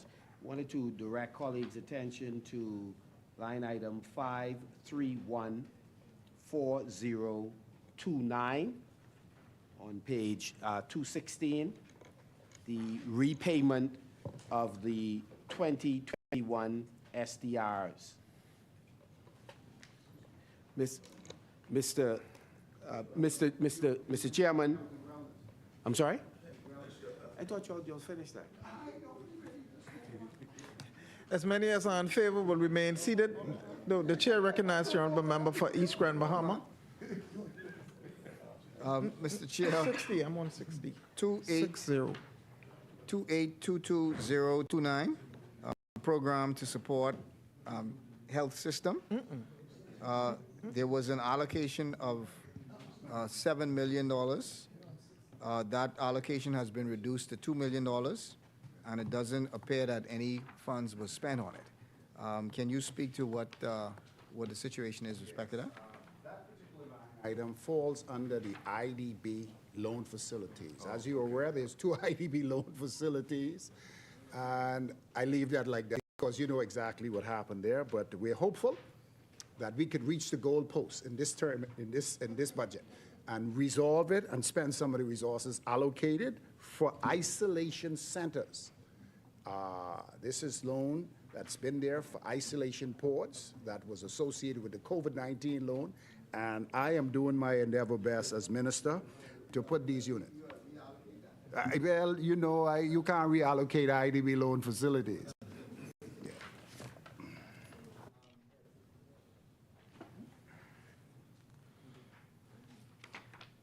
Mr. Chairman, with respect to the Freeport Health Campus, that allocation, there was a 3.4 allocation, but that now has been done away with. Or can the minister say whether that was transferred to someplace else or is no longer needed?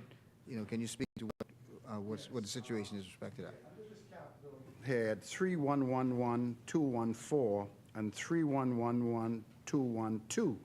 You will basically see that both of them speaks to the health campus in Grand Bahama. I wanted to fix it in the last budget cycle, but in this budget cycle, that line item is going to fade away, and we are going to keep seeing equity contribution for Freeport, which is now $5 million. In the Prime Minister's speech, he spoke about the $70 million loan that is actually coming in BD dollars that would help the finalization for phase 1A and 1B of that facility. And going forward, the balance of the funding in order to complete phase 1A and 1B and start phase 2 will be tied in with the $70 million loan facility that has been indicated in the budget communication in BD dollars. Thank you, honorable member. The chair recognizes the honorable member for Long Island. Mr. Chairman, I'd like to take the member to item 3112235, acquisition of IT. I note that some $500,000 was allocated for this fiscal year, previous, and this upcoming year, 0 is allocated and 0 was spent.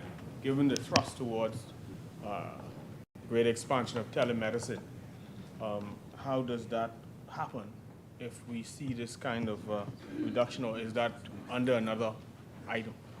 Yeah, that line item is now tied in with the IDB loan facilities, and in our last budget cycle, a wide variety of computer systems have been already purchased for installation throughout the Family Islands to launch our telemedicine platform and to be able to digitize primary health care facilities across the country. Thank you, honorable member. As many as are in favor will remain seated. Those opposed will stand. The motion is carried. Head 60 of the schedule is agreed. Mr. Chairman, I move for a 5-minute recess that allows the chair and myself to use. Thank you, honorable member. Second. Is there a seconder? It has been moved and seconded that we suspend for 5 minutes. As many as are in favor will remain seated. Those opposed will stand. The motion is carried. The business of the House stands suspended for 5 minutes. All right. Got to be more than 5 minutes, man. Only one bathroom in here? No, he got his own bathroom.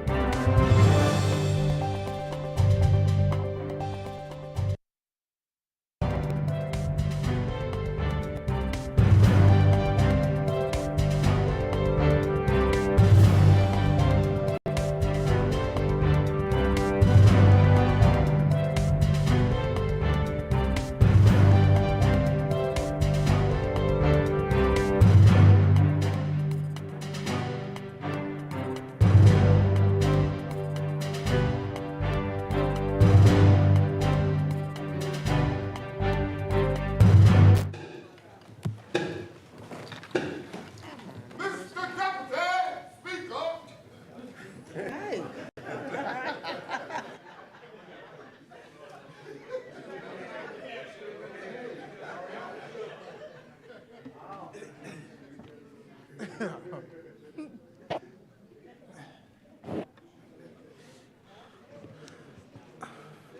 Honorable members, we were in the committee stage. I assume you're ready to start. Chairman, I move that head 72 on the schedule be agreed. That's it. It has been moved and seconded that head 72 of the schedule be agreed. As many as are in favor will remain seated. Those opposed will stand. The motion is carried. Head 72 of the schedule is agreed. Mr. Chairman, I move that head 73 of the schedule be agreed. It has been moved and seconded that head 73 of the schedule be agreed. As many as are in favor will remain seated. Those opposed will stand. The motion is carried. Head 73 of the schedule is agreed. Mr. Chairman, I move that head 74 of the schedule be agreed. It has been moved and seconded. The chair recognizes the honorable member for East Grand Bahama. Thank you, Mr. Deputy. Mr. Deputy, under head 74, there is an amount for demolition of the Tower, Casino, and Bazaar. That's 2822024.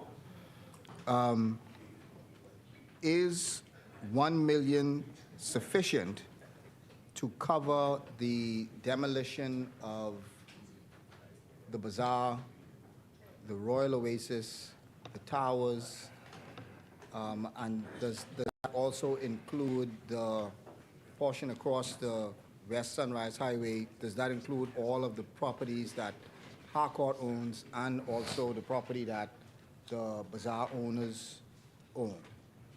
Does that 1 million, is that sufficient to sort of cover the whole demolition of that? All the property that is assigned to the Princess Towers, all the property that is assigned to my word El Casino, that's where I know it, right? And all of the property that makes up the International Bazaar. Now, how those contours are, I'm not, I mean, I used to be familiar, but I can't say.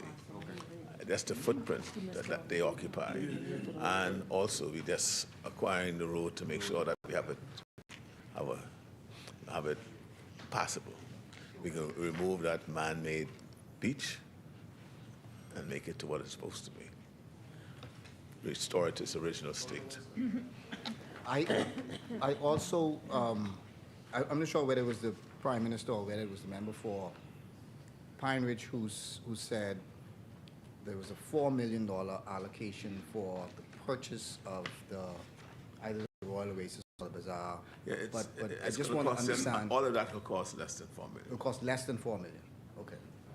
And then I didn't see, again, in the minister's, for the member for Pine Ridge, in her presentation, she showed a photograph of the, I guess what I would call the Palm Hotel, the one that's on the main Mall Drive, close to the airport, that was supposed to be renovated. She just... What's that, the Palm... Street from the gas station. Yeah, right on Settlers Way, across the street from the gas station. Yeah. Freeport Inn? That breakdown, man. No, I don't think that's Freeport Inn. It's Palm something.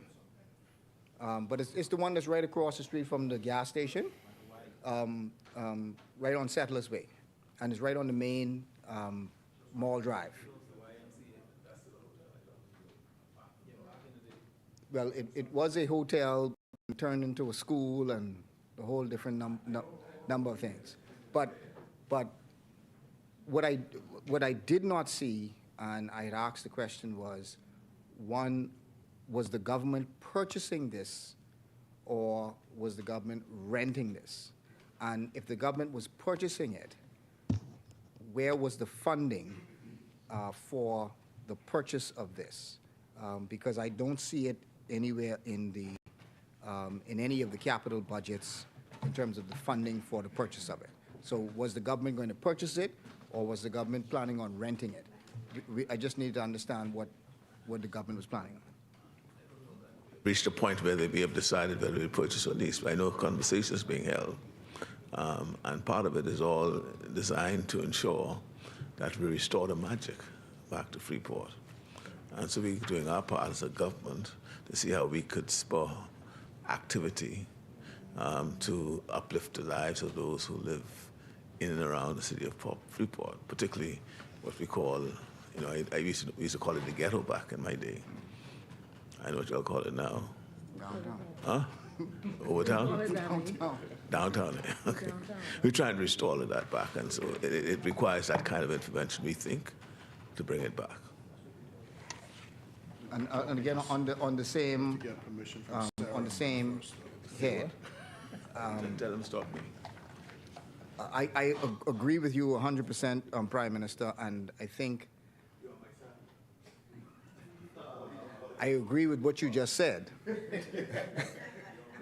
And no, I agree with what you said. I agree that intervention is required. I agree that. But I think what was in the agreed, and what was in the UB, what was the University of the Bahamas plan? They had acquired the old Kipling building, and it was their plan, as I understood it, that they were going to change that. A part of it was going to be the university, a part of it was going to be a business incubation center where they can have small businesses to, through the Small Business Development Center to do those things.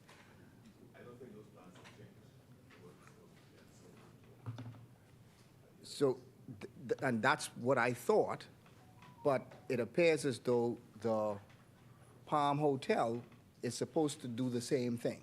So that was my question, was what is going to, if the Palm Hotel is going to be done, then what is going to happen with the plans that University of Bahamas had with respect to their innovation center? Well, I don't know, but I mean, if you're going to spend government money to do both, I'm just thinking, what is going to happen to the University of the Bahamas one, and what is going to happen to the Palm Club one? But those were the questions that I had respect to. Yeah. All I'm saying is that what we are doing is to disrupt things in Freeport to make sure that the people of Grand Bahama in particular, well, in Grand Bahama in general, and those who reside in the port area in particular, right, have the opportunity to grow and flourish in the way Freeport was envisioned. I can't say it was envisioned, but the way we now re-envisioning Freeport. But it wasn't for us. If someone makes a complaint. As many as are in favor will remain seated. Those opposed will stand. The motion is carried. Head 74 of the schedule is agreed. Mr. Deputy, Mr. Chairman, I move that the schedule in its entirety be agreed. It has been moved and seconded that the schedule in its entirety be agreed. As many as are in favor will remain seated. Those opposed will stand. The motion is carried. The schedule in its entirety is agreed. Mr. Chairman, I move that the bill in its entirety be agreed. It has been moved and seconded that the bill in its entirety be agreed. As many as are in favor will remain seated. Those opposed will stand. The motion is carried. The bill in its entirety is agreed. Business item. Mr. Deputy, Mr. Chairman, the business license amendment bill. The chair recognizes the honorable member for Marco City. Before we go there, I wanted to raise a matter with respect to the public debt redemption and sinking fund, which is, this is on page 216.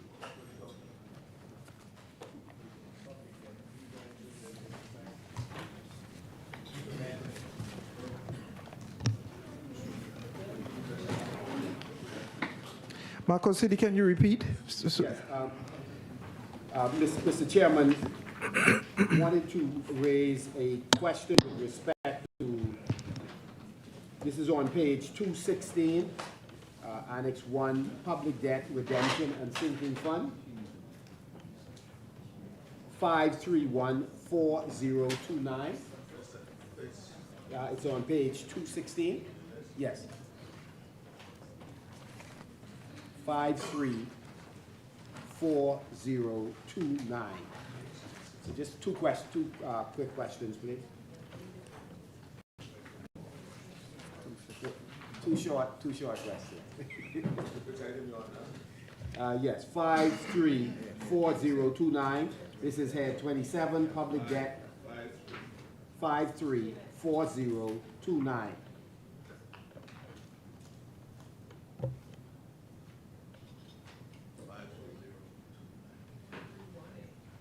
Yeah, 4314029. Yeah. 4314029.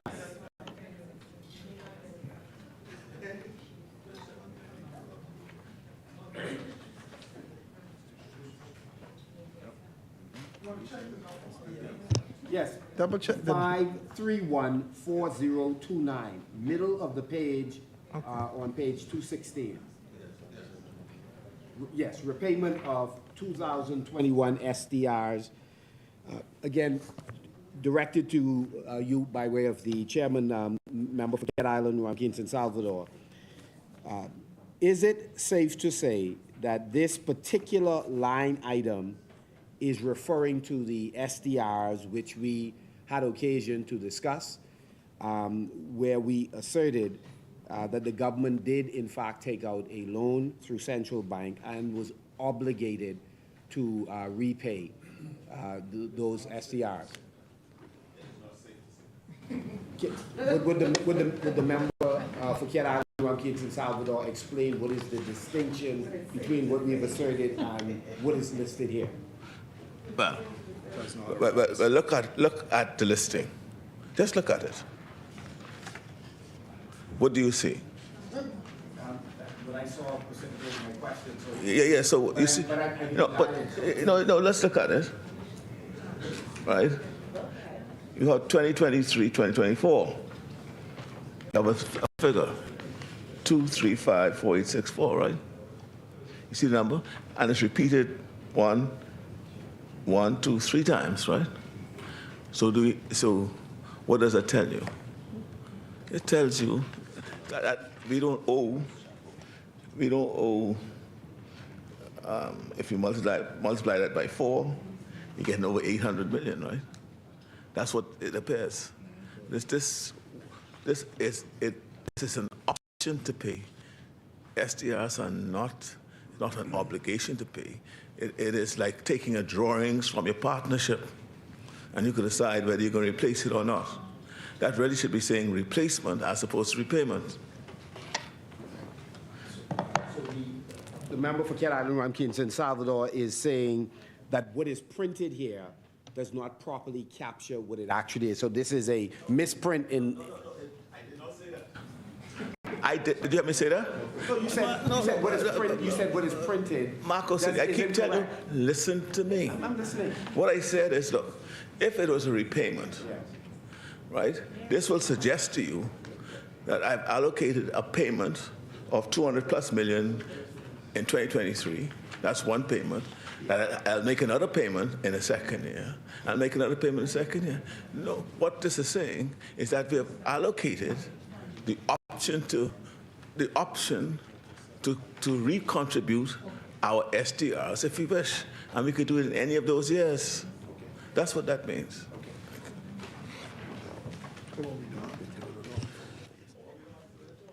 Okay.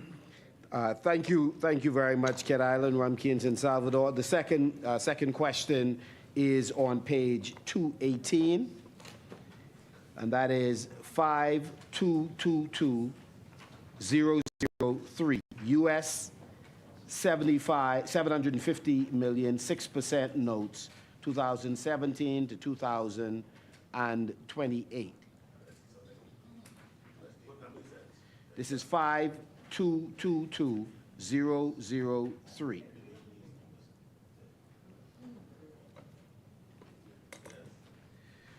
So I wanted to get a sense on what accounts for what accounts for the $53 million under approved estimates. And the difference pretty much between 239, could I just round that off to 240 million? So in the provisional expenditure, we have $239 million placed in the sinking fund. Is that correct? And there was an expected amount in that sinking fund of $53 million. Could the difference between that amount, anything in excess of 53 million, could that be a reflection of the IDB loan, the proceeds from the IDB loan? And if not, just again, help me to understand it. We're being more than accommodating. These are statutory matters that are not usually debated, or questioned. You have the notes, what you should be able to look at it, because what you see here are the statutory obligations of the government. This is reflecting what is expected of the government, and in some instances, the government itself, right, could either, according to the arrangements they have for the use of the foreign safeguard, decide how it's going to be sunk or not sunk, or what they can preserve or not preserve. And so, for me to discuss all that with you, the details of that, is with my debt management team. We have a debt management department in finance. They deal with these issues, which are statutory. So in the event you have a question, having seen it, you could write them and ask them, or go and meet with them and have a discussion with them over it.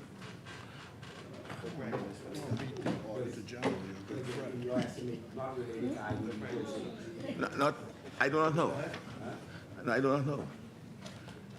I do not know. The chair recognizes the honourable member for Pinewood. We'll take you up to on the Business License Amendment Act. Mr. Chair. Yeah. Finish?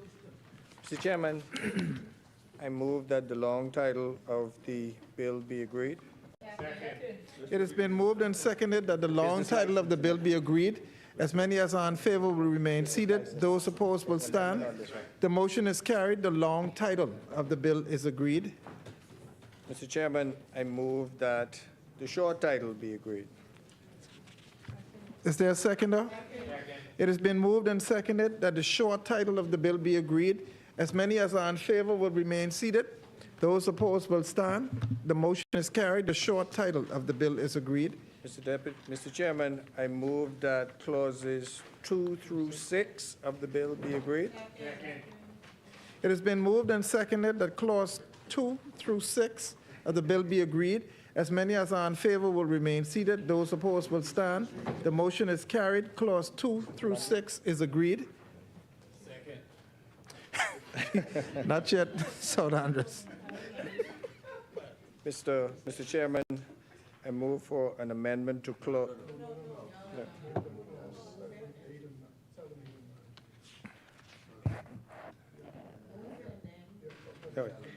Mr. Chairman, I move that clauses 7, 8, and 9 be agreed. It has been moved and seconded. The chair recognizes the honourable member for Carmichael. Mr. Chair, I move for an amendment to section 7, 8, and 9. The bill, Mr. Chair, I move for the bill to be amended as follows. A, the renumbering of clauses 7, 8, and 9 as clauses 8, 9, and 10 respectively. And B, inserting new clause 7 as follows. I quote, 7. Let him finish, honourable member. Yeah. 7, an amendment of section 35 of the Principal Act. Section 35 of the Principal Act is amended in subsection 7 by the insertion immediately after the words purpose of in the chapeau of the words section 26 and. Thank you, honourable member. The chair recognizes the honourable member for East Grand Bahama. I second that. Mr.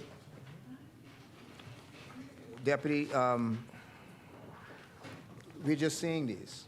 And so we would need at least a period of time for us to take a look at them to see what they're saying. No, I'm just saying, give us 5 or 10 minutes to look at them, that's all. Yes. We haven't, this is the first time you've seen it. Yes. Honorable members, you can have a look at them. We give you time to look at them.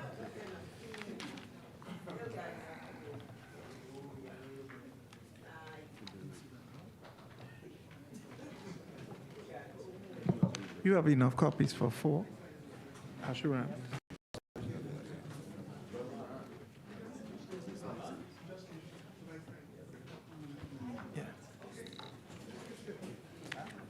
Order that the documents be brought up.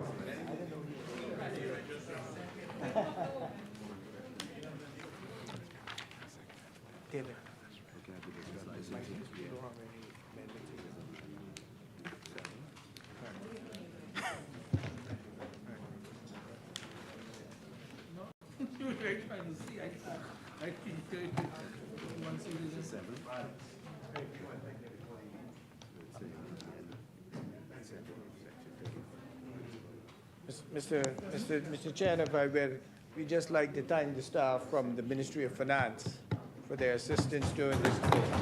Thank you, members. So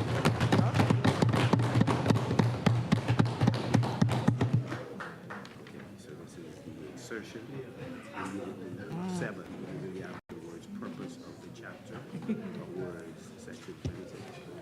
So this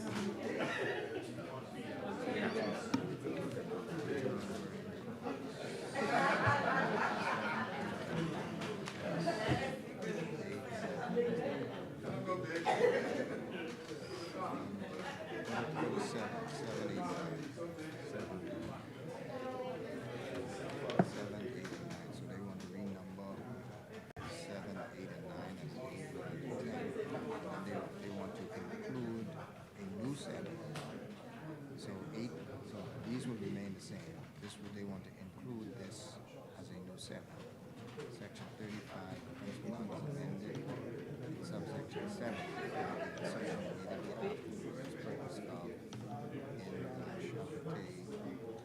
in section 26F. So we need the principal act to see what that is.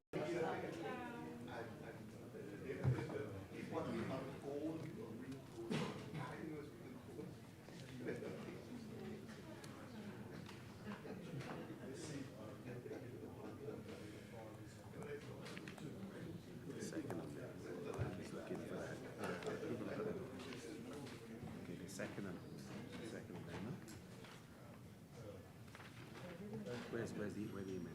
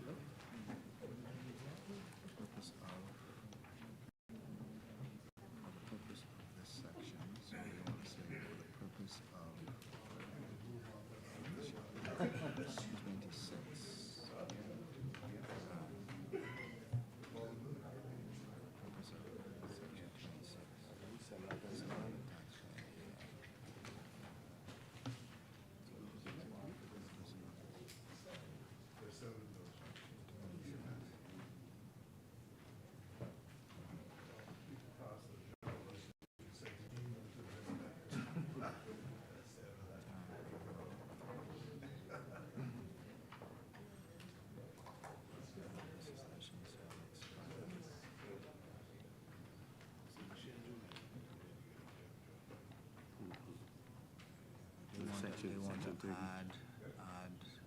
Inserting 7. Right. See, this is sub 7, yeah. In section 35. Yeah, this is 35. Section 35. Sub 7 is this, right here. So they want to add, after the words purpose of, they want to add the word section 26. So for the purpose of section 26, yeah, yes. Okay. I ain't saying nothing untoward. I'm just saying what I wouldn't understand.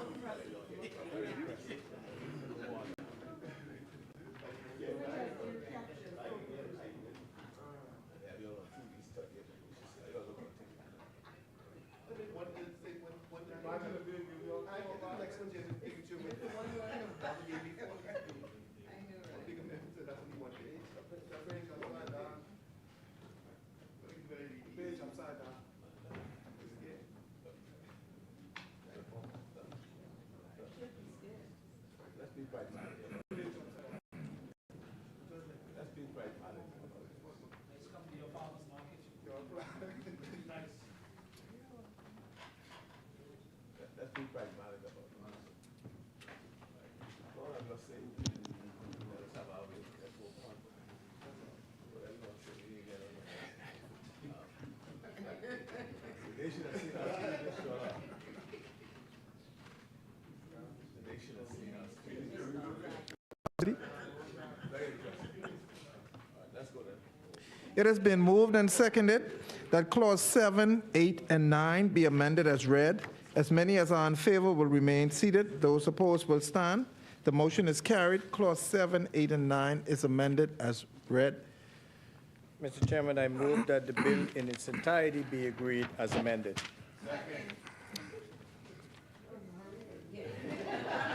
It has been moved and seconded that the bill in its entirety be amended as read. As many as are in favor, the chair recognizes the honorable member for Marco City. Point of clarification, I'm wondering if we're still going to, as we agreed earlier, to look at taxes on property. Two supplemental resolutions. Okay, good, thank you. Yes.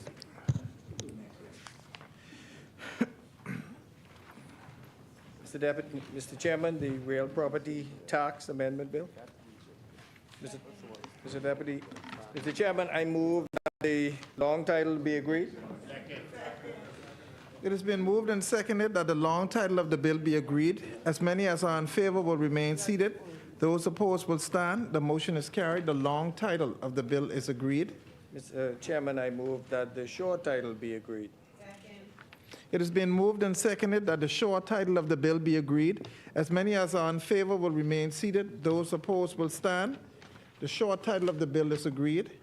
Mr. Deputy, I move that clauses 2, 3, and 4 be agreed. 2, 3, and 4. Yes. It has been moved and seconded that clause 2, 3, and 4 of the bill be agreed. As many as are in favor will remain seated. Those opposed will stand. The motion is carried. Clause 2, 3, and 4 is agreed. Mr. Chairman, I move that clauses 5 through 9 be agreed. It has been moved and seconded that clause 5 through 9 of the bill be agreed. As many as are in favor will remain seated. Those opposed will stand. The motion is carried. Clause 5 through 9 is agreed. Mr. Chairman, I move that the bill in its entirety be agreed. It has been moved and seconded that the bill in its entirety be agreed. As many as are in favor will remain seated. Those opposed will stand. The motion is carried. The bill in its entirety is agreed. Mr. Deputy, we turn now to the Public Finance Management Amendment Bill. Mr. Deputy, I move that the long title be agreed. It has been moved and seconded that the long title of the bill be agreed. As many as are in favor will remain seated. Those opposed will stand. The motion is carried. The long title of the bill is agreed. Mr. Chairman, I move that the short title be agreed. It has been moved and seconded that the short title of the bill be agreed. As many as are in favor will remain seated. Those opposed will stand. The motion is carried. The short title of the bill is agreed. Mr. Deputy, I move that clauses 2 and 3 of the bill be agreed. It has been moved and seconded that clause 2 and 3 of the bill be agreed. As many as are in favor will remain seated. Those opposed will stand. The motion is carried. Clause 2 and 3 of the bill is agreed. Mr. Chairman, I move that the bill in its entirety be agreed. It has been moved and seconded that the bill in its entirety be agreed. As many as are in favor will remain seated. Those opposed will stand. The motion is carried. The bill in its entirety is agreed. Mr. Deputy, move to the Customs Management Amendment Bill 2024. Mr. Mr. Chairman, I move that the long title be agreed. It has been moved and seconded that the long title of the bill be agreed. As many as are in favor will remain seated. Those opposed will stand. The motion is carried. The long title of the bill is agreed. Mr. Chairman, I move that the short title be agreed. It has been moved and seconded that the short title of the bill be agreed. As many as are in favor will remain seated. Those opposed will stand. The motion is carried. The short title of the bill is agreed. Mr. Deputy, I move that Clause 2 of the bill be agreed. It has been moved and seconded that Clause 2 of the title be agreed. As many as are in favor will remain seated. Those opposed will stand. Clause 2 of the bill is agreed. Mr. Chairman, I move that the bill in its entirety be agreed. It has been moved and seconded that the bill in its entirety be agreed. As many as are in favor will remain seated. Those opposed will stand. The motion is carried. The bill in its entirety is agreed. Mr. Chairman, I move now to the Value Added Tax Amendment Bill. Mr. Chairman, I move that the long title be agreed. It has been moved and seconded that the long title of the bill be agreed. As many as are in favor will remain seated. Those opposed will stand. The motion is carried. The long title of the bill is agreed. Mr. Chairman, I move that the short title be agreed. It has been moved and seconded that the short title of the bill be agreed. As many as are in favor will remain seated. Those opposed will stand. The motion is carried. The short title of the bill is agreed. Mr. Chairman, I move that clauses 3 through 7 of the bill be agreed. 3, 2.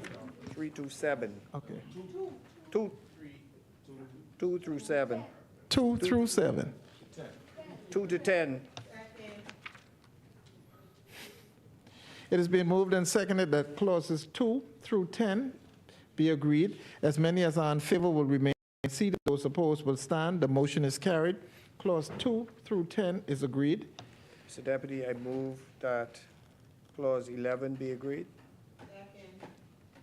It has been moved and seconded that clause 11 of the bill be agreed. As many as are in favor.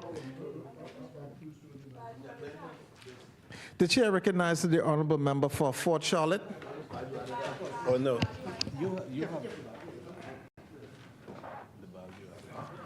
The chair recognizes the honorable member for Yamacraw. Thank you. Mr. Chairman, I would like to move the following amendment. Clause 11. Clause 11, in the proposed new section 47B, A, in subclause 1, delete the word subsection 1 and substitute the word subsection 2. B, delete subclause 3C and substitute the following. C, particulars as prescribed by the comptroller of all changes in the last 12 months of the legal or beneficial interest in I, or 1, any of the shares of the company, and 2, any of the shares of any other company, whether registered or outside, whether registered in or outside the Bahamas, in which the company mentioned in subparagraph 1 has a legal or beneficial interest. Clause 14. No. It has been moved and seconded that clause 11 be amended as read. As many as are in favor will remain seated. Those opposed will stand. Clause 11 of the bill is amended as read. Mr. Chairman, I move that clauses 12 and 13 be agreed. It has been moved and seconded that clauses 12 through 13 of the bill be agreed. As many as are in favor will remain seated. Those opposed will stand. Clauses 12 through 13 of the bill is agreed. Mr. Chairman, I move that clause 14 of the bill be agreed. It has been moved and seconded. The chair recognizes the honorable member for Yamacraw. Chair, I propose the following amendment. Clause 14, delete paragraph B and replace it with the following. B, by deletion of paragraph A and the substitution of the following. A, an inter vivos transfer of real property by an individual that is held by the transferee for at least 7 years from the date of the transfer and where the only transferees are 1, the transferor or the transfer spouse, parents, children, or remoter issue. 2, a company, all of whose shares of every class are legally and beneficially owned by the transferor, and in relations to which no other person owns or has agreed to acquire any right, power, title, option, or other interest in, over, or concerning the shares, any of the property of the company, or any of the property of the transferor. Thank you, Honorable Member. It has been moved and seconded that clauses 14 of the bill be amended as read. As many as are in favor will remain seated. Those opposed will stand. Clauses 14 of the bill is amended as read. Mr. Chairman, I move that clauses 15 and 16 of the bill be agreed. It has been moved and seconded that clauses 15 through 16 of the bill be agreed. As many as are in favor will remain seated. Those opposed will stand. The motion is carried. Clauses 15 through 16 of the bill is agreed. Mr. Chairman, I move that the bill is in its entirety be agreed as amended. It has been moved and seconded that the bill in its entirety is amended. As many as are in favor will remain seated. Those opposed will stand. The motion is carried. The bill is in its entirety is amended as read. Agreed. Mr. Chairman, the stamp bill 2024.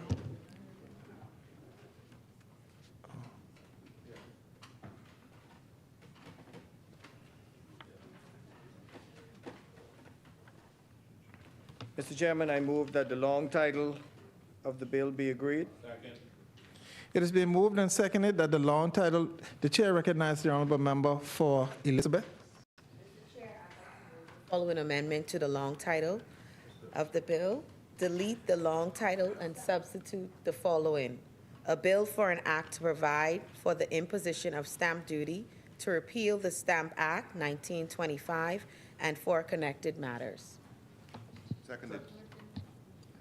It has been moved and seconded that the long title be amended as read. As many as in favor will remain seated. Those opposed will stand. The motion is carried. The long title is amended as read. Mr. Chairman, I move that the short title be agreed. Second. It has been moved and seconded that the short title of the bill be agreed. As many as are in favor will remain seated. Those opposed will stand. The motion is carried. The short title of the bill is agreed. Mr. Chairman, I move that clause 2 and 3 of the bill be agreed. Second. It has been moved. The chair recognizes the honorable member for Elizabeth. Mr. Chair, I'd like to move the following amendment to Clause 3. Clause 3 is amended by A, renumbering subclause 3 as subclause 4. B, inserting a new subclause 3 as follows. 3, stamp duty is not chargeable on the instruments and transactions specified in the second schedule, subject to such conditions and restrictions prescribed in rules. Second. It has been moved and seconded that clauses 2 through 3 be amended as read. As many as are in favor will remain seated. Those opposed will stand. The motion is carried. Clauses 2 through 3 is amended as read. Mr. Chairman, I move that clauses 4 through 58 of the bill be agreed. Second. It has been moved and seconded that clauses 4 through 58 be agreed. As many as are in favor will remain seated. Those opposed will stand. The motion is carried. Clauses 4 through 58 is agreed. Mr. Chairman, I move to clause 59 through 69 be agreed. It has been moved and seconded that clauses 59 through 69 be agreed. As many as are in favor will remain seated. Those opposed will stand. The motion is carried. Clauses 59 through 69 is agreed. Mr. Chairman, Mr. Chair.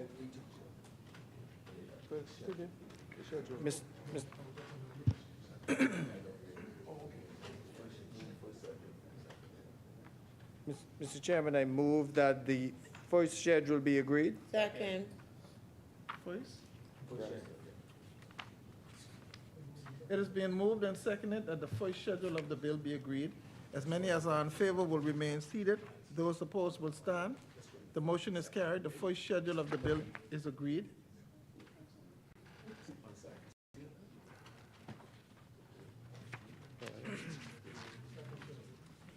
Oh, Mr. Chairman, I agree. Mr. Chairman, I move that the second schedule be agreed. It has been moved and seconded that the second schedule of the bill be agreed. The chair recognizes the honorable member for Elizabeth. Thank you, Chair. I'd like to move the following amendment to the second schedule. Delete the second column of item 20 of the second schedule and substitute the following. Import entries in respect of tariff heading numbers in chapters 1 to 97 of the harmonized system nomenclature set out in Part C of the schedule to the Tariff Act 2023, number 27 of 2023. Seconded. It has been moved and seconded that the second schedule of the bill be amended as read. As many as are in favor will remain seated. Those opposed will stand. The bill is amended as read. Mr. Chairman, I move that the third and fourth schedule be agreed. It has been moved and seconded that the third and fourth schedule of the bill be agreed.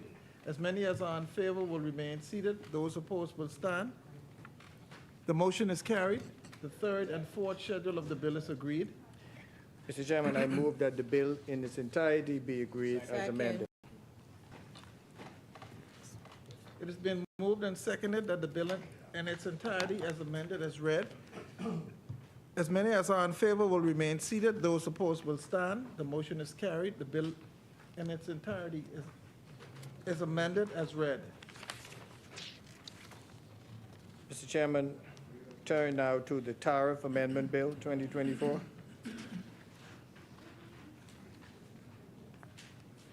Mr. Chairman, I move that the long title of the bill be agreed.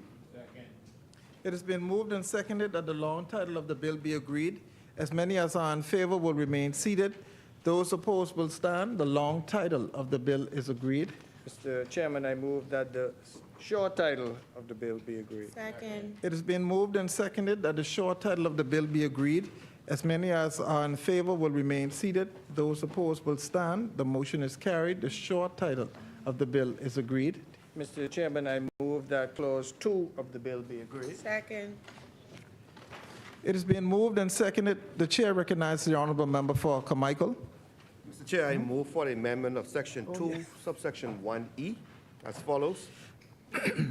A, at paragraph 2, in the Tariff Code, subheading 3916.90, delete the word other in the column article description and substitute the words of other plastics. And B, delete paragraph 4 and substitute the following.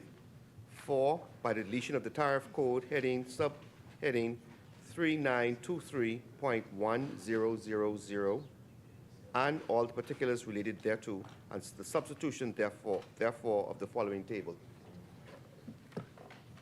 It has been moved and seconded that clauses 2 be amended as read. As many as are in favor will remain seated. Those opposed will stand. Clauses 2 is amended as read. Mr. Chairman, I move that Clause 21 of the bill be agreed. Second. It has been moved and seconded that clauses 21 of the bill be agreed. As many as are in favor will remain seated. Those opposed will stand. The motion is carried. Clauses 21 of the bill is agreed. Mr. Chairman, I move that the bill in its entirety be agreed with the amendments. It has been moved and seconded that the bill in its entirety be amended as read. As many as are in favor will remain seated. Those opposed will stand. The motion is carried. The bill in its entirety is amended as read. Mr. Chairman, I move now to the Excise Amendment Bill.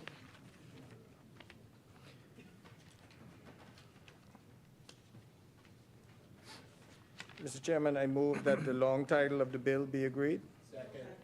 It has been moved and seconded that the long title of the bill be agreed. As many as are in favor will remain seated. Those opposed will stand. The motion is carried. The long title of the bill is agreed. Mr. Chairman, I move that the short title of the bill be agreed. It has been moved and seconded that the short title of the bill be agreed.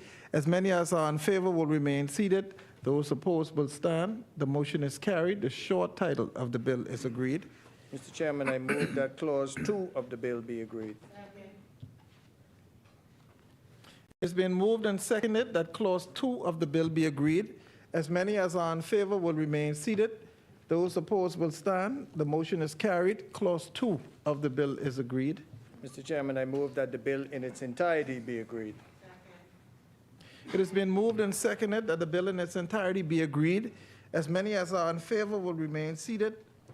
Those opposed will stand. The motion is carried. The bill in its entirety is agreed. Mr. Chairman, I move to the Tax Appeal Commission Amendment Bill. Mr. Chairman, I move that the long title be agreed. It has been moved and seconded that the long title of the bill be agreed. As many as are in favor will remain seated. Those opposed will stand. The motion is carried. The long title of the bill is agreed. Mr. Chairman, I move that the short title of the bill be agreed. It has been moved and seconded that the short title of the bill be agreed. As many as are in favor will remain seated. Those opposed will stand. The motion is carried. The short title of the bill is agreed. Mr. Chairman, I move that Clause 2 of the bill be agreed. It has been moved and seconded that Clause 2 of the bill be agreed. As many as are in favor will remain seated. Those opposed will stand. The motion is carried. Clause 2 of the bill is agreed. Mr. Chairman, I move that the bill in its entirety be agreed. Second. It has been moved and seconded that the bill in its entirety be agreed. As many as are in favor will remain seated. Those opposed will stand. The motion is carried. The bill in its entirety is agreed. Mr. Chairman, I now turn to the International Persons Land Holding Amendment Bill. Mr. Chairman, I move that the long title of the bill be agreed. It has been moved and seconded that the long title of the bill be agreed. As many as are in favor will remain seated. Those opposed will stand. The motion is carried. The long title of the bill be agreed. Mr. Chairman, I move that the short title of the bill be agreed. It has been moved and seconded that the short title of the bill be agreed. As many as are in favor will remain seated. Those opposed will stand. The motion is carried. The short title of the bill is agreed. Mr. Chairman, I move that Clauses 2 and 3 of the bill be agreed. It has been moved and seconded that Clauses 2 and 3 of the bill be agreed. As many, the chair recognizes the honorable member for Carmichael. Move for the amendment of Clause 3 as follows. In the proposed new Section 10A, delete from the chapeau the words "within 90 days of the date that the permit is granted," fails to, and substitute the words "fails within 180 days of the date that the permit is granted." So, 2. It has been moved and seconded that Clauses 2 to 3 be amended as read. As many as are in favor will remain seated. Those opposed will stand. Clauses 2 and 3 is amended as read. Mr. Chairman, I move that the bill in its entirety be agreed as amended. Second. It has been moved and seconded that the bill in its entirety be amended as read. As many as are in favor will remain seated. Those opposed will stand. The motion is carried.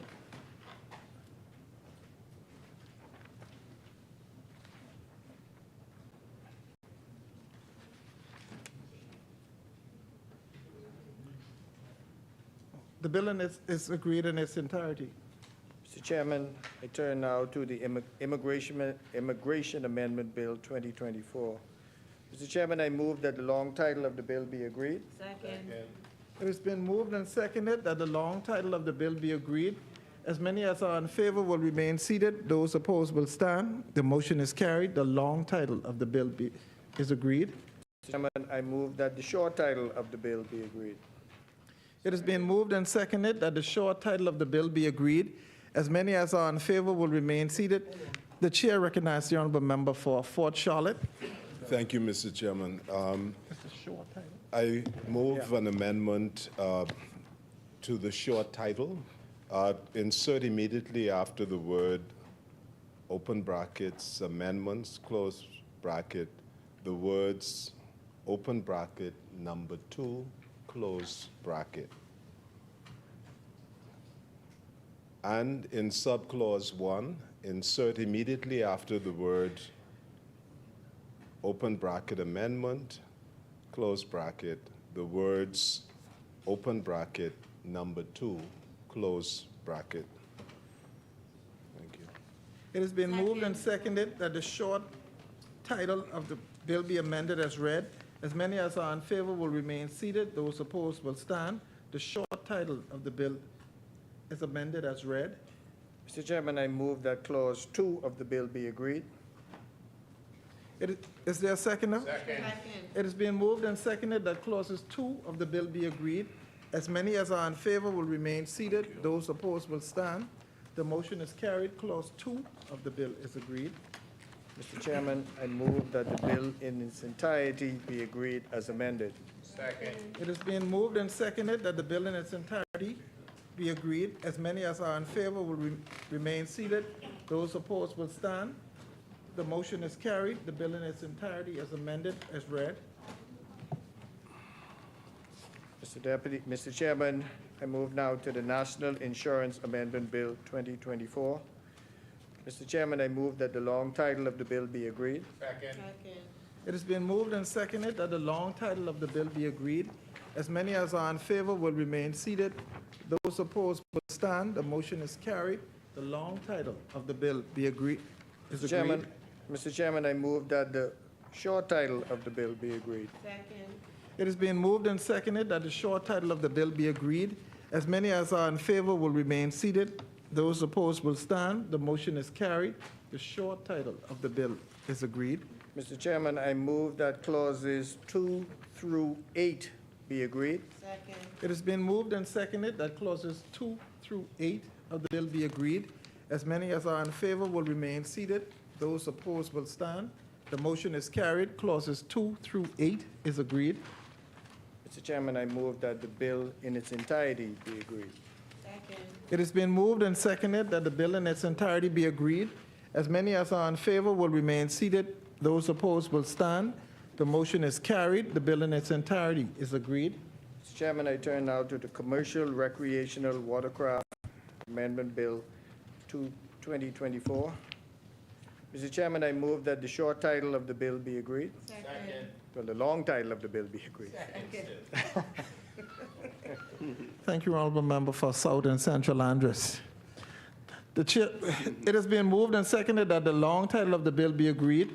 As many as are in favor will remain seated. Those opposed will stand. The motion is carried. The long title of the bill is agreed. Mr. Chairman, I move that the short title of the bill be agreed. Second. It has been moved and seconded that the short title of the bill be agreed. As many as are in favor will remain seated.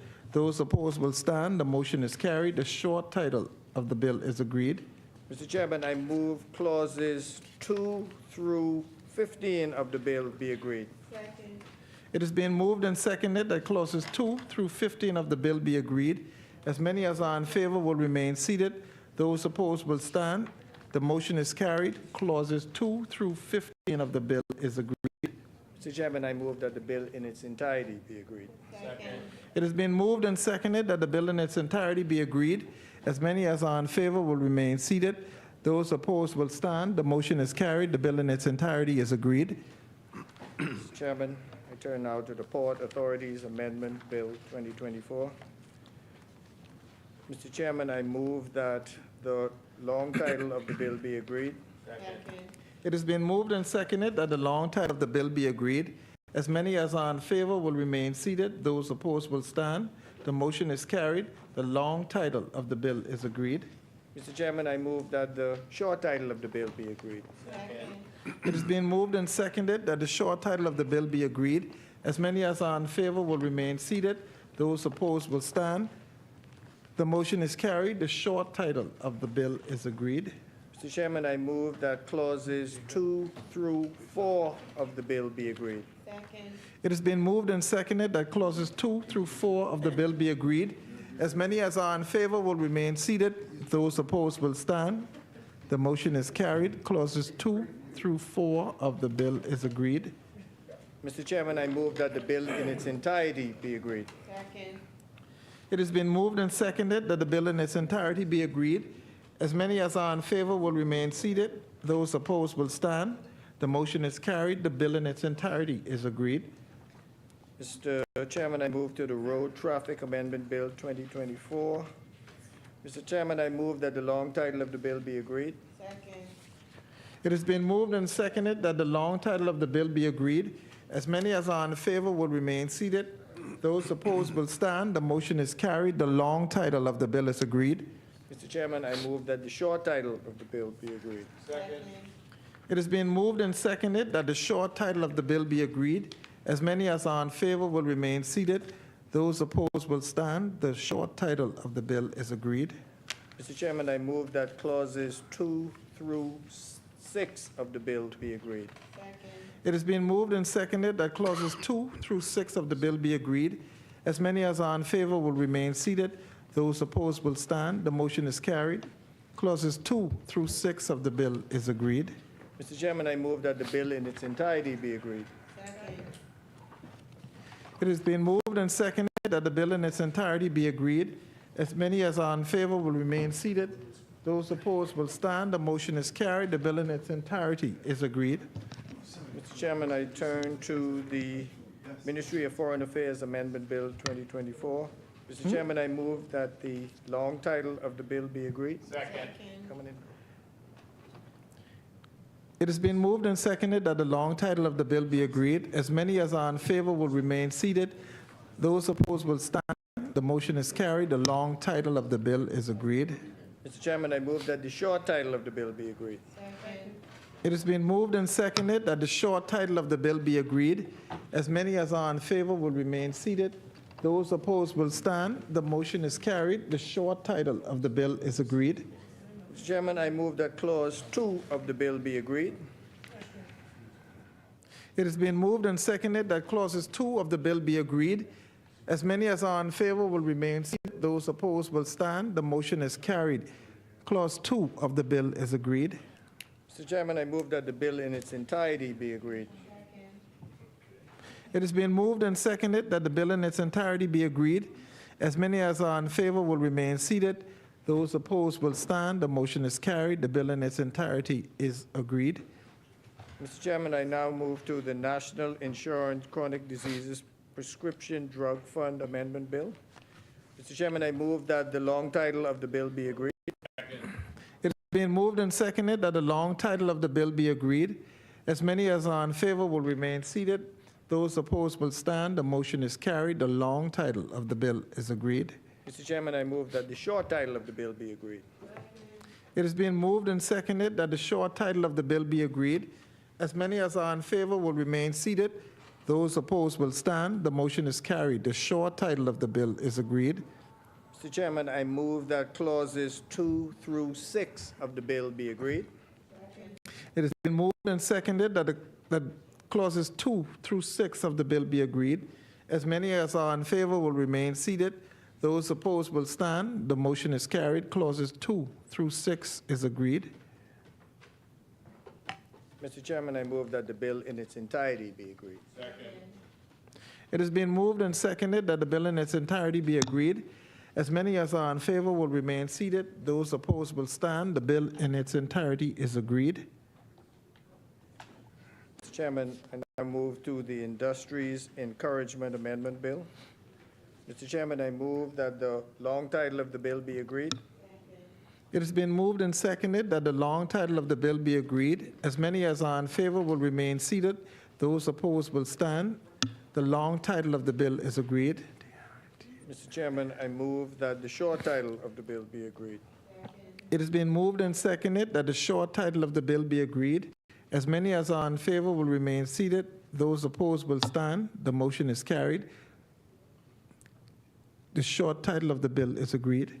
Mr. Chairman, I move that clauses 2 through 4 of the bill be agreed. It has been moved and seconded that clauses 2 through 4 of the bill be agreed. As many as are in favor will remain seated. Those opposed will stand. The motion is carried. Clauses 2 through 4 of the bill is agreed. Mr. Chairman, I move that the bill in its entirety be agreed. It has been moved and seconded that the bill in its entirety be agreed. As many as are in favor will remain seated. Those opposed will stand. The bill in its entirety is agreed. Mr. Chairman, I move to the Agricultural Manufacturers Amendment Bill, 2024.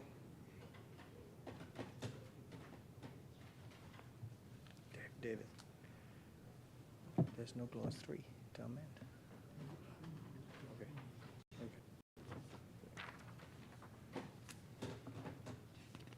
Mr. Chairman, I move that the long title of the bill be agreed. It has been moved and seconded that the long title of the bill be agreed. As many as are in favor will remain seated. Those opposed will stand. The motion is carried. The long title of the bill is agreed. Mr. Chairman, I move that the short title of the bill be agreed. It's been moved and seconded that the short title of the bill be agreed.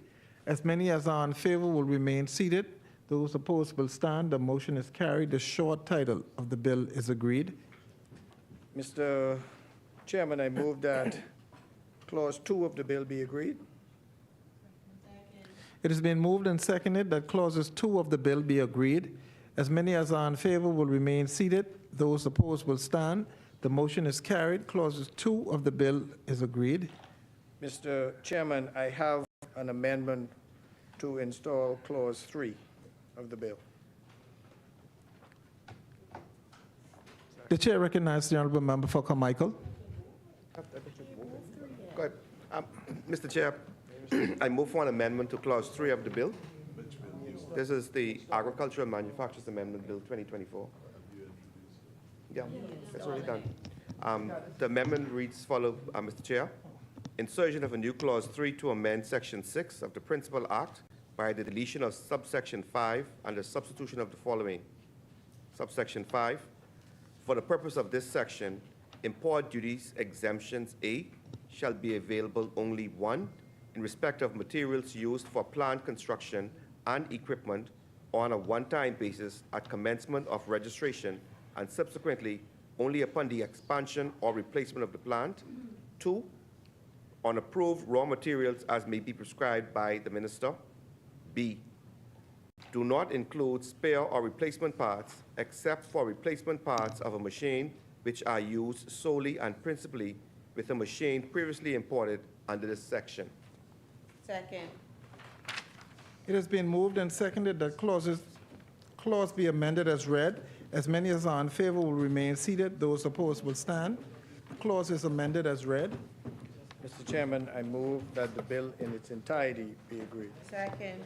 It has been moved and seconded that the bill in its entirety be agreed. As many as are in favor will remain seated. Those opposed will stand. The motion is carried. The bill in its entirety is agreed. As amended.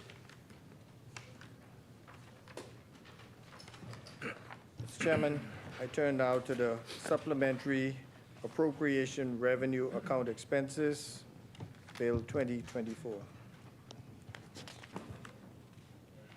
Mr. Chairman, I move that the long title of the bill be agreed. Second. It has been moved and seconded that the long title of the bill be agreed. As many as are in favor will remain seated. Those opposed will stand. The motion is carried. The long title of the bill is agreed. Mr. Chairman, I move that the short title of the bill. Second. It has been moved and seconded that the short title of the bill be agreed. As many as are in favor will remain seated. Those opposed will stand. The motion is carried. The short title of the bill is agreed. Mr. Chairman, I move that clauses 2 and 3 of the bill be agreed. Second. It has been moved and seconded that clauses 2 and 3 of the bill be agreed. As many as are in favor will remain seated. Those opposed will stand. The motion is carried. Clauses 2 and 3 of the bill is agreed. Mr. Chairman, I move that Head 1 of Schedule 2 be agreed. Second. It has been moved and seconded that Head 1 of the bill of the schedule be agreed. As many as are in favor will remain seated. Those opposed will stand. The motion is carried. Head 1 of the schedule is agreed.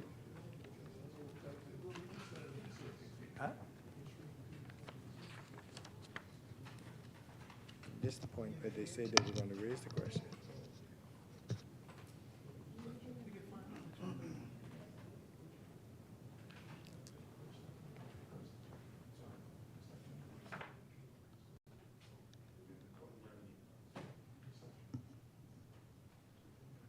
Mr. Chair.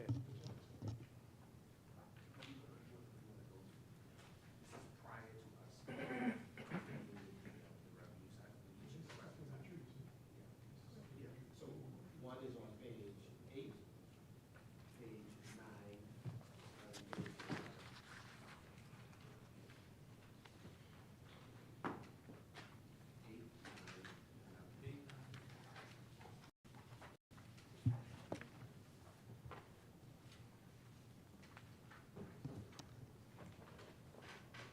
taxes on property value-added tax. Taxes on financial capital transactions.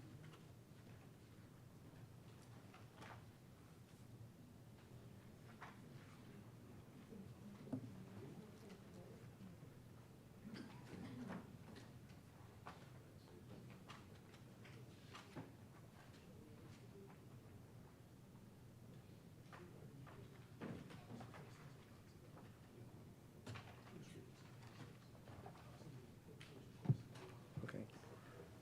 Mr. Chairman, I move that heads 1 through 76 of the schedule be agreed. It has been moved and seconded. The chair recognizes the honorable member for Marco City. Much, Mr. Deputy. Minister, I'd like to direct your attention to page 8, taxes on property. And I wanted to also direct you to the total in terms of the taxes on property. If the trends from the prior years hold, the government should take in around $185 million. So in that regard, I just refer you to the 9-month estimate and all the way up to 2023, 2024. And so the question is, what informs the 24% growth that the government expects? That is the $230 million in 2024 and 2025.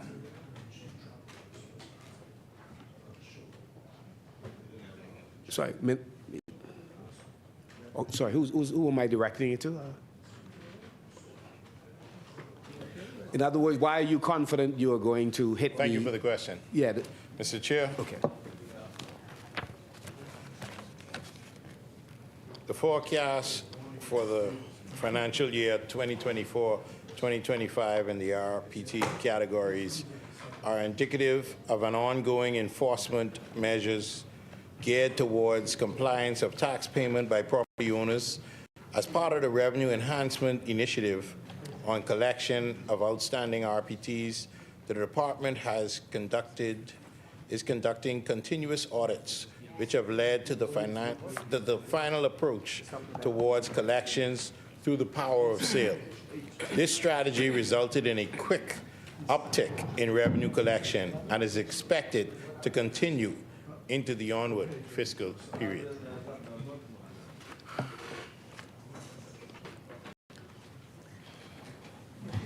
Page 9, line item 1141107. It's page 9. The Prime Minister clearly stated, this is page 9, item 1141107. Yes, yes. The first question, the Prime Minister clearly stated that they have collected, that is, the government has collected 7.9% of the $190.3 million under line item 1141107 at month 9, which equals the 15 million figure that was quoted in his speech. What other relevant line item, new or existing, to VAT on real estate collected the 7.9% or 15.1 million the Prime Minister referenced, including the new broken out line under 1141113. Is the Prime Minister willing to concede that his 15.1 million statement is not 7.9% of any number in the budget? Page 9. Prime Minister, I can pause so that you're able to speak to it. Okay. I can, I'll wait and then just read the second question. Go to the second question? Okay. Okay. Also on page 9, overall, why is VAT collected under 28, that is the Department of Inland Revenue, forecasted to come in at near 100 million for the current year? Is that due to an overly optimistic forecast last year, or is it a result of a fall off in the pace of economic growth in the upcoming year? And I'll just pause just so that the...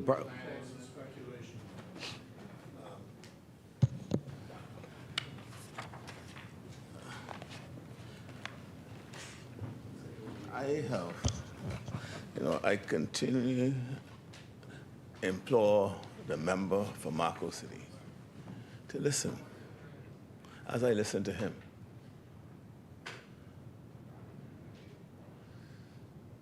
To listen as I listen to him. If he paid attention to both my communication and if he had paid attention to my contribution, I was raising an alarm because we recognized that foreign purchases over $1 million, where we predicted that we would have collected at least, the number's not in my head now, over 100 million. We're only collecting 9% of what we predicted for foreign purchases over $1 million. The number you talked about includes not just the foreign purchases, but includes all valuable transactions relating to real estate. That's the lump sum. But look at my speech again. See in the context which I said it. I was speaking about, and as a result of our discovery, I spoke about some of the initiatives that we're taking to find out why it is that we are not collecting and why it's been such a fall off. And we have an idea what's been happening. So one of the things we have done, that's why we gave the holiday for persons whose documents may not have been stamped, that if they come now, we will stamp it at the value as to when they bought it, as opposed as the value as it may be now. So we were not talking about, and it's very clear. As I said, please listen to what I say. Read the read the context in which I talk about the 9%. You think I'm going to look at a number, see I have 180, and say 9%? You think that's what you think of me and my thinking and numbers? If you thought there was something wrong, you should take a pause and say, now Braving and make this kind of mistake. Let me check this first before I go at him. If you had done that, you said, I now see what you were saying. But you got so anxious. Right? You anxious. You got anxious and said, I this gotcha moment.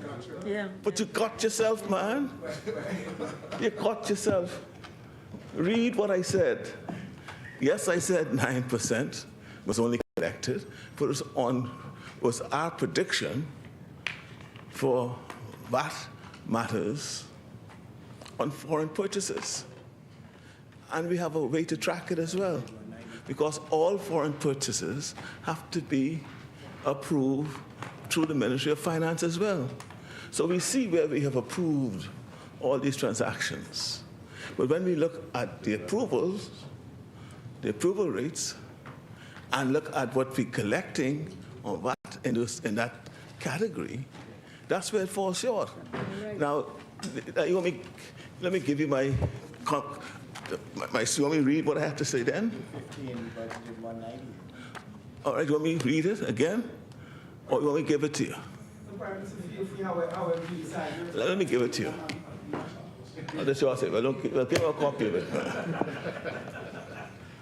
it. So, I mean, you know, if I hear something, if I believe I hear something you say, I pause to say, now, would that something, would the leader of the opposition make such an error? Something must be going wrong here. I'll take a double take. I'll double take and say, let me check him. But he was so anxious, you see. I got you. He said, 9%. And look, 100. You got yourself, man. Okay. And insofar as our projections are concerned, right? I know you're not the only one astounded by what we're achieving, you know. The IMF would have told you the same thing. They would have told you how they're astounded at how well we're doing. We're doing better than expected and better than the rest, and we'll continue doing just as well with the initiatives we have in place. So our optimism is rooted in experience. It's rooted in what we have accomplished so far, and we believe we'll stay on the same track. Thank you very much, member for Jet Island. I must say that I'm certainly not the only one who has been involved in theater. The member for Jet Island, I just want to assure you, that not only did I miss this point in that case, but members of the financial services community missed the point. Members of the media missed the point. All of us seem to have been on the same page in hearing what you said and arriving at the same conclusion. But I would leave that there, member for Cat Island, Rumkey, and San Salvador. That I think the point is made. But let me go to page 11 for the next point. Yeah, go ahead. We'll have a couple more questions on page 9, and then I'd like to take you on another trip. Prime Minister, under the same page 9, item 1141109, mortgages. 1141109, mortgages. It seemed fairly consistent over 2022, 2023, 2024. You collected 5.7, 6.5. You allocated 5.6. You've allocated for a jump to 18 million.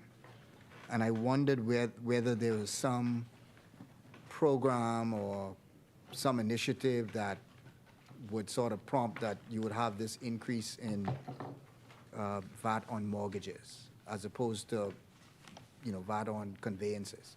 So, for example, VAT on the conveyances seem to be going down, but VAT on the mortgages seem to be going up. So, I was just wondering whether this was some specific. Yeah, all of them. If you look at all of the line items. Oh, mortgage. I'm looking at mortgages. Right above them. All of the ones right above them. If you look at VAT under VAT realty transactions went down. From 0 to 100, they went down. From 1141102. You see where there was an allocated, it was an allocated 3 million. Now you've decreased the allocation to 1.9. Realty transactions, 100,000 to 300,000. You went slightly up. from 300,000 to 500,000.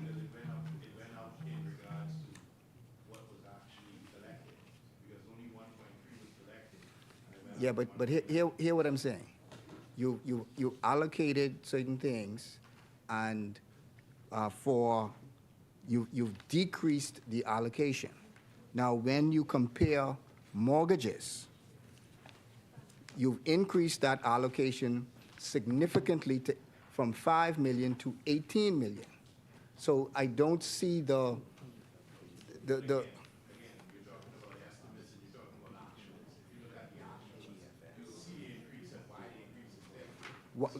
can you explain why you increased the mortgages then? I don't follow why you would have increased the mortgages from 5 million to 18 million.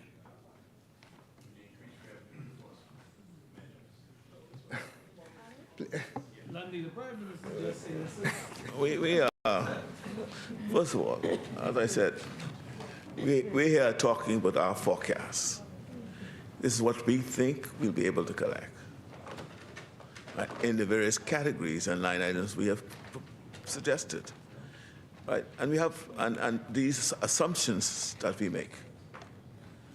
And we expect the assumptions to follow through. But not all assumptions do carry through. And that's one of the reasons why, when you see those differences, we have created a new line item in the VAT on realty. From B dollar to foreign, right? And we did that for the very reason why I spoke about what is happening. Now, you heard what I said, and you understood what I said. No, he didn't. No, he didn't, right? And that's why we just separated it. Also, he's playing cute then, right? So if you see the increases in 100 million, we also appreciate in the approval of some of the developments we have. It is noted that a part of the model for disposing of their realty property is to offer mortgage-back matters. So we're taking that into account, and that's how we arrive at those numbers. So just pull it out of thin air.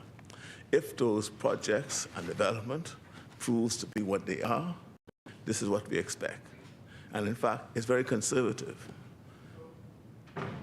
It's conservative. No, I was just thinking that there was some program that would encourage mortgages to happen. I mean, if you, for example, if there was where you had a transfer of mortgage as opposed to someone getting a conveyance and a mortgage. But if you were transferring it from one bank to another bank, there was some special deal that the government may have been doing that would have increased the amount of mortgages, which would have accounted for the increase that was there. So I just was wondering whether there was some program or something that would have prompted this anticipated increase. That's why I asked that. Well, you're not far from what I said grounds it. But there are some other forecasted transactions. If they come through, it'll be more than this. And I suspect, but from what you were saying, that finance has a way of tracking the B dollar VAT B dollar transactions as opposed to the foreign transactions. Yes. Now that may not have been allocated in the previous last year's now budget. Doing it. But now you've sort of teared them and separated them to do that.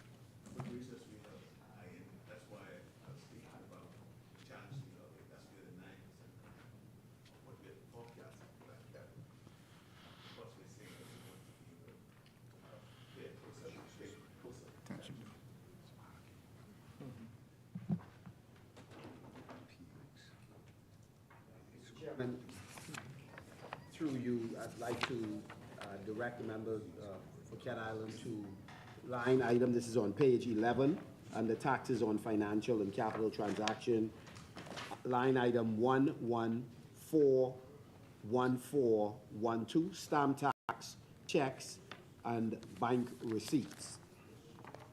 Revenues, if you look from 2022, 2023 revenue, provisional revenue, as well as approved forecast revenue, and then compare that with the forecast revenue for 2024, 2025, it appears that revenue is trending towards last year's 28 million.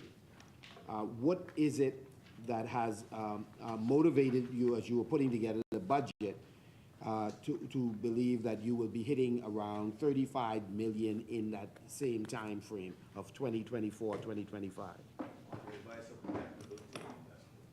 In crafting this, I accepted that that would happen. Thank you very much. On page 16, line item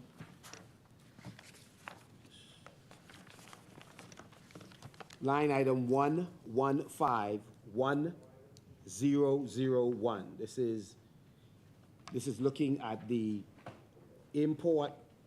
general import duties. Import duties are at 187 million at month 9, and on track for its full year budgeted target of 250 million, in line with the previous year. What informs the jump, or what has influenced the team to believe that the jump to $290 million is likely to happen when the economy is expected to grow by only 1.7%? Your numbers.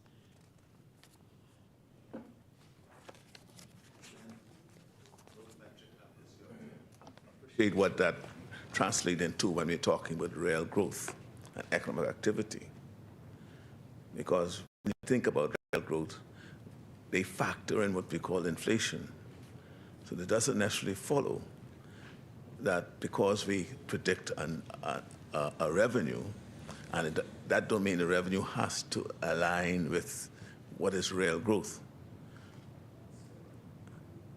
Nominal growth, this is what we spoke about earlier, which was 9.2%, far above what we predicted as compared to what the real growth was.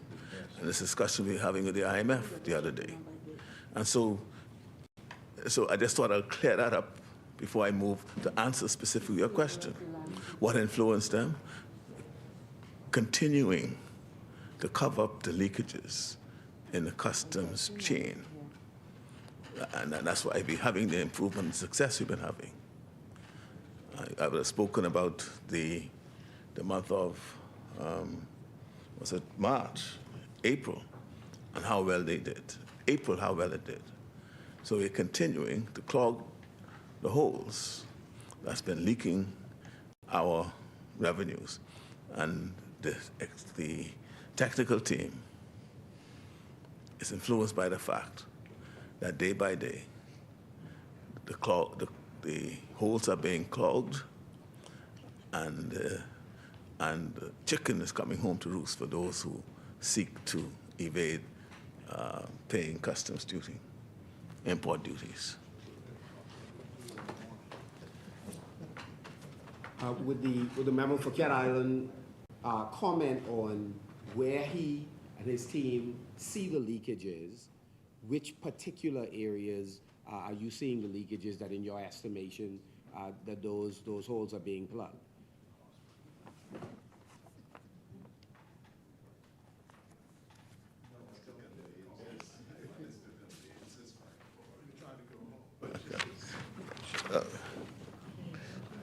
Answering questions.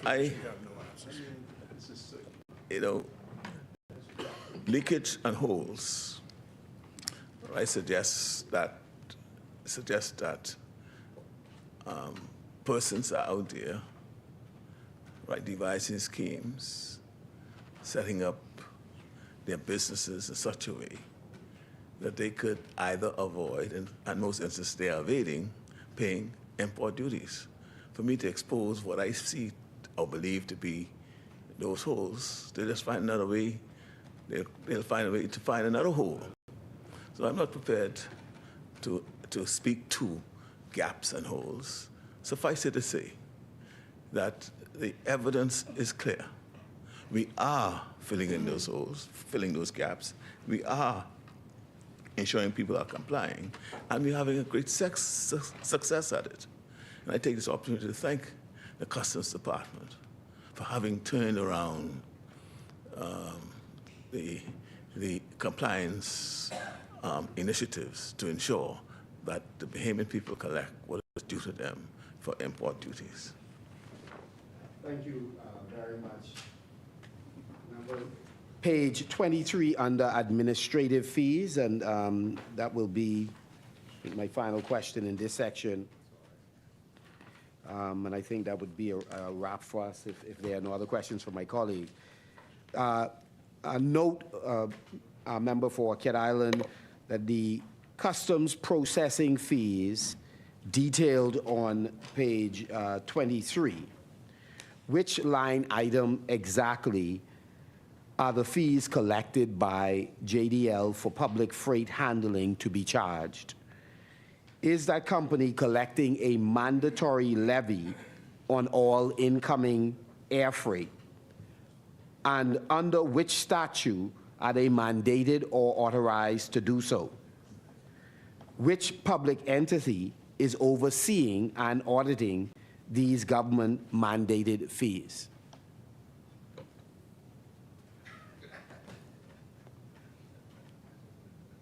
Again, with respect to the customs processing fees detailed on page 23, which line item are the fees collected by JDL for public freight handling to be charged? Is that company collecting a mandatory levy on all incoming air freight? Under which statute are they mandated or authorized to do so? And which public entity is overseeing and auditing these government-mandated charges?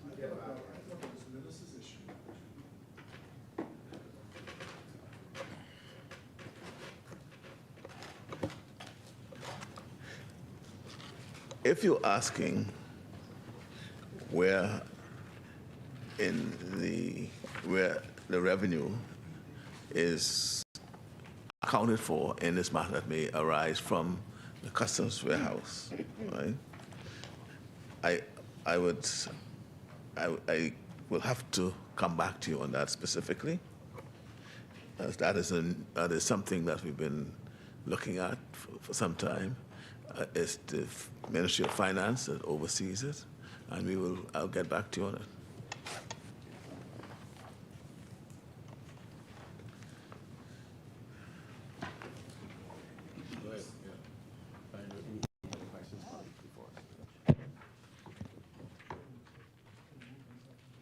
It has been moved and seconded that heads 1 through 76 of the schedule is agreed. As many as are in favor will remain seated. Those opposed will stand. The motion is carried. Head 1 through 76 is agreed. Mr. Chairman, I move that the bill in its entirety be agreed. It has been moved and seconded that the bill in its entirety be agreed. As many as are in favor will remain seated. Those opposed will stand. The motion is carried. The bill in its entirety is agreed. Mr. Chairman, I now turn to the Supplementary Appropriation Capital Development. Mr. Chairman, I move that the long title of the bill be agreed. It has been moved and seconded that the long title of the bill be agreed. As many as are in favor will remain seated. Those opposed will stand. The motion is carried. The long title of the bill is agreed. Mr. Chairman, I move that the short title of the bill be agreed. It has been moved and seconded that the short title of the bill be agreed. As many as are in favor will remain seated. Those opposed will stand. The motion is carried. The short title of the bill is agreed. Mr. Chairman, I move that clauses 2 and 3 of the bill be agreed. It has been moved and seconded that clauses 2 and 3 of the bill is agreed. As many as are in favor will remain seated. Those opposed will stand. The motion is carried. Clauses 2 and 3 of the bill is agreed. Mr. Chairman, I move that heads 13 through 74 of the schedule be agreed. Second. 13 through 74. Okay. It has been moved and seconded that heads 13 through 74 of the bill be agreed. As many as are in favor will remain seated. Those opposed will stand. The motion is carried. Heads 13 through 74 of the bill is agreed. Mr. Chairman, I move that the bill in its entirety be agreed. It has been moved and seconded that the bill in its entirety be agreed. As many as are in favor will remain seated. Those opposed will stand. The motion is carried. The bill in its entirety is agreed. Mr. Chairman, I now move that the Speaker now take the chair. Is there a second? Thank you, Carmichael. It has been moved and seconded that the Speaker do now take the chair. As many as are in favor will remain seated. Those opposed will stand. The motion is carried. The Speaker will now take the chair.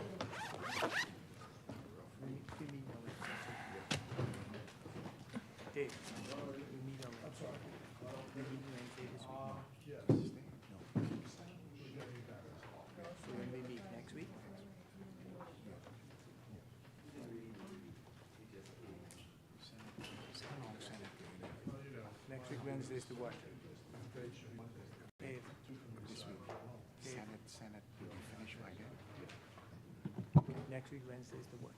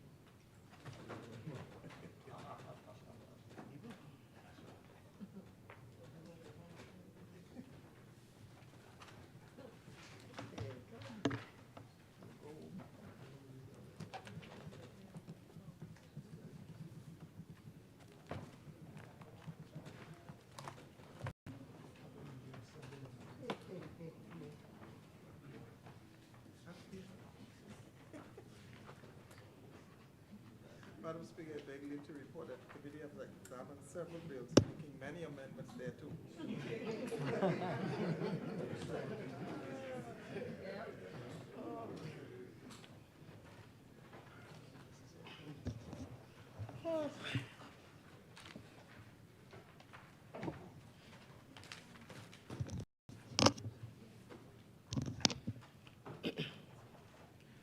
Honorable members, the Deputy Speaker and Chairman of the Committee of the Whole has reported that the committee has examined the bills, having made many amendments thereto. Third reading and passing. Start all over again?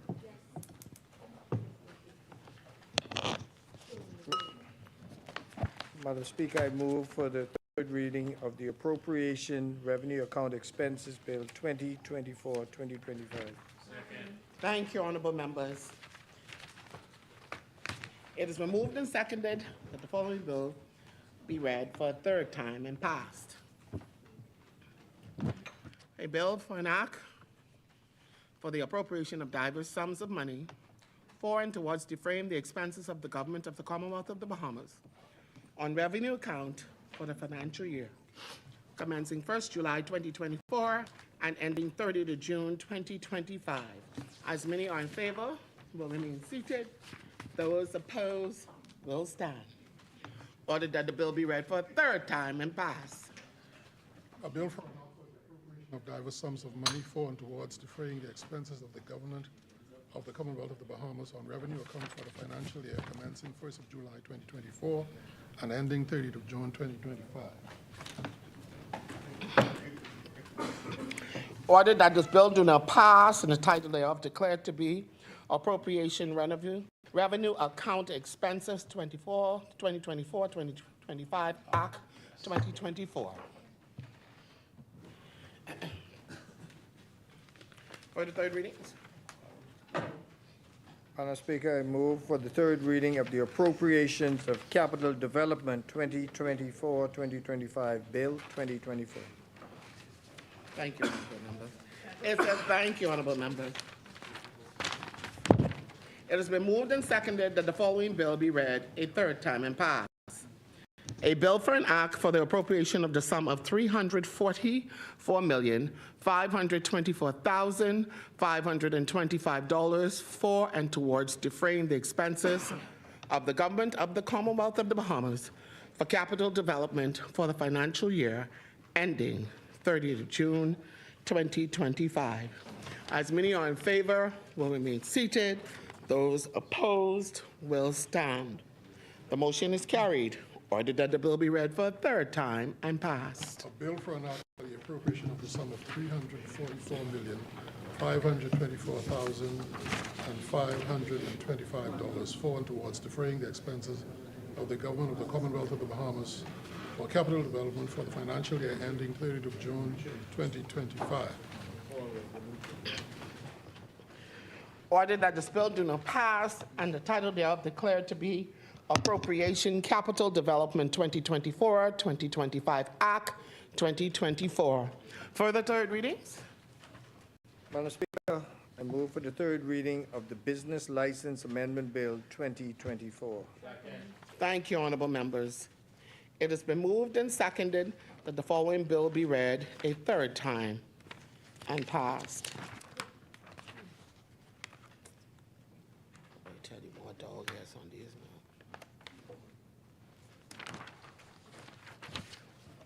A bill for an act to amend the Business License Act. As many are in favor will remain seated. Those opposed will stand.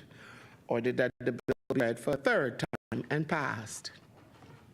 A bill for an act to amend the Business License Act.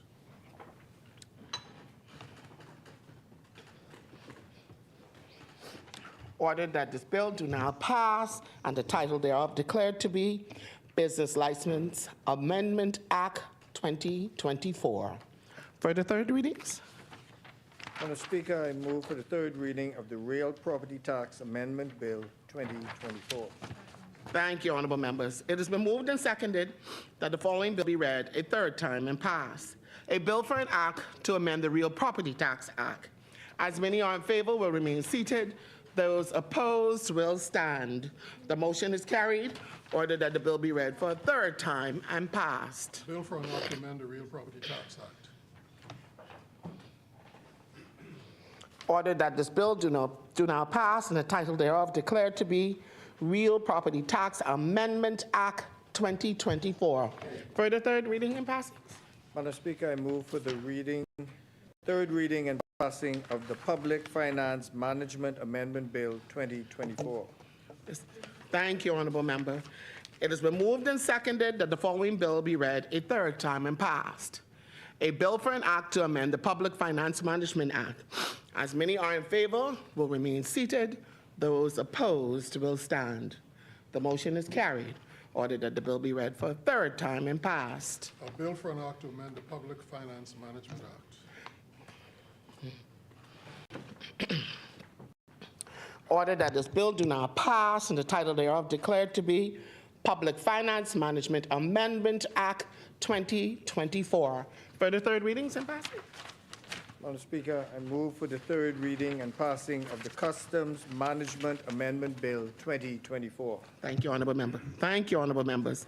It has been moved and seconded that the following bill be read a third time and passed. A bill for an act to amend the Customs Management Act. As many are in favor will remain seated. Those opposed will stand. The motion is carried. Ordered that the bill be read for a third time and passed. A bill for an act to amend the Customs Management Act.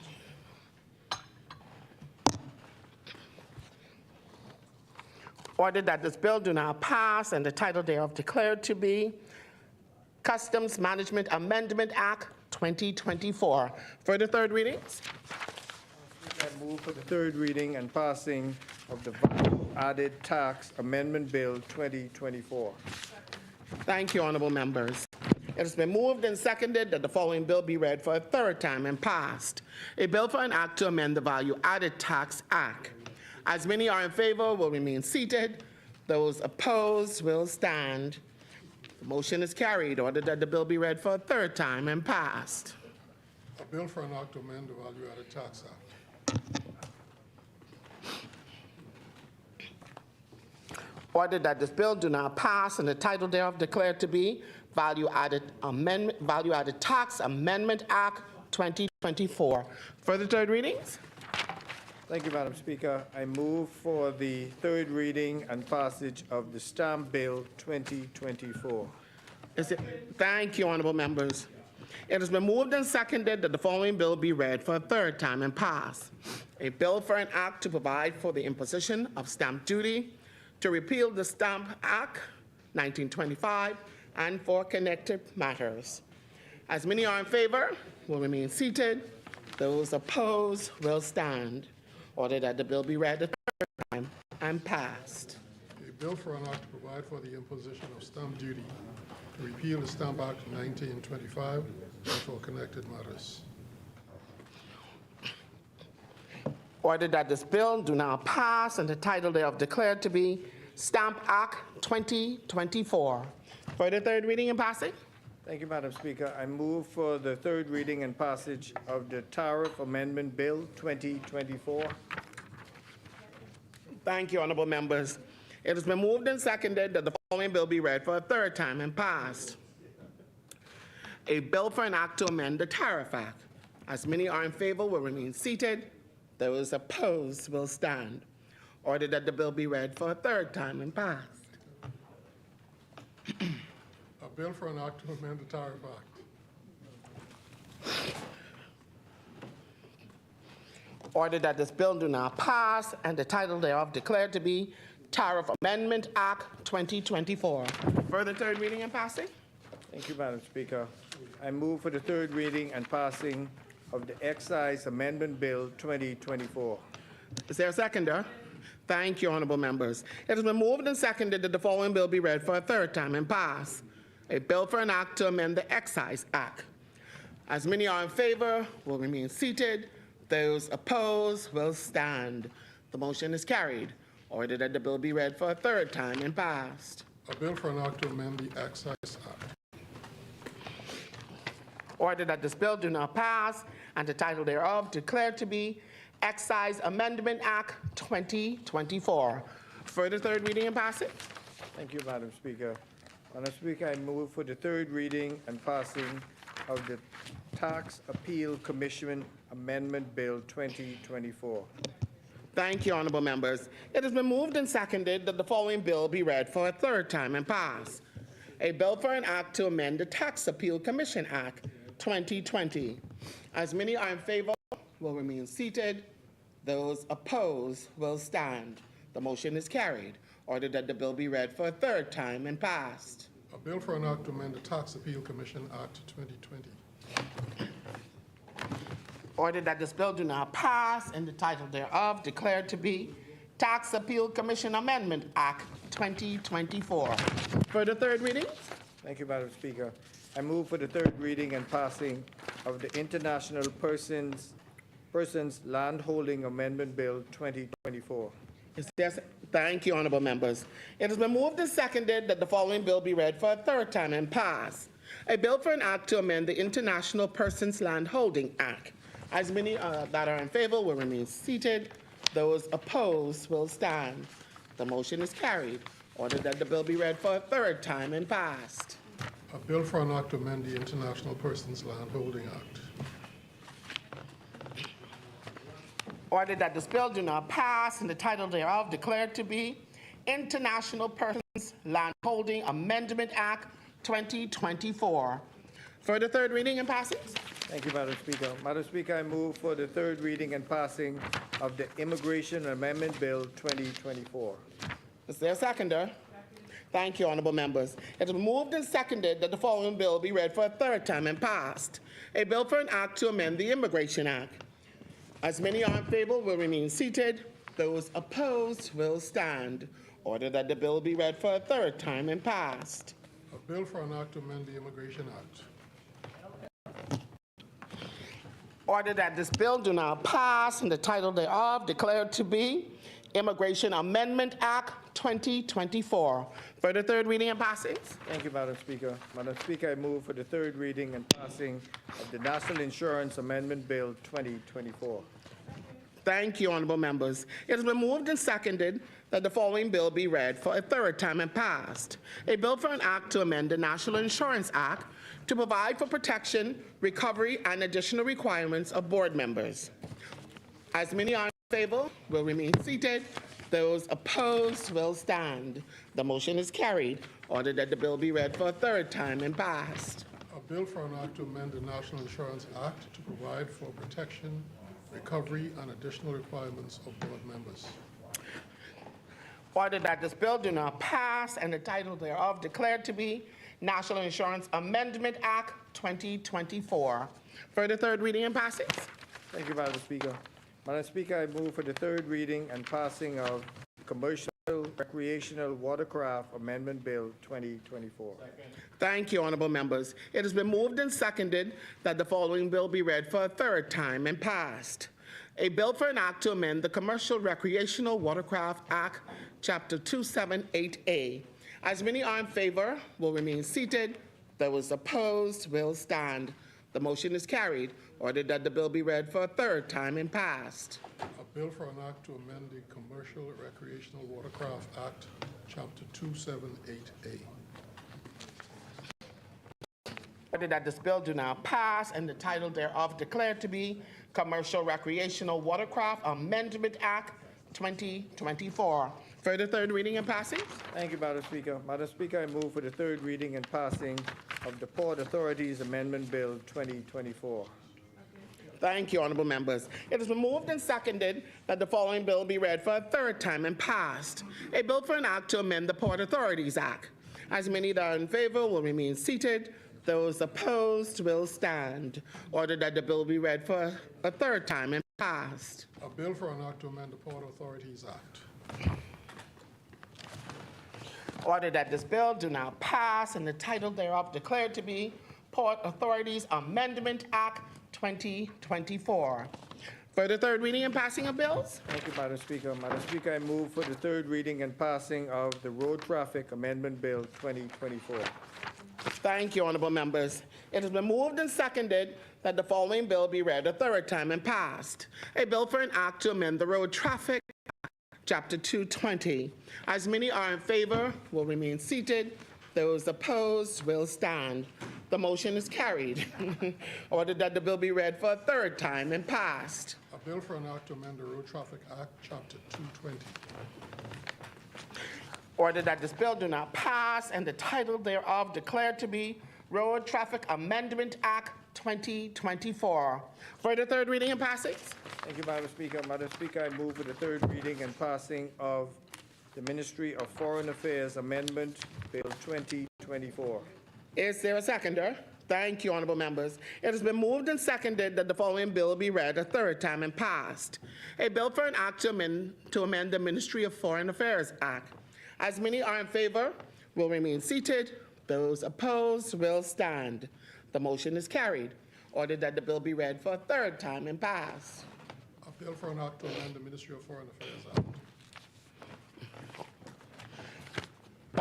Ordered that this bill do now pass and the title thereof declared to be Ministry of Foreign Affairs Amendment Act 2024. For the third reading and passing. Thank you, Madam Speaker. Madam Speaker, I move for the third reading and passing of National Insurance Chronic Diseases Prescription Drug Fund Amendment Bill 2024. Thank you, honorable members. It has been moved and seconded that the following bill be read a second time and passed. A bill for an act to amend the National Insurance Chronic Diseases Prescription Drug Fund Act. As many are in favor, will remain seated. Those opposed will stand. The motion is carried. Ordered that the bill be read for a third time and passed. A bill for an act to amend the National Insurance Chronic Diseases Prescription Drug Fund Act. Ordered that this bill do not pass and the title thereof declared to be National Insurance Chronic Diseases Prescription Drug Fund Amendment Act 2024. For the third reading and passing. Thank you, Madam Speaker. Madam Speaker, I move for the third reading and passing of the Industries Encouragement Amendment Bill 2024. Thank you, honorable members. It has been moved and seconded that the following bill be read for a third time and passed. A bill for an act to amend the Industries Encouragement Act. And as many are in favor will remain seated. Those opposed will stand. The motion is carried. Ordered that the bill be read for a third time and passed. A bill for an act to amend the Industries Encouragement Act. Ordered that this bill do now pass and the title thereof declared to be Industry Encouragement Amendment Act 2024. For the third reading and passing. Thank you, Madam Speaker. Madam Speaker, I move for the third reading and passing of the Agricultural Manufacturers Amendment Bill 2024. Thank you, honorable members. It has been moved and seconded that the following bill be read a third time and passed. A bill for an act to amend the Agricultural Manufacturers Act, Chapter 243. As many are in favor will remain seated. Those opposed will stand. The motion is carried. Ordered that the bill be read for a third time and passed. A bill for an act to amend the Agricultural Manufacturers Act, Chapter 243. Ordered that this bill do not pass and the title thereof declared to be Agricultural Manufacturers Amendments Act 2024. For the third reading and passing. Yeah, the supplementary.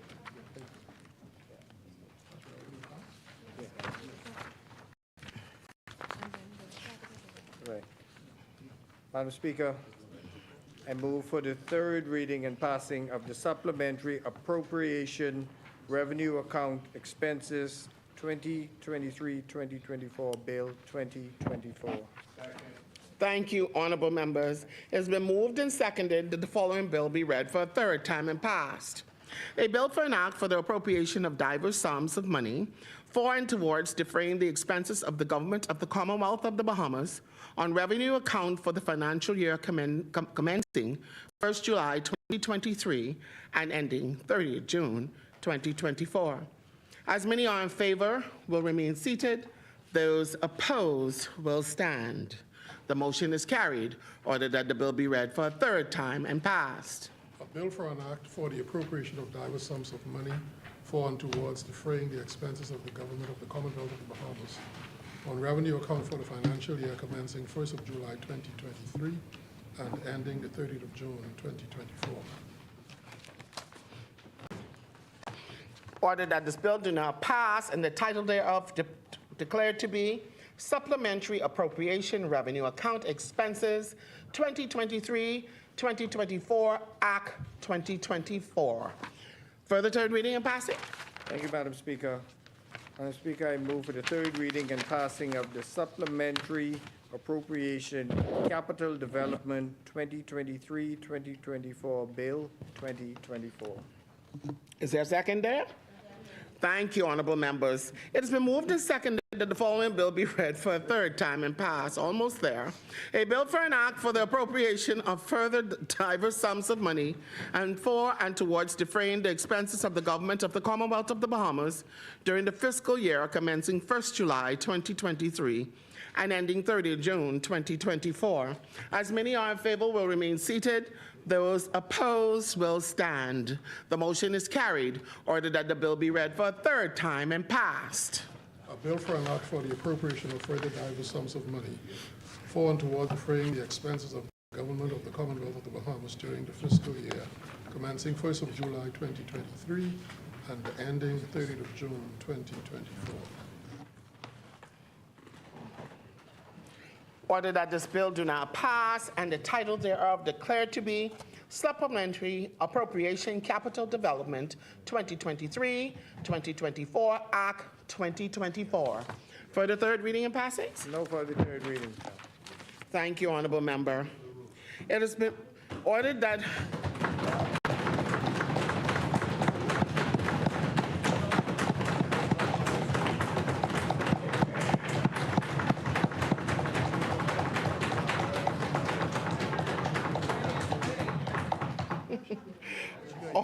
ordered that the clerk do take the bills passed by this House today to the Honorable Senate for their concurrence. We will now revert back to the order of business. Great job,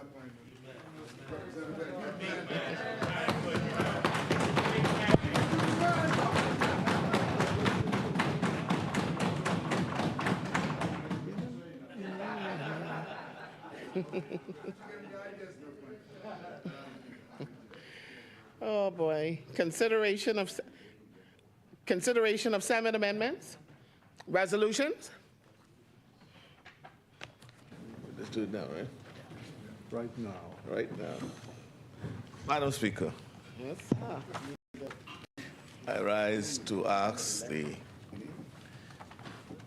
unanimous consent of Parliament in respect to the resolution that I gave notice of several weeks ago when we laid our money bills. I will not bore Parliament with the reading of the full resolution. I'll just read the opening paragraph and the operatives. Whereas Article 129(1) of the Constitution requires the Minister of Finance, before the end of each financial year, to cause to be prepared annual estimates of revenue and expenditure for public services during the succeeding financial year, which shall be laid before the House of Assembly, and which estimates have been laid before the House of Assembly. And whereas it is necessary to undertake additional borrowings to finance the deficiency of revenue over expenditure in the 2023-2024 estimates of revenue and expenditure, which have been laid before the House of Assembly. Now, therefore, be it resolved that this House authorizes the Minister of Finance to borrow the sum of $33 million in such currency as the Minister may determine. Authorize the Minister to borrow by way of government loan agreements or line of credit agreement, issuing securities and creating any other debt instrument in local or any foreign currency, subject to the provisions that the total sum borrowed under paragraphs A to C does not exceed the sum of $33 million, except for such amounts as may be necessary to refinance or reschedule existing public debt. And the House receives communication from the Minister of Finance at the earliest opportunity after the apportionment among paragraphs A, B, and C. Approves the proceeds of the said borrowings used for the purposes of deferring expenditure in 2023-2024 estimates of revenue and expenditure in excess of revenue. And I so move, Madam Speaker. Thank you, honorable members. It's been moved and seconded that the following resolution be agreed. Whereas Article 129(1) of the Constitution requires the Minister of Finance, before the end of each financial year, to cause to be prepared annual estimates of revenue and expenditure for public services during the succeeding financial year, which shall be laid before the House of Assembly, and which estimates have been laid before the House of Assembly. Approve the proceeds of the said borrowing being used for the purposes of defraying expenditure in 2023-2024 estimates of revenue and expenditure in excess of revenue. As many are in favor, will remain seated.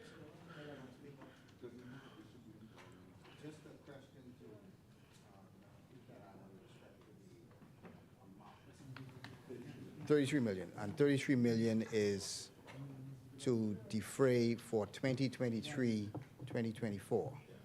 So that is in addition to the 131 that was done previously.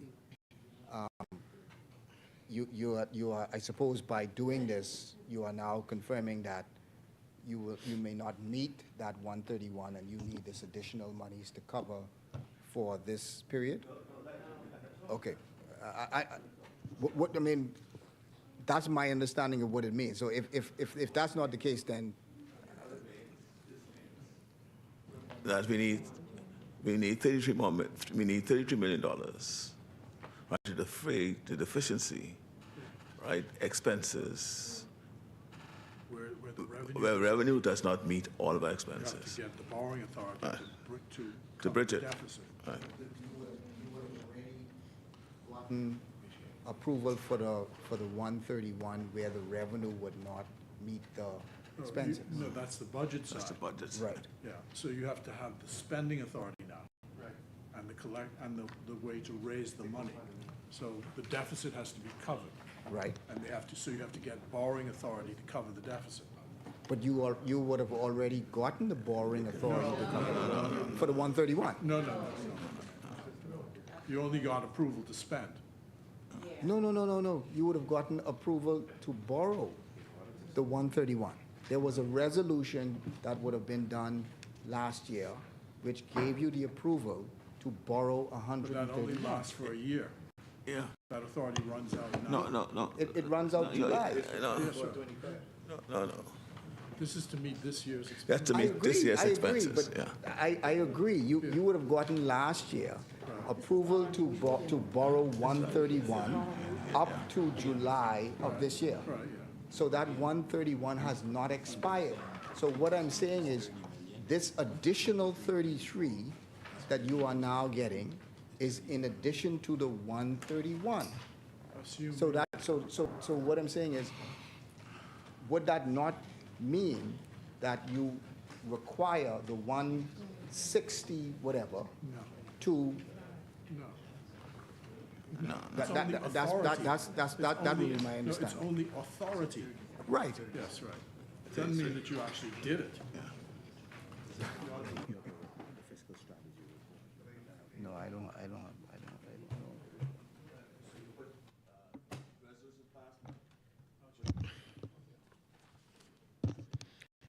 As many are in favor will remain seated. Those opposed will stand.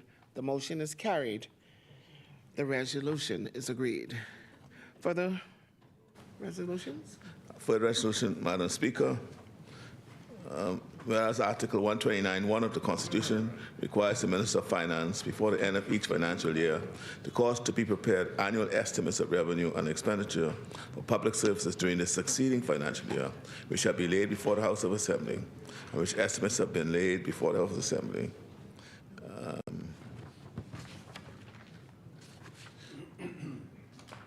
This is... Yes, and whereas it is necessary to undertake additional borrowing to finance the deficiency of revenue over expenditure in the 2024-25 estimates, right, of revenue and expenditure. This is just the authority to. Doesn't mean that we did, which have been laid before the House of Assembly. Now, therefore, it be resolved that this House authorize the Minister of Finance to borrow the sum of $37,015,504 in such currency as the Minister may determine. Authorize the Minister to borrow by way of government loan agreements or line of credit agreement, issuing securities, and creating any other debt instrument in local or foreign currency, subject to provisions that the total sum borrowed does not exceed $37,015,504. Approves the proceeds of the said borrowing being used for the purposes of deferring expenditure in 2024 estimates of revenue and expenditure in excess of revenue. I may have Is there a seconder? It has been moved and seconded that the following resolution be agreed. Whereas Article 129(1) of the Constitution requires the Minister of Finance, before the end of each financial year, to cause to be prepared annual estimates of revenue and expenditure for public services during the succeeding financial year, which shall be laid before the House of Assembly, and the estimates have been laid before the House of Assembly.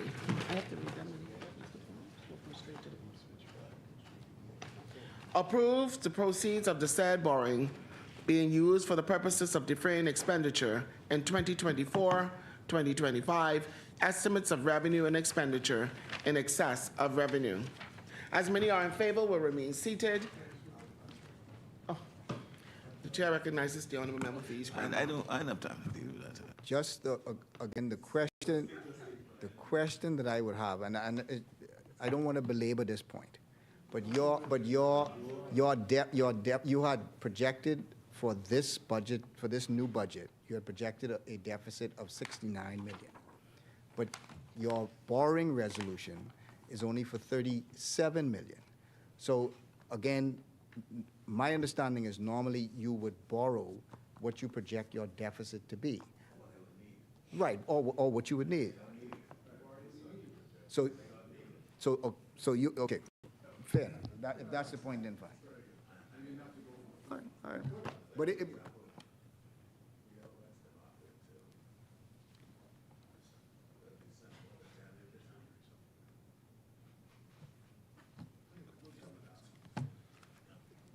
has been moved and seconded that the following resolution be agreed. No, I already did that part. As many are in favor will remain seated. Those opposed will stand. The motion is carried. The resolution is agreed. Further resolutions? Madam Speaker, I move a resolution in respect to a guarantee in respect to a Saudi fund loan. Whereas the Airport Authority is a body corporate established pursuant to Section 3 of the Airport Authority Act of the Commonwealth, of the laws of the Commonwealth of Bahamas. Whereas the Board of Directors of the Saudi Fund for Development approved in principle 2 loans totaling $125 million to assist with the development and rehabilitation of airports in the Family Islands. Now, therefore, be it resolved that this House approves the government of the Bahamas entering into a guarantee agreement with the Saudi Fund for Development guaranteeing the repayment of all sums that may become due and payable in respect of the principal interest by the airport authority under loan for the total sum of $125 million for the development and rehabilitation of airports in Exuma and North Region. Second. Thank you, honorable members. It has been moved and seconded that the following resolution be agreed. Whereas the Airport Authority is a body corporate established pursuant to Section 3 of the Airport Authority Act, Chapter 287, 2000 Revised Statute Laws of the Commonwealth of the Bahamas. Now, therefore, be it resolved that this House approve the government of the Bahamas entering into a guarantee agreement with the Saudi Fund for Development guaranteeing the repayment of all sums that may become due and payable in respect of the principal and interest by Airport Authority under the loan agreements for the total sum of $125 million for the development and rehabilitation of airports in Exuma and North Eleuthera. As many are in favor will remain seated. Those opposed will stand. The motion is carried. The resolution is agreed. Further resolutions?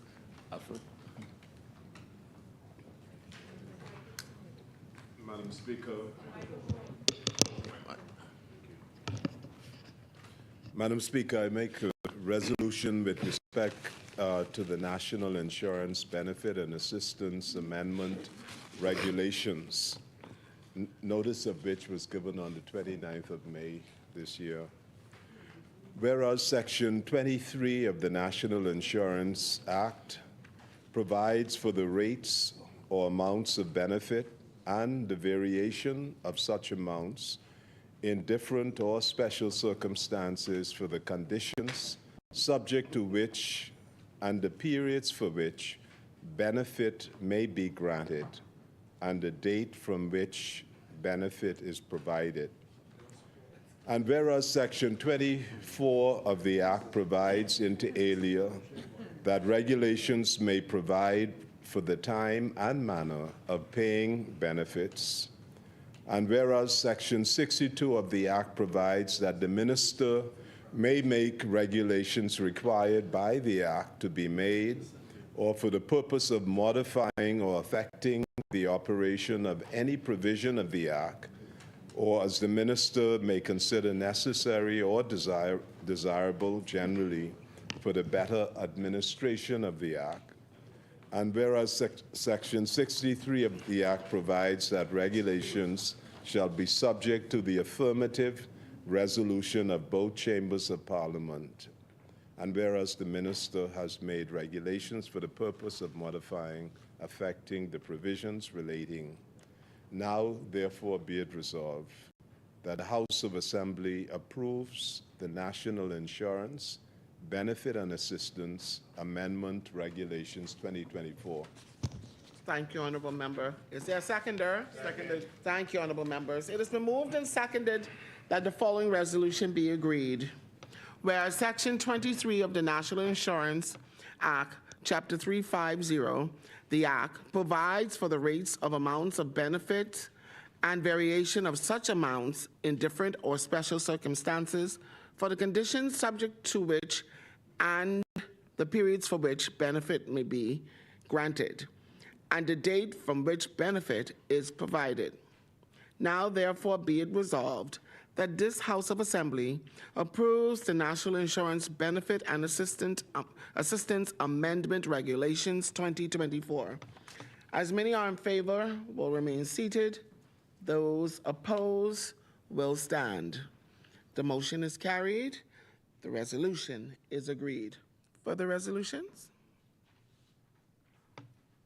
Madam Speaker, a further resolution with respect to the National Insurance Contributions Amendment Regulations 2024, whereas Section 12 of the National Insurance Act provides for the classes of persons to be insured under the Act, and whereas Section 15, 16, 17, 18, and 19 of the Act provide respectively for, inter alia, the payment of contributions by insured persons and employers, for regulations to be made for fixing the rates of contribution to be paid by such different categories of insured persons and employers as may be prescribed, for exceptions to the liability for and crediting of contributions, for the payment of voluntary contributions, for contributions of employed persons and employers, and for the payment and collection of contributions. Now, therefore, be it resolved that this House approves the National Insurance Contributions Amendment Regulations 2024. Thank you, honorable members. It has been moved and seconded that the following resolution be agreed. Whereas Section 12 of the National Insurance Act, Chapter 350, the Act, provides for the classes of persons to be insured under the Act. Now, therefore, be it resolved that this House approves the National Insurance Contributions Amendments Regulations 2024. As many are in favor will remain seated. Those opposed will stand. The motion is carried. The resolution is agreed. Further resolutions? Thank you, honorable members. We will now revert back to the order of business. Member statements? Appointment of select committees? Instruction to select committee? Discharge of select committees? Notices for future meetings? Madam Speaker, I'd like to renew all notices in the government. Name of the government. Thank you, honorable member. Renew all notices in the name of the opposition. Thank you, honorable member. Adjournment? Madam Speaker, I move that the House to adjourn to Wednesday, the 26th of June, 2024, at 10 a.m. Second. Thank you, honorable members. I thought we was going on vacation, but anyhow. It has been moved and seconded that the House do now adjourn. As many are in favor will remain seated. Those opposed will stand. Now, it's been moved that the House...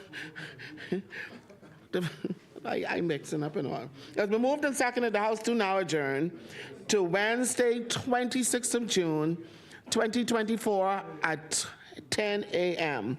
As many are in favor will remain seated. Those opposed will stand. The motion is carried. Final adjournment? Madam Speaker, I move that the House is adjourned until 10 a.m. on Wednesday, the 26th of June. Seconder? Thank you, honorable members. It has been moved and seconded that the House do now adjourn until Wednesday, 26th of June, 2024 at 10 a.m. As many are in favor will remain seated. Those opposed will stand. The business of this House stands adjourned until Wednesday, 26th of June, 2024 at 10 a.m. All right.